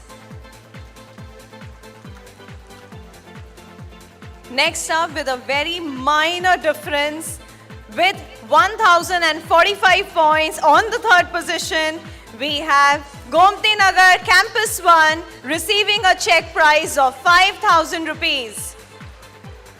I would request all the swimming coaches to kindly join ma'am up on the stage. And a total of 20,000 rupees has been backed by them today. So we are receiving a double treat after the Shera, both by Kanpur Road campus and Gomti Nagar campus 1. And it's an open invitation to all the principals. All right, ma'am.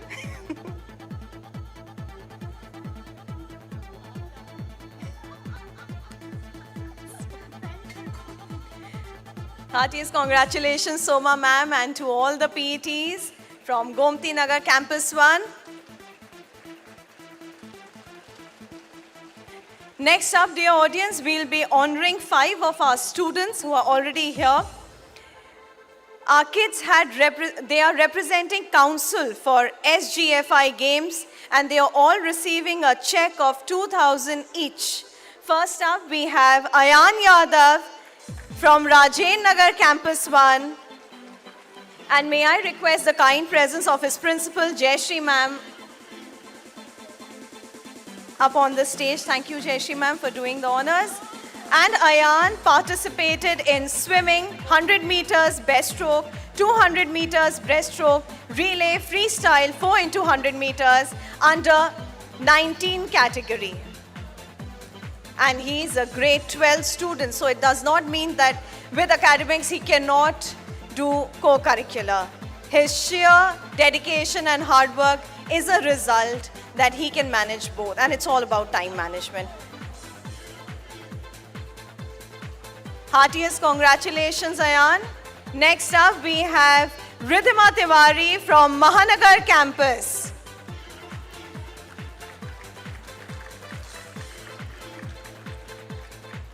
I do not see Ridhima here. May I request the principal, Kalpana ma'am, if ma'am could receive the check on behalf of Ridhima. And Kalpana ma'am is being accompanied by Vaibhav Pandey, the 3rd candidate for today's honoring session. He's from Mahanagar campus. He's in grade 12 and he participated in karate under the category of 74 to 78 kg.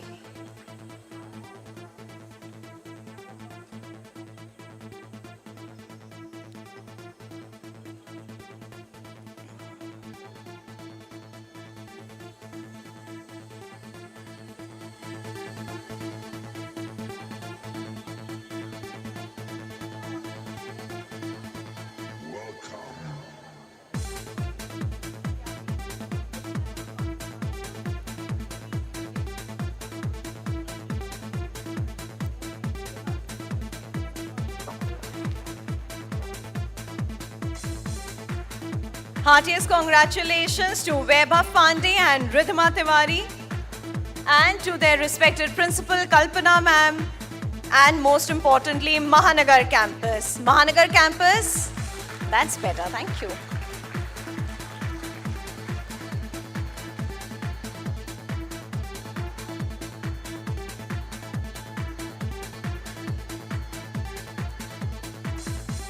Next up, we have 2 kids from Gomti Nagar Campus 1, Mansi Sharma and Manas Yadav. But unfortunately, both the kids could not join us today. Therefore, I request the PET from Gomti Nagar Campus 1 to kindly collect both the checks on their behalf. I would also request the kind presence of Soma ma'am up on the stage.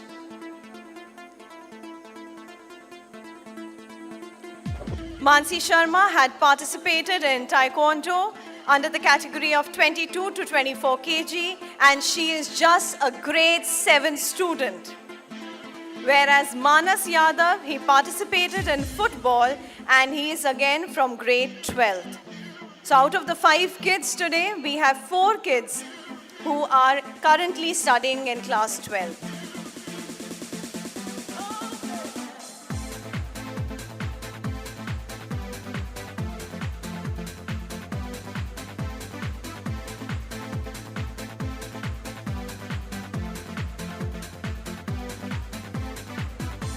Congratulations, Soma ma'am and Gomti Nagar Campus 1.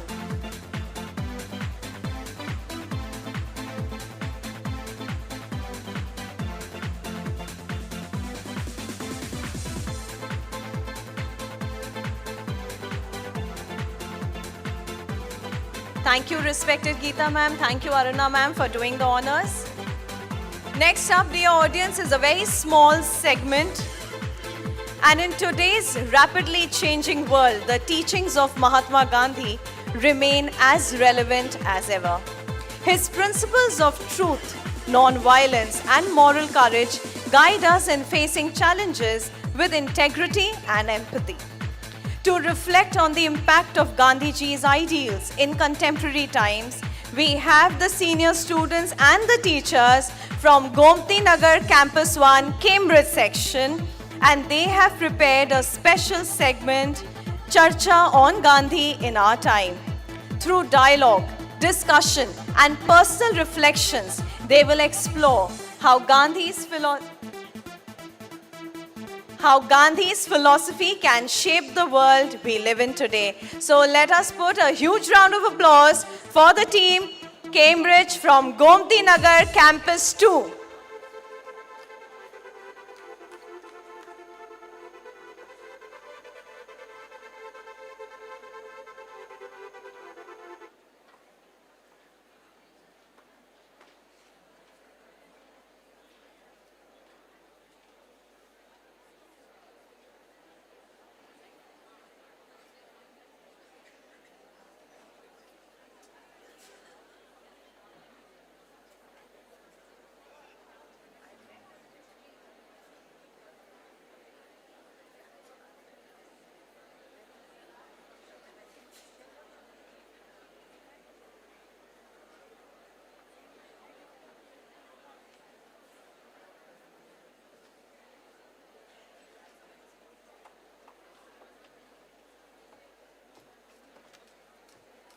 I request the team backstage to kindly open the curtains.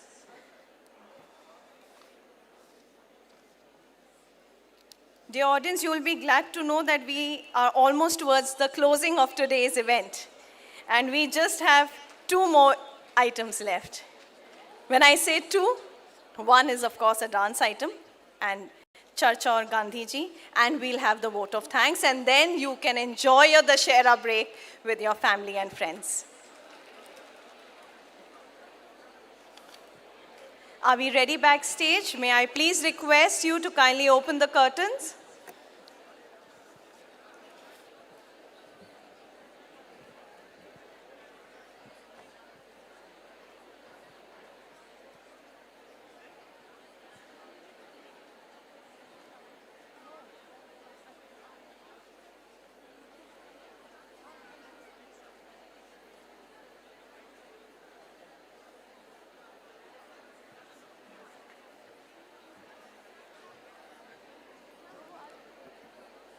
We now present before you Charcha on Gandhi in Our Times. Let's give them a huge round of applause, dear audience.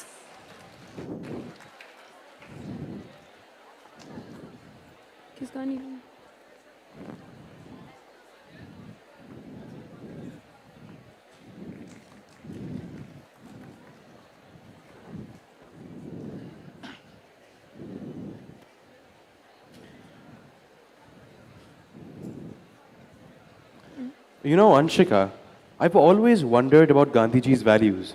I mean, I've read about them in my textbooks and other coursework, but seriously, how are they relevant or even applicable to me today? It's not just in the textbooks, Mustafa. Look at this comment. Someone here says tolerance and non-violence are outdated and useless. I mean, did these leaders really practice what they preached? Or was it just a lot of words? Rupa ma'am, can you check this?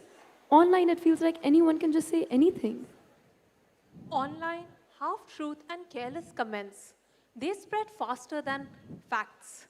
But Gandhiji's life was just the opposite of that. He not only said things, but lived by it. Be it the Salt March, going to prison, or giving up the luxuries of life, his actions backed his words. And that's what the world noticed. Sneha ma'am, you have engaged with so many children over this. What do you feel about it? Yes, and that's what makes Gandhiji so extraordinary. Instead of revenge or rage, he showed that truth and dignity could actually change the world. And honestly, isn't this kind of cool? It's a life skill. That's right, ma'am. In fact, it reminds me we have someone who feels very strongly on this. Why don't we call him over? Advik, could you please come here? Yes, ma'am, you called for me? Actually, we were having a discussion on Gandhiji's ideology, and Rupa ma'am felt that you could perhaps contribute. Of course, ma'am. I want an answer. Can bullets ever build peace? Think about this. Can hatred ever unite a nation? Please have a seat, Advik. Thank you, ma'am. Mahatma Gandhi showed us that the answer to this question is a no. When the world was sinking in wars and India was chained with slavery, Mahatma Gandhi led with the weapons of truth and non-violence. He lived his life with the Indian ideal of Rajarshi, a monk king who rules not for power but for the people. Gandhiji's only ambition in his life was service. When partition tore our land apart, he walked into the flames of violence to Noakhali, Delhi and Punjab to beg with the Hindus and Muslims to embrace peace. To embrace peace. The only thing he wanted in his life was success and peace. Gandhiji taught us a new kind of diplomacy, the diplomacy of compassion, conscience and control. In today's world of rising hatred, can we afford to forget the man who made love stronger than violence? Exactly. I agree with you completely, Advik. Gandhiji is so unlike the leaders of today, many of whom refuse to take a stand for the atrocities perpetrated against the Palestinian people or address the war in Ukraine or so many other parts of the world. Gandhiji's philosophies and overarching ideology are both testaments to the kind of bravery and courage we need so desperately in today's world. Those are some valid points, Shivran. But let's not forget, one of the key features of Gandhian philosophy is ahimsa. So, I remember reading about the Chauri Chaura incident from 1922, where the protest quickly turned violent and several policemen died. Can you believe it? Gandhiji called off the entire non-cooperation movement because of it. The people went against his principles of ahimsa. Yes, Atulya, that's right. And that's what makes him so remarkable. He valued principle over popularity. I mean, usually people focus on the outcome of the struggle, but he didn't. He put the principle above even political success. It's like he was saying, the way you fight is just as important as what you're fighting for. Exactly. And then there's that story from South Africa, the train and its white-only compartment. Gandhiji was thrown out and humiliated. But he didn't strike back with violence. He responded with words and let peace and the truth guide him and his movement. So, I guess ahimsa isn't just about don't fight. It's about patience and thinking of the consequences of your own actions.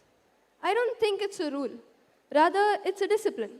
And honestly, I have seen it apply everywhere. At home, at school, and even online. Yes, and that's what makes it so relevant today.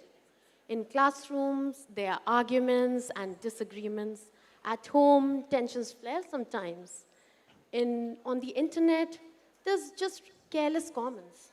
But Gandhiji always chose, and his values always talked about choosing right. I suppose protecting resources peacefully, like the Chipko movement, is also an example of ahimsa. Standing up for non-violence in any way, shape or form transcends just humans and spreads to every part of our world.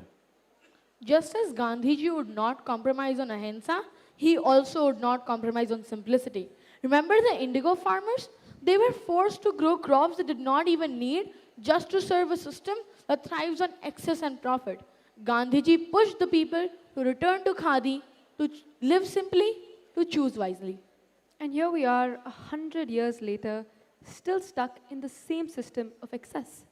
I mean, have you seen the new iPhone 17 queues? People bought the 16 last year, now they're waiting in line again. Maybe the new iPhone has become our modern indigo. We don't always need it, but we're pressured into it. Which brings me to this whole new idea of consumerism. Yeah, and it makes you wonder, does buying the newest thing actually make life better, or are we just following a very temporary trend? So, you're a physics teacher, and you tell us that every action has a reaction. Don't you think this situation is similar, where we consume endlessly and the world and nature react accordingly? I feel like this is also one of those generation global topics we've discussed before. That's a sharp connection, Mustafa. You're right. In physics, nothing stands alone. Every little jiggle is connected to another. So when we consume, we don't often realize that we're creating more chaos. In Generation Global, when we are talking about sustainability, we discuss all small little choices that we make that leads to larger consequences for climates, for resources, and for communities. With Gandhiji, every choice was deliberate. Khadi clothes, simple meals, and spinning the cloth on charkha. It was about mindful living and self-reliance, not just about giving things up. Like with the iPhone, for example, do we actually need it, or are we just following the hype? I suppose Gandhiji's ideology and the simplicity that he's advocated for forces us to address this very important question. Even my family keeps reminding me of all the small things. Like my sister and my dad, they tell me to make use of fruit and vegetable scraps instead of throwing them away. This way, it can make huge differences for our garden as well as the environment. That's exactly what I love about Gandhiji's idea of simplicity. It not only makes you live with less, but it makes you mindful of what you already have. That's the point. Simplicity isn't just a philosophy, it's an everyday practice. Paying attention to small things teaches us responsibility and care for the environment.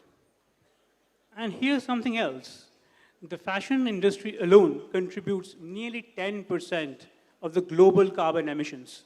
That's even more than the shipping and the aviation combined. So Gandhiji's stand against foreign cloth wasn't mere symbolic, wasn't a mere gesture, but a genuine reminder that we can spin our own yarn, we can reuse what we create, and we can rethink what we consume. Yes, sir, even the small changes matter. You know what? Gandhiji emphasized on the fact that true strength comes from bringing together different people. Take the Salt March in 1930, for example. On the surface, it was about salt, which is a basic necessity. But it became much more. It united people from different religions, townspeople, villagers, different castes, in a simple act of peaceful protest. So it wasn't just about making salt, it was showing that everybody could stand together. Yes, the Salt March is a lesson in inclusivity. People who had not known each other, might not have even trusted each other, came alongside Gandhiji and walked 400 kilometers to the sea. They shared their food, their hopes, their worries, their dreams. Every single person's small actions mattered. It showed us that diversity can be a source of strength if everyone is respected and included. And just because everybody part of the movement was united, their work got noticed across the country and even the world. People gained a sense of empowerment, and it showed the common Indian man that even he could contribute to meaningful countrywide change, regardless of who he was, what he did, or where he came from. When people from different walks of life participate together, they learn from each other, build empathy, and create resilience. That is why the Salt March was not just about protesting against attacks. It was about showing how society looks like when everyone has a place and a voice. And that's a reminder for us today, be it in classrooms, be it in communities, or even larger society. Differences don't weaken us. When people having different experiences, different perspectives, and different ideas come together, we grow strong. The Salt March showed us that inclusivity isn't an abstract idea. Rather, it's a path to real and meaningful change.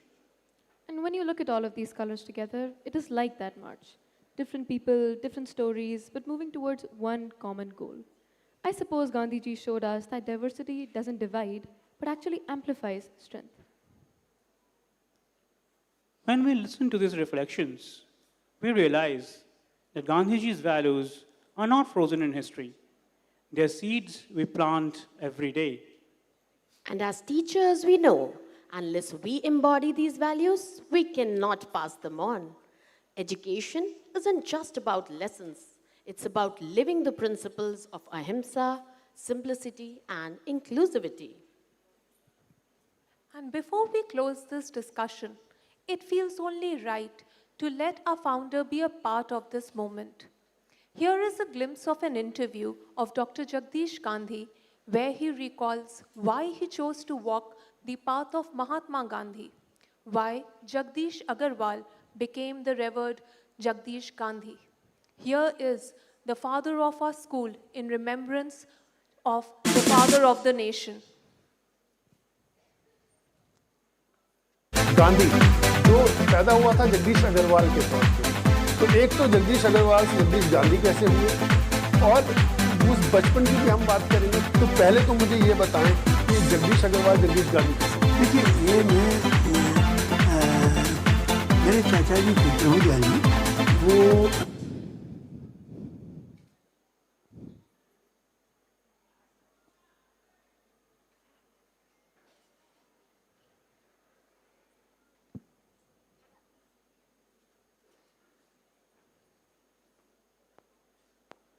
Jagdish Gandhi मैं चाह रहा था कि जगदीश गांधी जो पैदा हुआ था जगदीश अग्रवाल के तौर पे, तो एक तो जगदीश अग्रवाल से जगदीश गांधी कैसे हुए, और उस बचपन की भी हम बात करेंगे। तो पहले तो मुझे ये बताएं कि जगदीश अग्रवाल जगदीश गांधी कैसे। देखिए, ये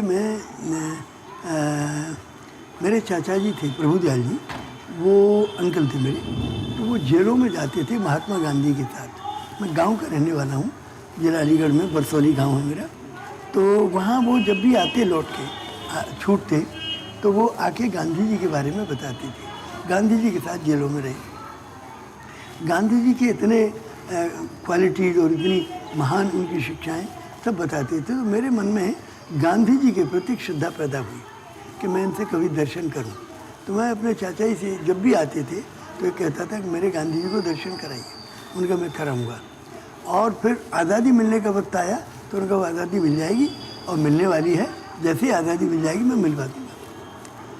मैं एक टीचर के घर से पढ़ के आ रहा था, 30 जनवरी 1948 की बात है। तो एक पेड़ के नीचे बहुत सारे लोग खड़े थे, 40-50 लोग, तो गुमसुम चुपचाप। तो मैंने इससे पूछा, मैंने भाई ये क्या मामला, इतने लोग खड़े हैं गुमसुम चुपचाप, ये क्या बात है। तो उनका बड़ी बुरी खबर है। क्या खबर है? गांधी जी को किसी ने गोली मार दी, अभी रेडियो पर आया है। It was such a shock to me कि जिस महात्मा गांधी के मैं दर्शन करना चाहता था, जिसके लिए चाचा जी ने कहा था कि आज़ादी मिलने के बाद मैं मिलवाऊँगा तुम्हें, तो वो आज़ादी मिली, नौखाली कांड हो गया, हिंदू मुस्लिम दंगे हो गए, गांधी जी उसमें बिजी हो गए। 5.5 महीने बाद 15 अगस्त को आज़ादी मिली, 30 जनवरी को उनको शहीद कर दिया गया, तो उनकी मृत्यु हो गई। तो वहाँ पर मुझे इतना दुख हुआ। मैं 11 वर्ष की उम्र में था, शायद मैं 6ठी क्लास में था। तो मेरे को इतना दुख हुआ कि मैं गांधी जी के कभी जीवन पर्यंत दर्शन नहीं कर पाऊँगा। तो then I decided to change my name. तो मैंने अपने पिताजी से कहा कि जगदीश अग्रवाल की जगह मेरा नाम जगदीश गांधी करने की दरख्वास्त आप दे दीजिए, और वो मान गए। उन्होंने दरख्वास्त दे दी।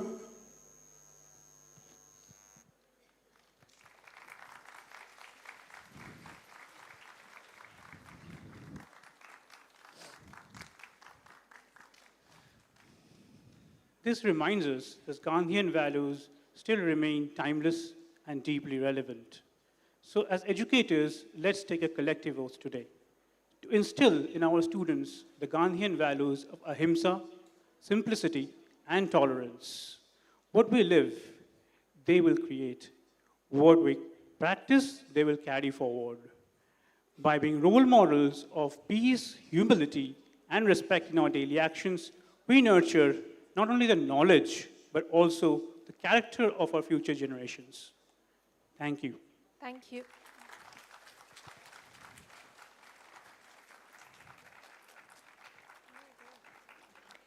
Thank you, Team Cambridge from Gomti Nagar Extension Campus, for that insightful session. Let's give them a huge round of applause. Their reflection reminds us that Gandhi's values are timeless and applicable even in the modern world. Through dialogue, awareness, and conscious actions, we can carry forward his principles in our daily lives. And I request our respected manager, ma'am, to kindly throw some reflection on today's discussion.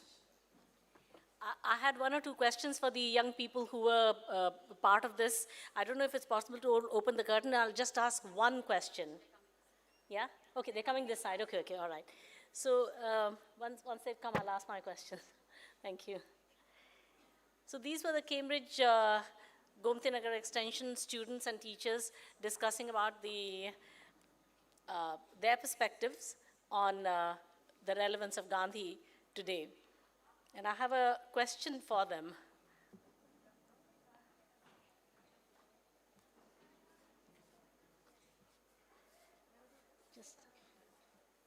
I learned, okay, once they come in.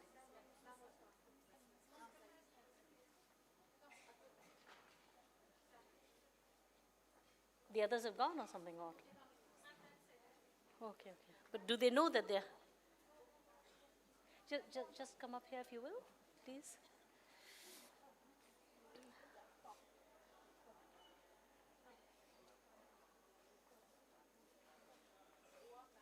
And in fact, the question that I have for them is really a question for all of us, all of you as well, for all of us. So the question I had was that,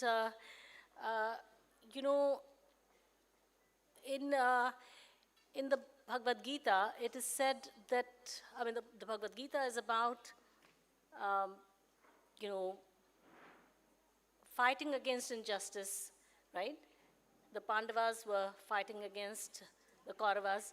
They didn't want to fight because they didn't believe in violence, but also because they were being told to fight their own cousins, their own brethren, their own guru, and their own family members, their own kin.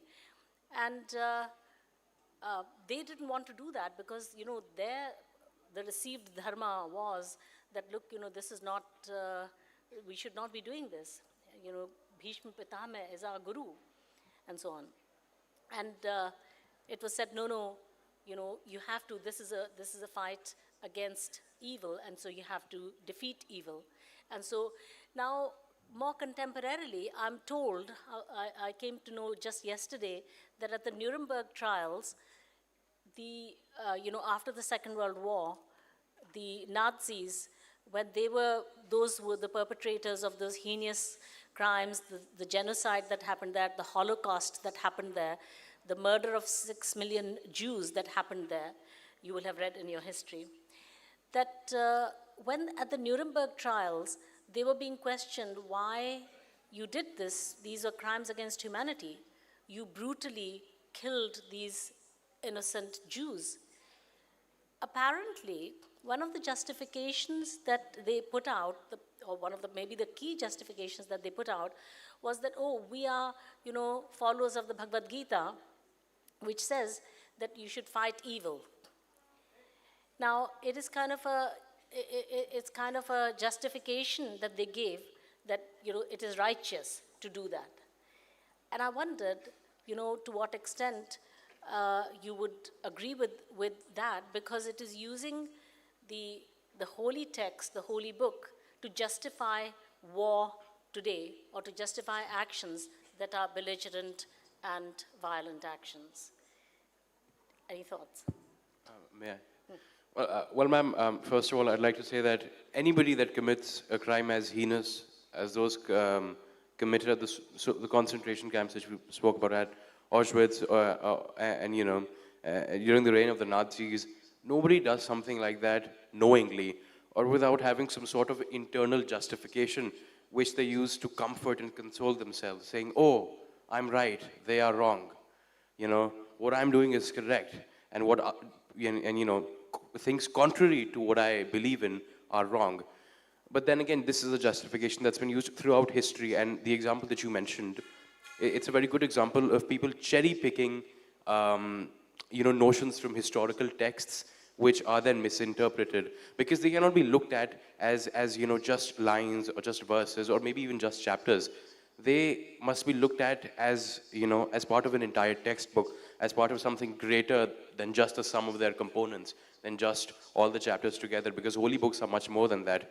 So, I mean, you cannot justify atrocities with anything, with any holy book, any constitution, or any mandate. And if you look at any text as a whole, nobody advocates for atrocities, for killings, and yes, for the violation of other people's rights. So everything must be looked at in a very holistic way.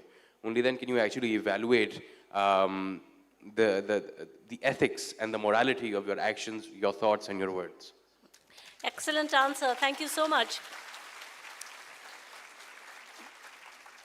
And, it's like, even if there were, first of all, it was not the case that those whom they were killing, the followers of Judaism, that they had done particularly evil things. Of course, historically, they've always been the butt of,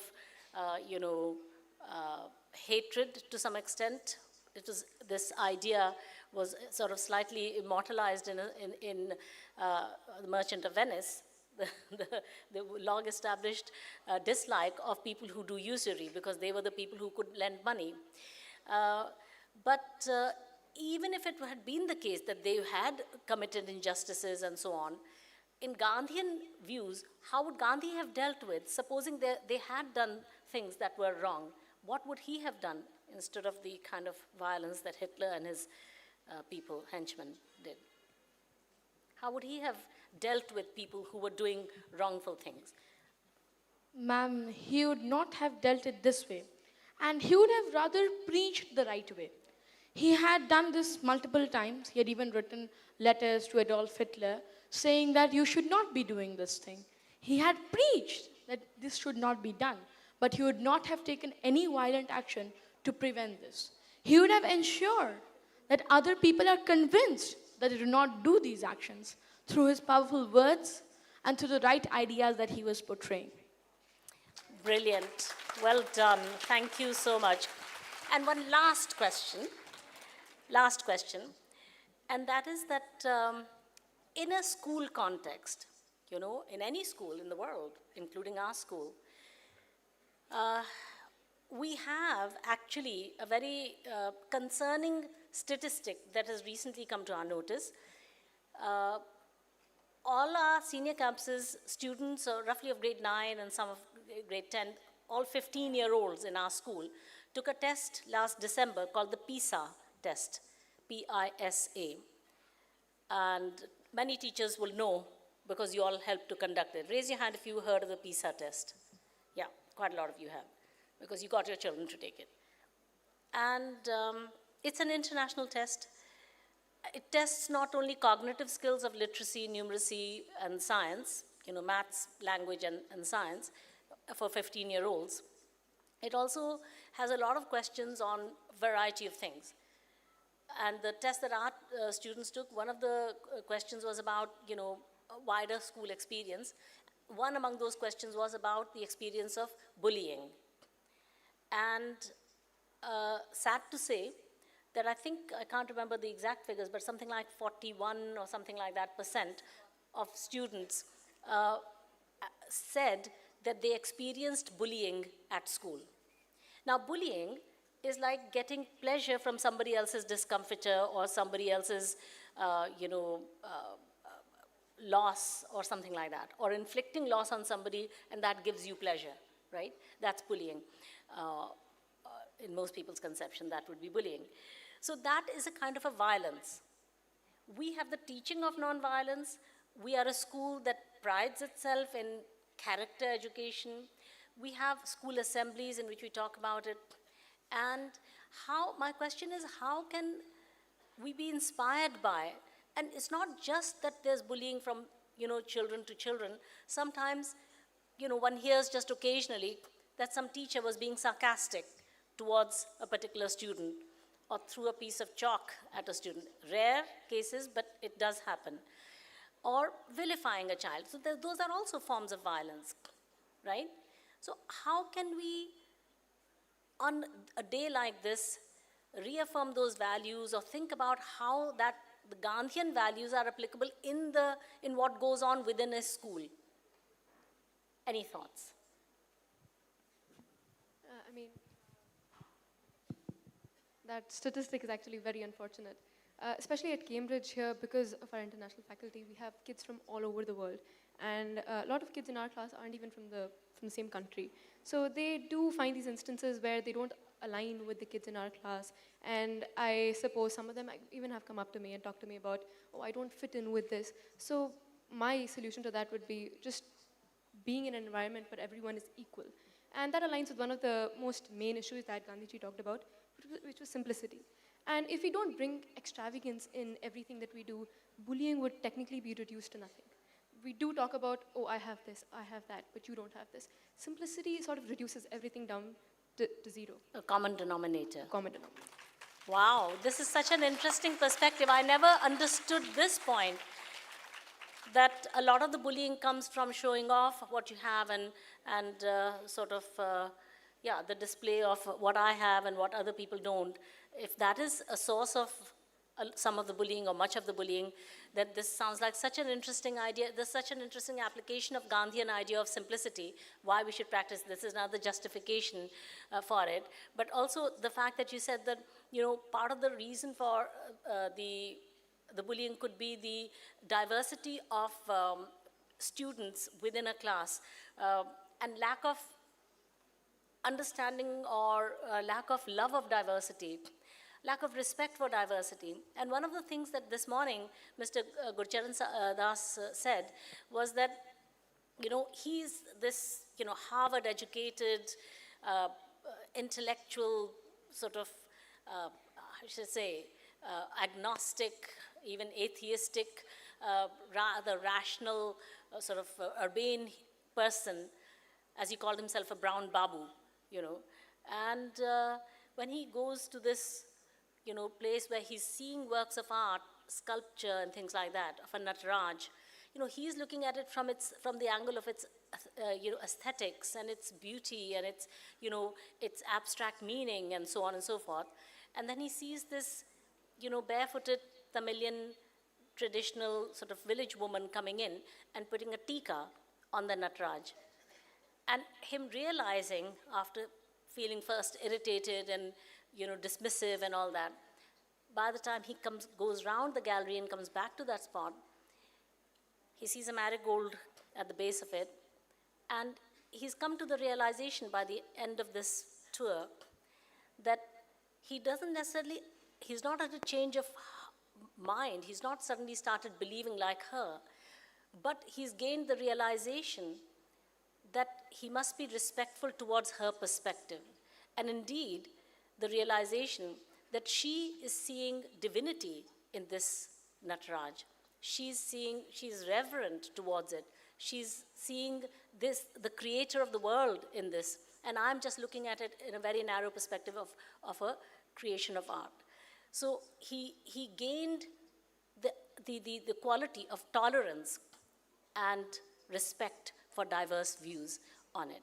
I think this is an important point, that when we see diversity, whether it's across students, I know that Cambridge students are much more individualistic because you're taught to be thinkers, independent thinkers, and to develop your own perspectives, your own opinions, and naturally everybody's opinions can be different. So that's to be valued, but always with the accompanying value of tolerance for other people's views and even love for diversity. Thank you very much for joining this conversation. Thank you very much, teachers, for being a part of this.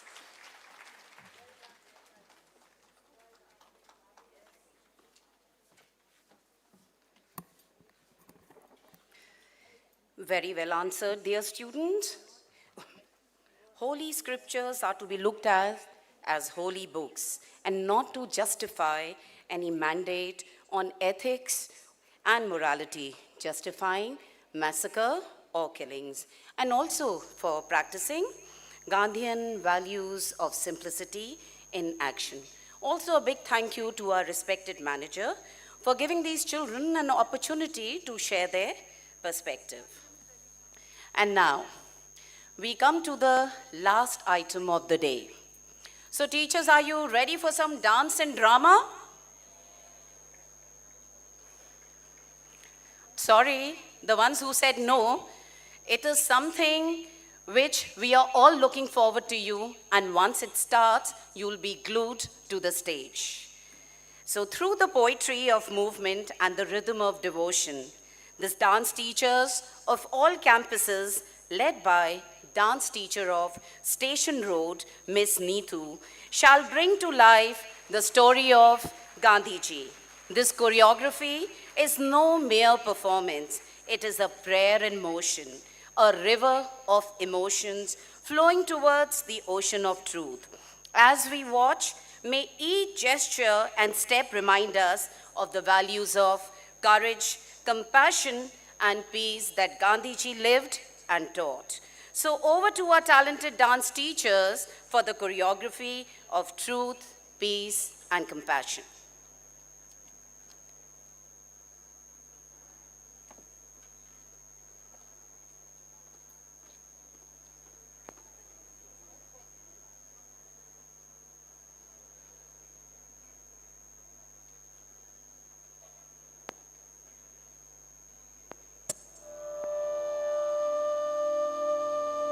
सत्य अहिंसा के थे वो पुजारी, जन जन है उनका आभारी। आभार व्यक्त करने को हम सब आज यहाँ पर आए हैं। श्रद्धा सुमन समर्पित उनको हम दिखा रहे कुछ घटनाएं हैं। ये कहानी है उस महापुरुष की जिसने दुनिया को दिखाया कि अहिंसा ही सबसे बड़ी वो शक्ति है जो हमें आजादी दिला सकती है।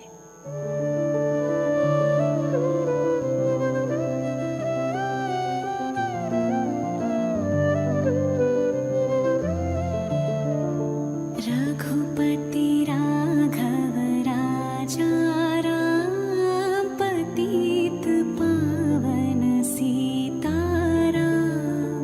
रघुपति राघव राजा पतित पावन सीताराम।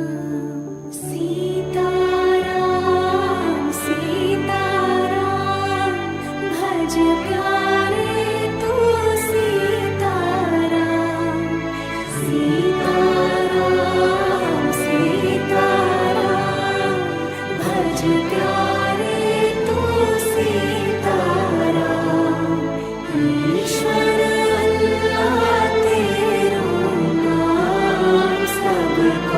सन्मति दे भगवान।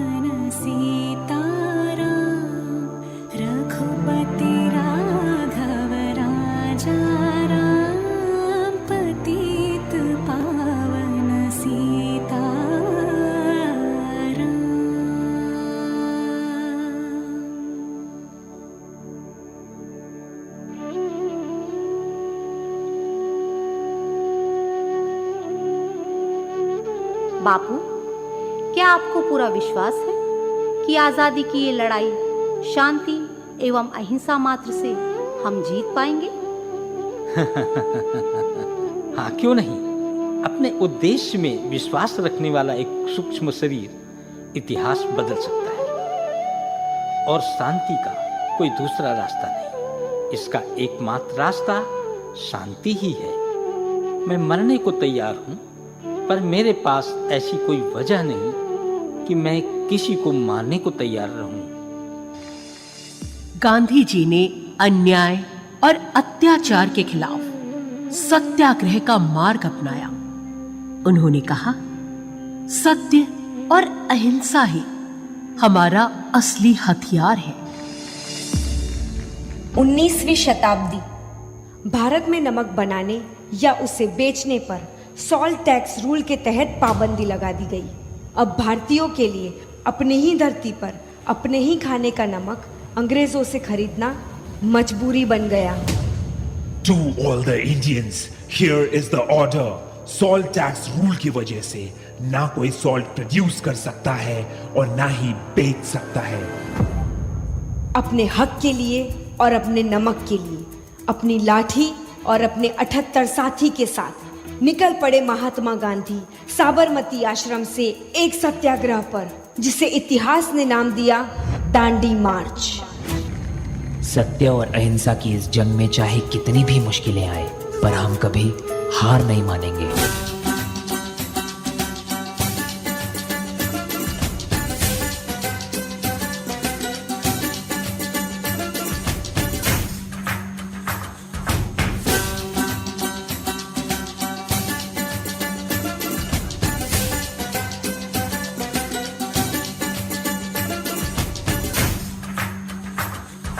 बार बार हाँ बोलो यार हाँ, अपनी जीत हो उनकी हार हाँ।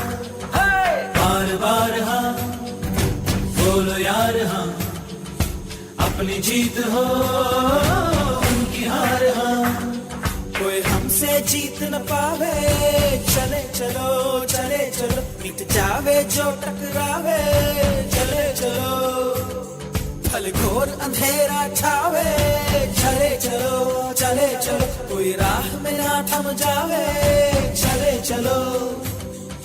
टूट गई जब उंगली उठी, पांचों मिली तो बन गई मुट्ठी, एका बढ़ता ही जावे, चले चलो चले चलो, कोई कितना भी बहकावे, चले चलो कोई हमसे जीत न पावे, चले चलो चले चलो, मिट जावे जो टकरावे, चले चलो।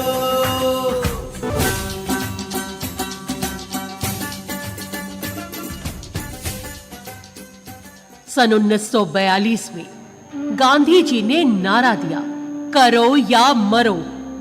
पूरा देश उठ खड़ा हुआ, अंग्रेजों भारत छोड़ो। अंग्रेजों, अब तुम्हें भारत छोड़ना ही होगा, करो या मरो, यही है आज का मंत्र। गुलामी की जंजीरें अब टूटेंगी। भारत माता की जय, भारत माता की जय।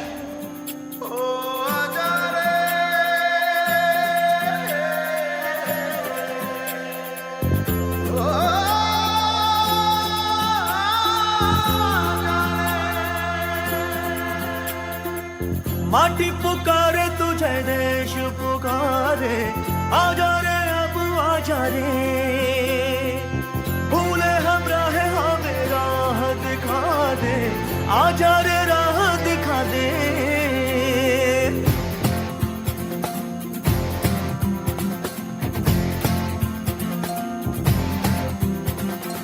ऐनक पहने लाठी पकड़े चलते थे वो शान से, जालिम कांपे थर थर थर थर सुनकर उनका नाम रे। हो कद था उनका छोटा सा और सरपट उनकी चाल रे, दुबले से पतले से थे वो चलते सीना तान गे। Vande Mataram, Vande Mataram, Vande Mataram, Vande Mataram,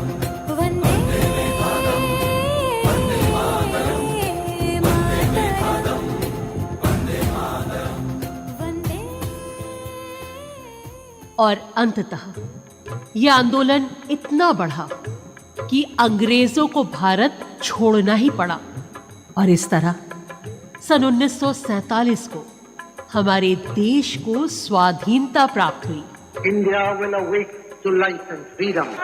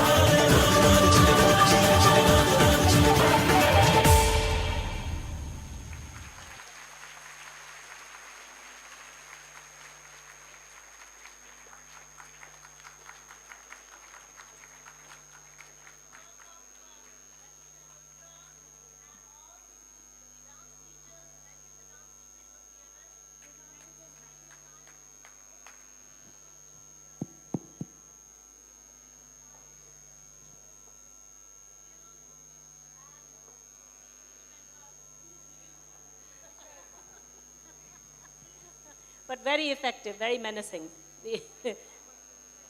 Yeah. The music teachers have also helped. And you know, I love the choice of music to which you put the dances. And you did it all in such short time. Thank you so much for rising to the occasion and creating such a marvelous, impactful, item for us that is so inspiring. Thank you so much, teachers. Shall we just come here and have a photograph? Let's just come and get a photograph. It'd be my privilege to have this photograph with you. Amazing. That was amazing. Yes, Station Road Camp ke Nand Kishore ji, he's a great environmentalist. Dear teachers, let your appreciation be heard. Mr. Nand Kishore is a great environmentalist. Great meanings truly great. For I think maybe 30 years or so, he has been working on water conservation in particular, traveling on bicycle thousands of kilometers, 10,000 kilometers he has traveled on bicycle to give the message of, every summer holidays. So this is true dedication. He's a true believer in sustainability and acting on it, not just, talking about it. So.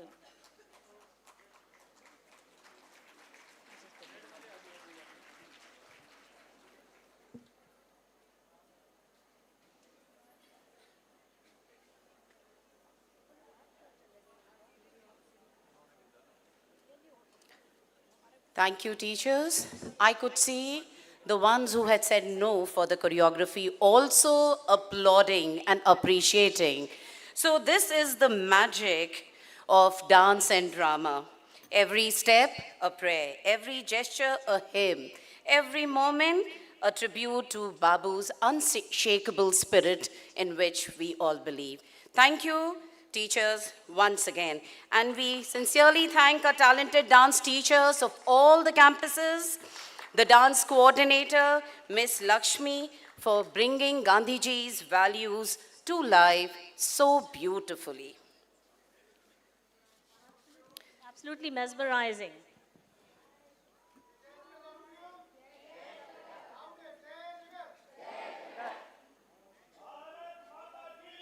Jai. Jai. Matram. Matram.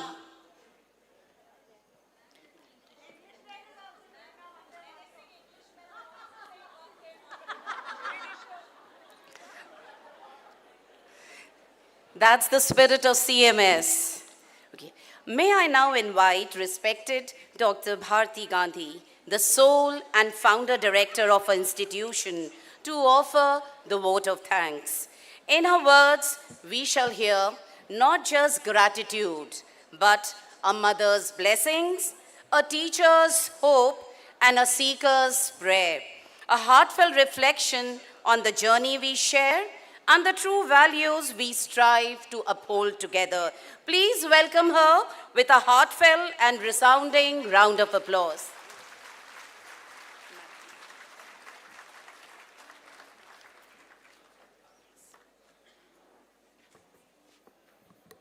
आज तो कमाल हो गया। गांधी जी कहा करते थे, धोती को फाड़कर रुमाल हो गया।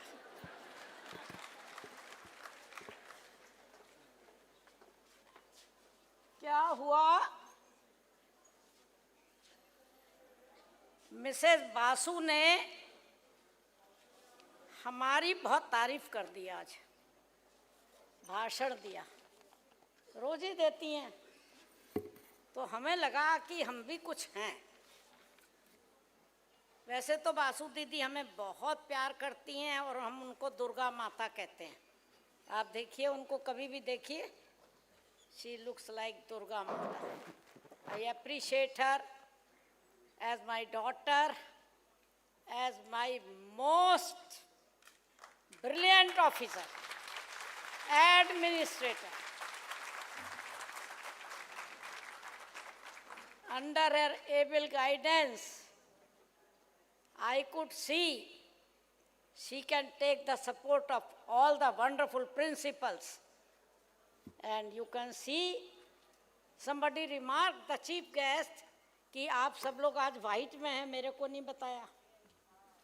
तो वाइट का आज आपने जलवा कर दिया। You have become white man.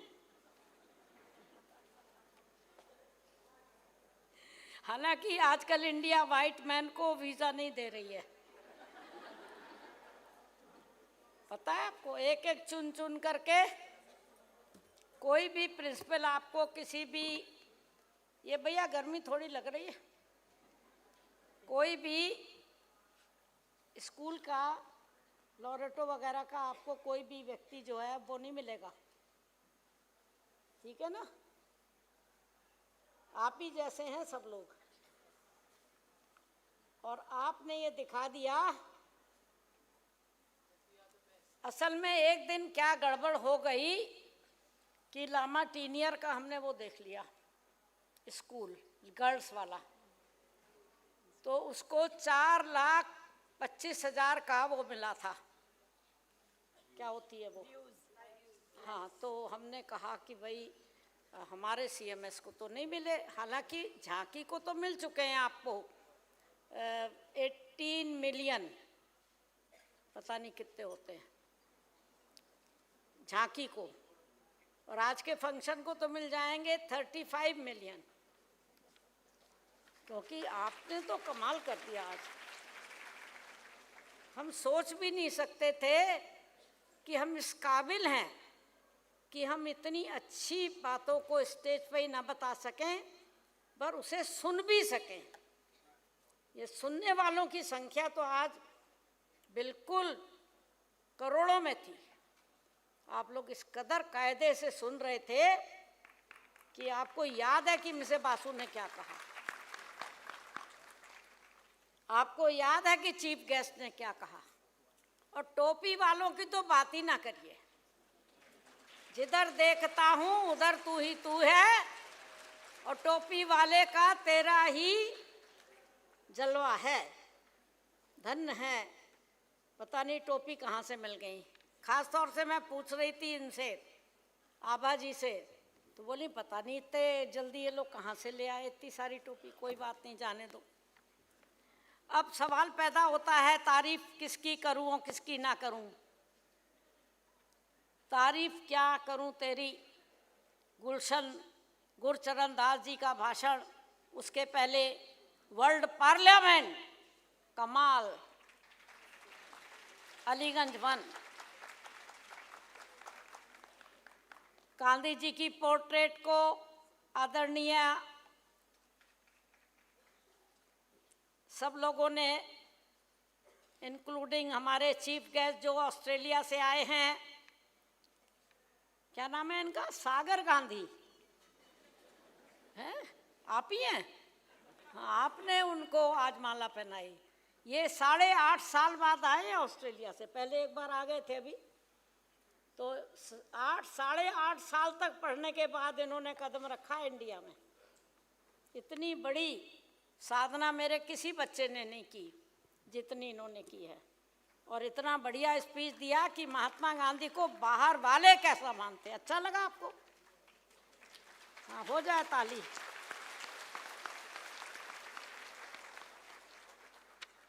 इन्होंने एक भाषण और तैयार किया था, पता नहीं सुना है कि नहीं आपको, पहले, कि वो सारे हिंदुस्तान में वो हुआ वायलेंस एंड कैजुअलिटीज़, पर Lucknow was the only city जहाँ पर कोई कैजुअलिटी नहीं हुई थी।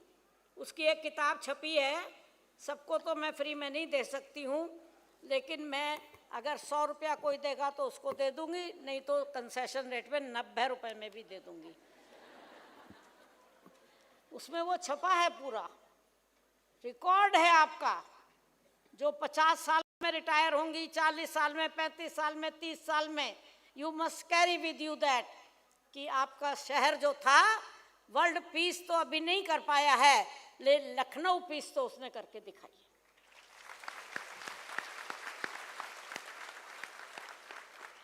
उसके बाद में हमारे म्यूजिक टीचर्स तो कमाल करते हैं, जोश भर देते हैं, उनका कमाल सुना। बहुत सारे अच्छे अच्छे भगवान जी पर, माने हमारे को तो महात्मा गांधी भगवान लगने लगे हैं, सुनाए। और उसके बाद धर्म, क्या है ये, धर्म क्षेत्र, eternal battle with in, dance, Rajajipuram, कमाल हो गया। 2 का वो भी, आज तक तो 1 की चर्चा हुआ करती थी, आज तो 2 की चर्चा करनी पड़ेगी। और खादी फैशन शो में तो हमको खादी की ये भी मिल गई, कुर्ती भी, क्या होती है, जैकेट। ऐसा भैया शो रोज किया करो, कुछ ना कुछ मिलता रहे भाई। हाँ, दाता कुछ दो। फिर आया सागर गांधी का, तो अति उत्तम था ही था, आप लोगों ने ताली 2 बार बजाई दी। और चीफ गेस्ट साहब जो थे वो, अरे गीता दी ने धन्यवाद दे दिया उन्हें, धन्यवाद गीता जी। फिर आपके चौक ब्रांच ने वर्ल्ड यूनिटी दिखाई। और श्री, क्या नाम है, स्टाफ और स्टूडेंट्स को आपने, कैम्ब्रिज वालों को बढ़िया बढ़िया तारीफ किया, इनाम दिया। और आपने, सब लोग कहते हैं CMS में गेम्स नहीं होते, आप जवाब दे सकते हैं कि हमारे को तो इतने सादा पूरे देश में इनाम मिले।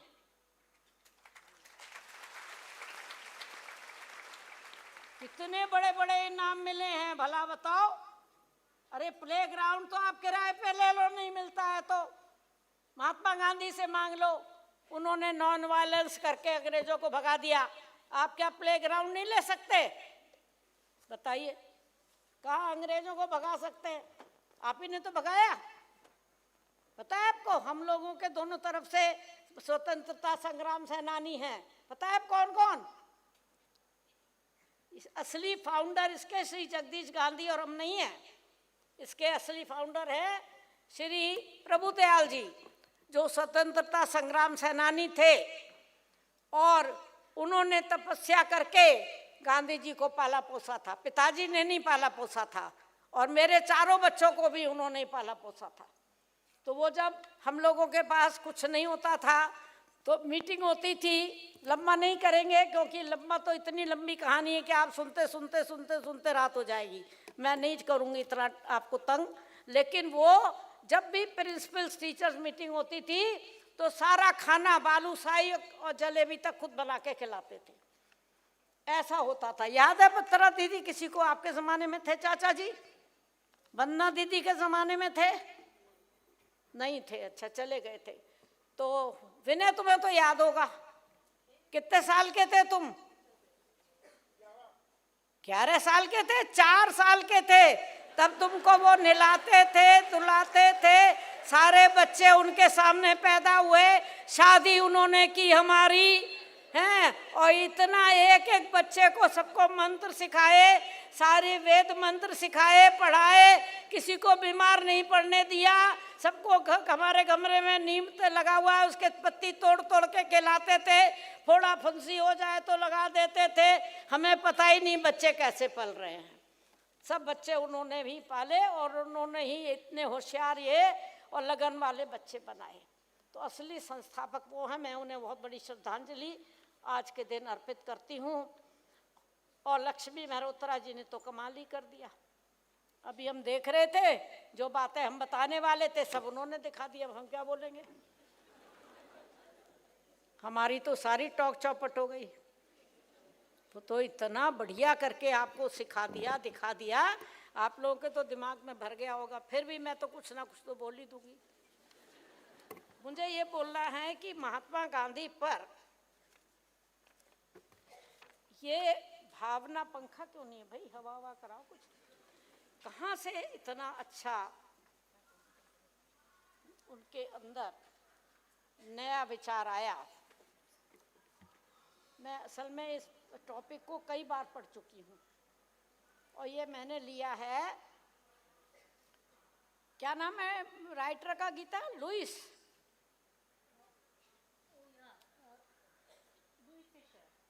फिशर। लुइस फिशर की इतनी मोटी किताब है महात्मा गांधी की, तो उसको गीता कई बार पढ़ चुकी है, हमें पढ़ा चुकी है। फिर हमने सोचा कि हम भी डांडी मार्च पे ही बोलेंगे, तो चौपट हो गया हमारा। क्या बोलेंगे, सब तो बोल चुके, ठीक है। कौन नहीं बोला, लेकिन फिर भी हम ये बताना चाहते हैं आपको कि ये जो विचार था महात्मा गांधी के दिल में कि मैं ऐसे देश सेवा करूंगा, कैसे आता था। कहते हैं भावना जो है वो बड़ी चीज होती है। उनके अंदर ये भावना थी। अभी 42 जो आप दिखा रहे थे ना, इसमें कोरियोग्राफी में अपनी मेहरोत्रा जी के प्रदर्शन में, तो हमने भी भाग लिया था उसमें। हम लोग बराबर, समझिए कि आज़ादी मिली 47 में, तो 47 से 42 में 5 साल का अंतर हुआ, ठीक है। तो 47 में हम 13 साल के थे, तो 7 निकाल दो 13 में से, तो 6 साल के रहे होंगे। 13 में से 7 गया 6। तो हम वही निकाला करते थे, अंग्रेजों भारत छोड़ो, अंग्रेजों भारत छोड़ो, अंग्रेजों भारत छोड़ो, अंग्रेजों। और पढ़ते लिखते कुछ नहीं थे, ठीक है। पढ़ने में तो दबाव पड़ता था, अंग्रेजों झंडा लिया और निकालते घूम रहे सब तरफ, ठीक है। और मार खाते थे हमारे बुजुर्ग लोग, हमको कोई मारता भी नहीं था। अंग्रेज लोग जो थे मारते नहीं थे, बच्चों को नहीं मारते थे। तो उसकी हमें याद आ गई। और सन 42 में जो अनाज था वो अच्छे वाला तो सिपाहियों के लिए, अंग्रेजों के लिए चला जाता था। हम लोगों को सड़ा हुआ अनाज मिलता था, तो उस सड़े हुए अनाज को खरीद करके हम लोग उसको, वो भी राशन से मिलता था, तो उसको धो करके हमारी नानी उसको सुखा करके और जाने कैसे कैसे क्या कर करके आटा करके हम लोगों को खिलाती थी। उस ज़माने में सिपाहियों को पहनाने के लिए, ये आपको कोई नहीं सुनाएगा इसलिए सुना रही हूँ, गीता जी की आज्ञा होगी। आज्ञा है? नहीं है? हम तो मान गए हैं, चलो ठीक है।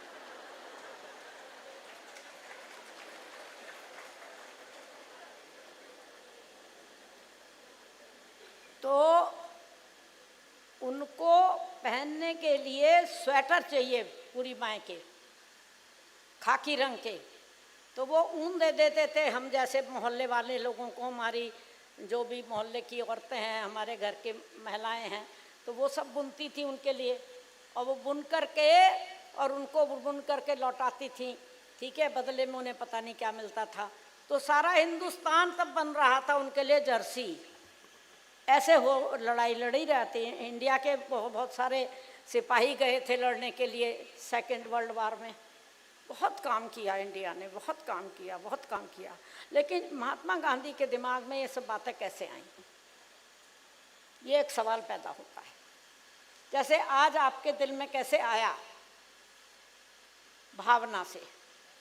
तो आपने देखा गांधी जी जो थे हमेशा तेज चलते थे, आपने देखा ना, वो बुढ़ऊ जवान बहुत तेज चलते, जब भी देखो तेज चल रहे। अच्छा, हमारे जगदीश गांधी जी भी बहुत तेज चलते थे, तो हम उनके पीछे भागा करते थे, क्योंकि हम नाजुक। और वो पता नहीं गांधी जी के चेले का क्या भावना आ जाती है कि वो तेज चलते थे बहुत ज़्यादा। फिर उनके अंदर ये भावना आई कि अंग्रेजों का हमें शासन नहीं रखना है। क्यों? क्योंकि वो यहाँ से सामान ही नहीं ले गए थे कोहिनूर वगैरह, बल्कि वो क्या करते थे, यहाँ से सामान वहाँ बेचते थे, कच्चा वहाँ से बना के लाते थे, वो कपड़ा यहाँ बेचते थे। उनके लैंकेस्टर और मैनचेस्टर में जो लेस्टर और लैंड बनते थे उनके कपड़े, उनको लाके यहाँ बेचते थे, उससे फ़ायदा उठाते थे। पता नहीं हर चीज़ में फ़ायदा। मुझे तो हाल में पता लगा कि वो नमक भी लंदन से बना के लाके बेचते थे।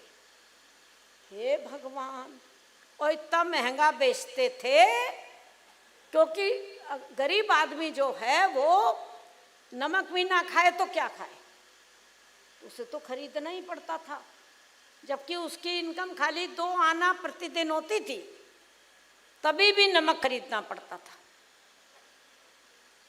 तो महात्मा गांधी 1930 में अपनी वहाँ पे बैठे हुए थे आश्रम में साबरमती में, तो वहाँ वो सोचने लगे कि भाई देखो, अंग्रेज़ों को मैं लड़ाई करके तो भगा नहीं सकता, क्योंकि मेरे पास में ये सब नहीं, आर्मी वगैरह नहीं। तो उन्होंने लियो टॉल्स्टॉय को पढ़ रखा था, रस्किन को पढ़ रखा था, तो उन्हें दिमाग में आया कि मैं वायसराय जो इरविन था उसको मैं एक खत लिखूं कि हम एक तरीके से काम करना चाहते हैं। उसका नाम था नॉन वायलेंट स्वराज, क्या कहते हैं उसे, बिना सविनय अवज्ञा आंदोलन। ठीक है, हम अवज्ञा करेंगे आपकी और हाथ भी जोड़ेंगे। ऐसा कभी नहीं सुना गया था, पूरी दुनिया में कहीं नहीं सुना गया था। तो उनके दिमाग में आया कि इसे हम कैसे करें। अब आप बताइए, कौन मार खाने को तैयार हो जाएगा? हिंदुस्तान का आदमी। सब सोए हुए थे, हिंदुस्तान तो बिल्कुल ही सोया हुआ था। तजिंदर कौर जी, तरनजीत कौर जी, तो एक सरदार उठ गया वहाँ, उसका नाम था क्या पता नहीं, उसने जाके बम फेंक दिया पार्लियामेंट में, और उसका मकसद किसी को मारना तो था नहीं। ठीक है, कहा भैया क्यों फेंका, क्या नाम था उसका? जो इस पागल को पता है भगत सिंह, आप लोगों को नहीं पता। सो गए क्या? हाँ, भगत सिंह, जोर से बोलो। हाँ, उसने 17 साल की उम्र थी और उसने जाके दिल्ली की पार्लियामेंट में चढ़ गया और वहाँ ले जाके बम फेंक दिया, और कोई मरा नहीं, क्योंकि उसकी जो मंशा थी ना, bhavana is more important than work. ठीक है, उसकी भावना क्या थी? भारत सब सोया हुआ है, इसको जगाना है, सोए हुए भारत को जगाना है, तो फेंको बम। तो वो पकड़ लिया गया, पैसूली पे चढ़ा दिया गया, उससे कोई फर्क नहीं पड़ता, हमने तो अपना काम कर ही लिया, बम फेंक ही दिया, बात खत्म, भारत जाग गया। अब फिर वो हिंदुस्तान में आ गए महात्मा गांधी, वहाँ से फिर क्या हुआ आप सुनने के मूड में कम है, मैं भी थोड़ा ही बनाऊंगी, ज़्यादा नहीं बोर करूंगी आपको। ठीक है, तो क्या हुआ कि वो सोचने लगे भारत को कैसे मैं आज़ाद कराऊं, क्योंकि ये तो हमको सबको सता रहे हैं, तंग कर रहे हैं, सब लिए जा रहे हैं यहाँ से, है ना।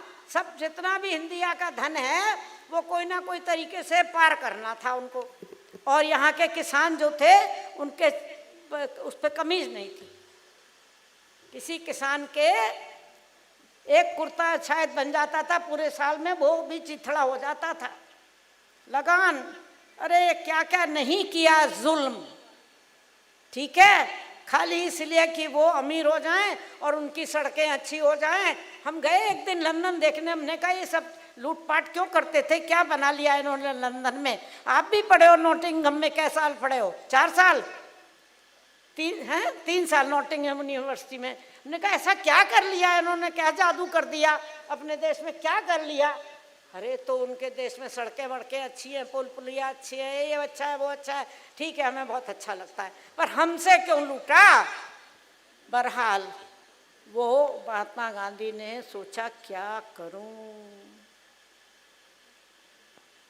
तो आप जानते हैं गांधी जी, हमारे जगदीश गांधी जी को ये जो चीफ जस्टिस कॉन्फ्रेंस की सनक आई, तो कैसे आई? पता है आपको? वो झांकी बनवा रहे थे अपनी वहाँ बेगम हसन महल पार्क में, तो कोई एक आदमी उन्हें कॉन्स्टिट्यूशन ऑफ इंडिया पकड़ा गया, उसे पढ़ा। उसमें पहले ही पेज में लिखा है प्रीएम्बल में, to foster respect for international law लिखा होगा, देख लीजिए। है हिम्मत है देखने की? बिल्कुल पस्त हो गए, आंख भी बंद, कान भी बंद। हाय हाय, सितम ढाले, जुल्म ढाले, कुछ भी बता ले, हम सुनने वाले नहीं।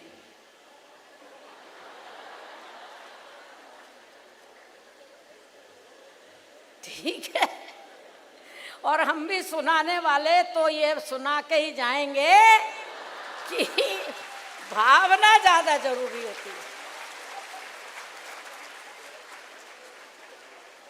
और वो भावना क्या थी उनकी कि इनको भगाना है। तो कैसे भगाएं? जिनको तनख्वाह मिलती है वो तक तो काम नहीं करते, आप समझिए ना। ठीक है, वो सोचते रहते हैं भाई इतने में काम चल जाए, उतने में चल जाए, है ना। वो तो बिना तनख्वाह वाले आम जनता को कह रहे जाओ मरो। ठीक है, तो कैसे करूं? कौन सा मुद्दा उठाऊं? कैसे इनको जगाऊं? तो जनवरी में उन्होंने एक खत लिखा वायसराय इरविन को कि भैया देखो ऐसा है, तुम्हारी तनख्वाह तो है उस जमाने में 20,000 पाउंड उनकी थी।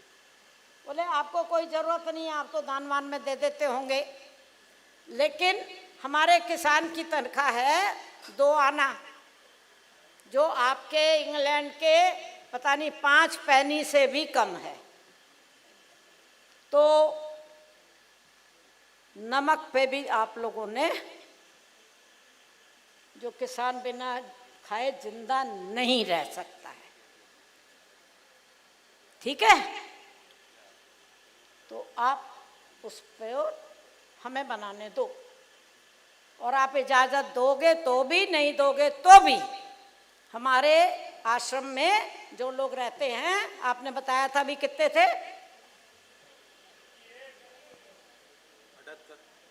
78। इस चेले ने बताया, पता नहीं आपने क्या बताया, तो 78 थे। तो उनको लेके मैं निकल जाऊंगा और समुद्र पे जाके क्या बनाऊंगा? नमक। और इसको कहते हैं हम लोग सविनय, कौन सा आंदोलन? अवज्ञा, अवज्ञा, अवज्ञा। इसको इंग्लिश में बताइए, इंग्लिश मैंने आप लोग। हाँ हाँ, क्या हुआ? सविनय अवज्ञा डिसओबीडियंस मूवमेंट हम चला देंगे। सविनय माने इंग्लिश,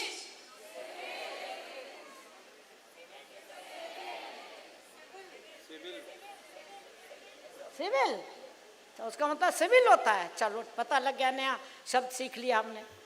तो उन्होंने कहा हम अवज्ञा करेंगे, कोई कहना नहीं मानेंगे आपका। लो हो गई पर लो, प्रिंसिपल का कोई कहना नहीं मानेंगे। अवज्ञा का मतलब यही हुआ ना, क्या नहीं समझे? यही हुआ ना? नहीं, हो गई प्रलय। इरविन को वो लेटर पढ़ने के लिए एक बहुत पक्का अपना बढ़िया भक्त अंग्रेज को भेजा, तो वो लेके गया, नहीं तो वो कहते मिला ही नहीं, मिला ही नहीं, मिला ही नहीं। तो उसको उन्होंने, उनका जैसे कायदा कानून है वैसे पढ़ा वढ़ा और कोई जवाब नहीं दिया। तो उन्होंने लिख दिया था अगर जवाब नहीं आएगा तो हम चालू हो जाएंगे।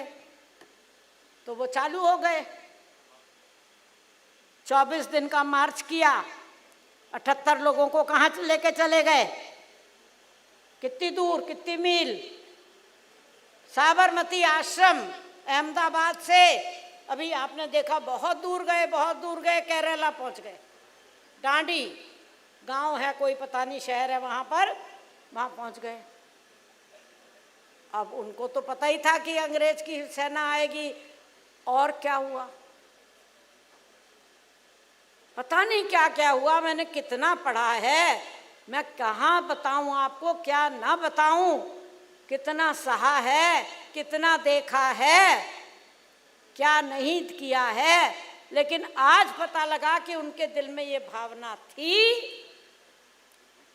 कि अंग्रेजों को भगाना है और मार खाना है। बताइए, हम लोग मार से भागते हैं, उन्होंने ऐसे आदमी तैयार कर दिए दिल से। ये भावना उनकी मैं पकड़ रही हूं। तो कहते हैं ना, वो मैं ऐसी भावना कहाँ से लाऊं। लाओ नीले वाला दो, बहुत जल्दी खत्म कर रही हूं। ये भावना है श्री जगदीश गांधी जी की, क्योंकि सीएमएस क्या है, कोई स्कूल नहीं है, ये भावना है।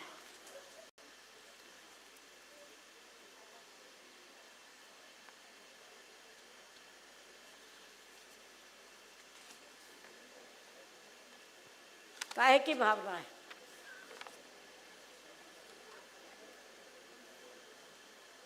हमको क्या मतलब, हम क्लास में जाते हैं, पढ़ाते हैं, घर चले जाते हैं, महीने के अंत में कुछ लिफाफे में 4 पैसे मिल जाते हैं। नहीं,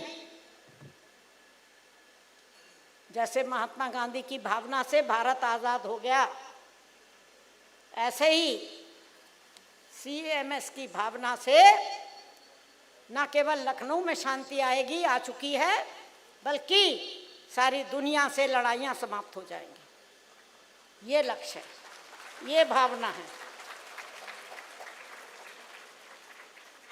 तो हम लोग रोज उनका एक वीडियो सुनते हैं। कहाँ गए वीडियो सुनाने वाले? संदीप जी खड़े हो जाइए, है ही नहीं।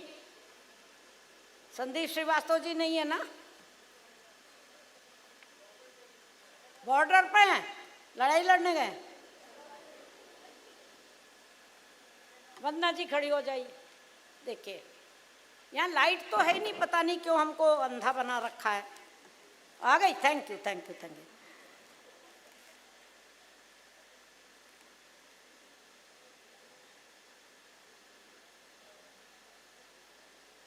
कहाँ है जो गांधी जी ने बोला?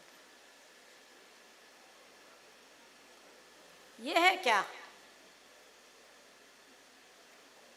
पढ़ देते हैं, शायद यही हो। Today, if we look around the world, we find terrorism, wars, climate disasters, and religious strife everywhere. We need a man who can change the world and stop the manifestation of deadliest weapons of mass destruction. कहाँ है वो man? Gandhi ji कह रहे हैं, I need a man who can change the world and stop the manifestation of deadliest weapons of mass destruction. A man who can unite this world and bring peace to the world. Where is that man? Education change the people and people change the world. You are to change the people and people will change the world. वो आदमी आप बनाएंगे। You are getting education in the classroom. What for? For change. Change your mindset, change your attitude. That is what you are here for. It is not just that knowledge of English, mathematics or science can change this world. Change your mind so that you can bring about the change in this world.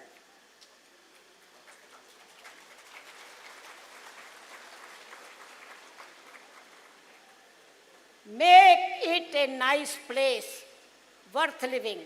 The world is not worth living with so much of terrorism, so much environmental degradation, so much of anarchy, so much of religious strife. Is this the world you would love to shine? You want to live in this world? Change this world. Nelson Mandela said education is the most powerful. बैठ जाइए वरना जी कब तक खड़ी रहेंगी. Which you can use to change this world.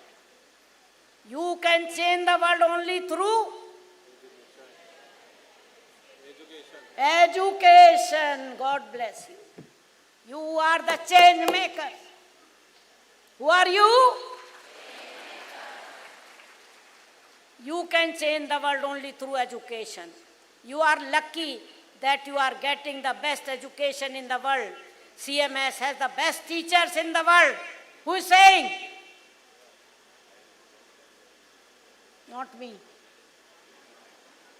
This is the speech of Mr. Jagdish Gandhi, video which Vandana Didi and all these people showed. They show every day one video of 2-3 minutes before the prayer assembly starts. तो उसका ये लिखते हैं एक जने, उनका नाम है, क्या नाम है आपका जो लिखते हैं? जल्दी खड़े हो जाइए, हाँ दौड़ के आइए, सबसे अच्छा लेखक हैं ये, हाँ Sanjay Tandon ji. Change.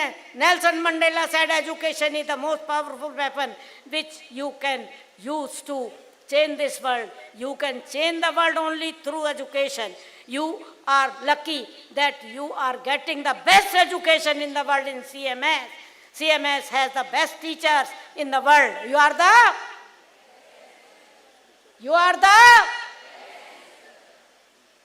best teachers.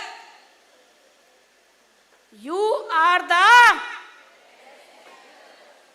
CMS has the best teachers in the world. Where are you? You are the best teachers in the world. You won't find more dedicated teachers and principals anywhere else in the world. Who is speaking? Jagdish Gandhi ji. Such environment, such exposure, such exposure that you are getting here is available nowhere else in the world. No school is organizing international conferences of chief justices and other international events like CMS does. No other school has sends so many of its students abroad. There are so many big things that you are getting in CMS. अब आप सो जाइए, हम जा रहे हैं. आपको बहुत धन्यवाद. जय जगत. अरे सो नहीं जाइए, अब घर जाइए. सॉरी, बताने सुनने को बहुत कुछ है, पर पूरा इतिहास हम ही समझा देंगे. हम इनको बधाई देते हैं जिन्होंने हमको जैकेट दी है. देखिए, सबसे बड़ी चीज़ है मतलब की बात. देखिए, शादी का बिल्ला ही नहीं दिया, जैकेट भी दे दी. और बच्चों को हम बता देंगे, भैया वहाँ चले जाओ, सबको जैकेट मिलेगी. जाओ, कहाँ जाओ? अलीगंज में चले जाओ, वहाँ जैकेट मिलती है. ठीक है, देंगी कि नहीं? बात नहीं कहते हम कहाँ तक देंगे. अरे दोगी नहीं तो कैसे काम चलेगा, प्रचार कैसे होगा? कि आप कुछ सिखाते हो क्राफ्ट वगैरह, इनके यहाँ एक क्राफ्ट सिखाया जाता है, आपको पता है ना? हाँ, उसको बोलते हैं, क्या बोलते हैं उसे? Fashion and designing. उसी का प्रदर्शन था. आप लोग भी चला लो, आप भी बनाओगे ऐसे. Wish you all the best. भावना होनी चाहिए. भावना दिल में क्या है तो हो जाएगा. वर्ल्ड में piece.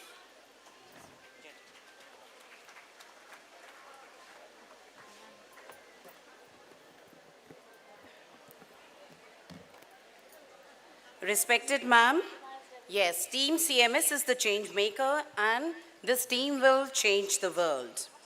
And we thank you for your blessings, for gently pouring into our hearts, sealing this day with warmth, affection and purpose.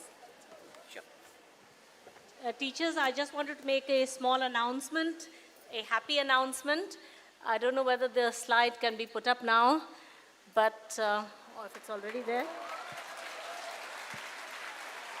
CMS is opening another campus at Jankipuram, and this will be opening in the session 26-27, so hopefully about March time. So we wanted to share this good news with you. Jankipuram area, there was no school, there was quite a lot of demand. You know how much people love the education that you provide, that City Montessori School provides. It's existed for 66 years, and you have made it the icon that it is, the brand that it is, whatever that it is, good or bad, is what you have made it. And there's such demand for your kind of an education that there's another campus coming up. So congratulations, all of CMS. Thank you, ma'am. Congratulations to you too. And teachers, before we end the day, we have a short video of 4 minutes showing our beloved Shuk's warm welcome from the airport to City Montessori School. It is a short video of 4 minutes. This is Shubhanshu Shukla reporting the success of Axiom 4 mission from International Space Station. Astronaut number 634, Group Captain Shubhanshu Shukla is back to home.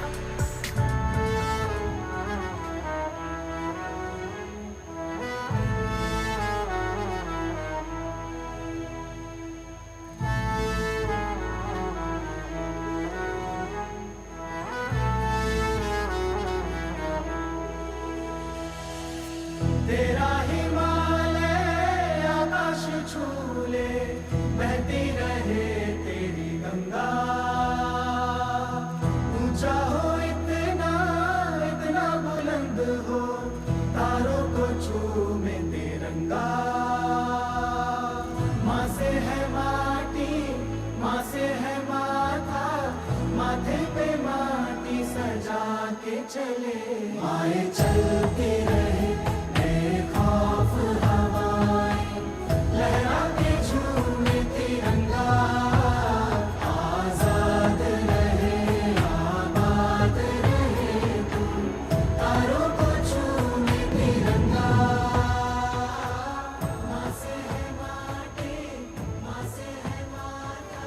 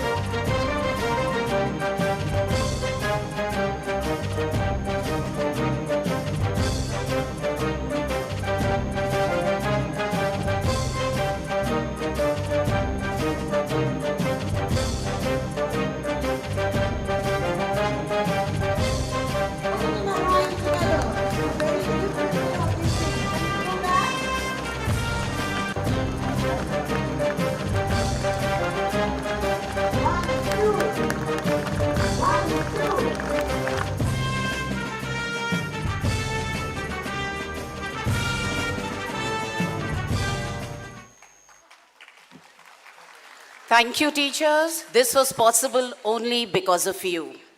And dear teachers, before you leave today, we invite you to stop by the lobby where an art exhibition has been set up. It showcases the wonderful creativity of our fellow teachers and art teachers. Do take a moment on your way out to appreciate their talent and imagination. And now may I please request all to rise for the national anthem.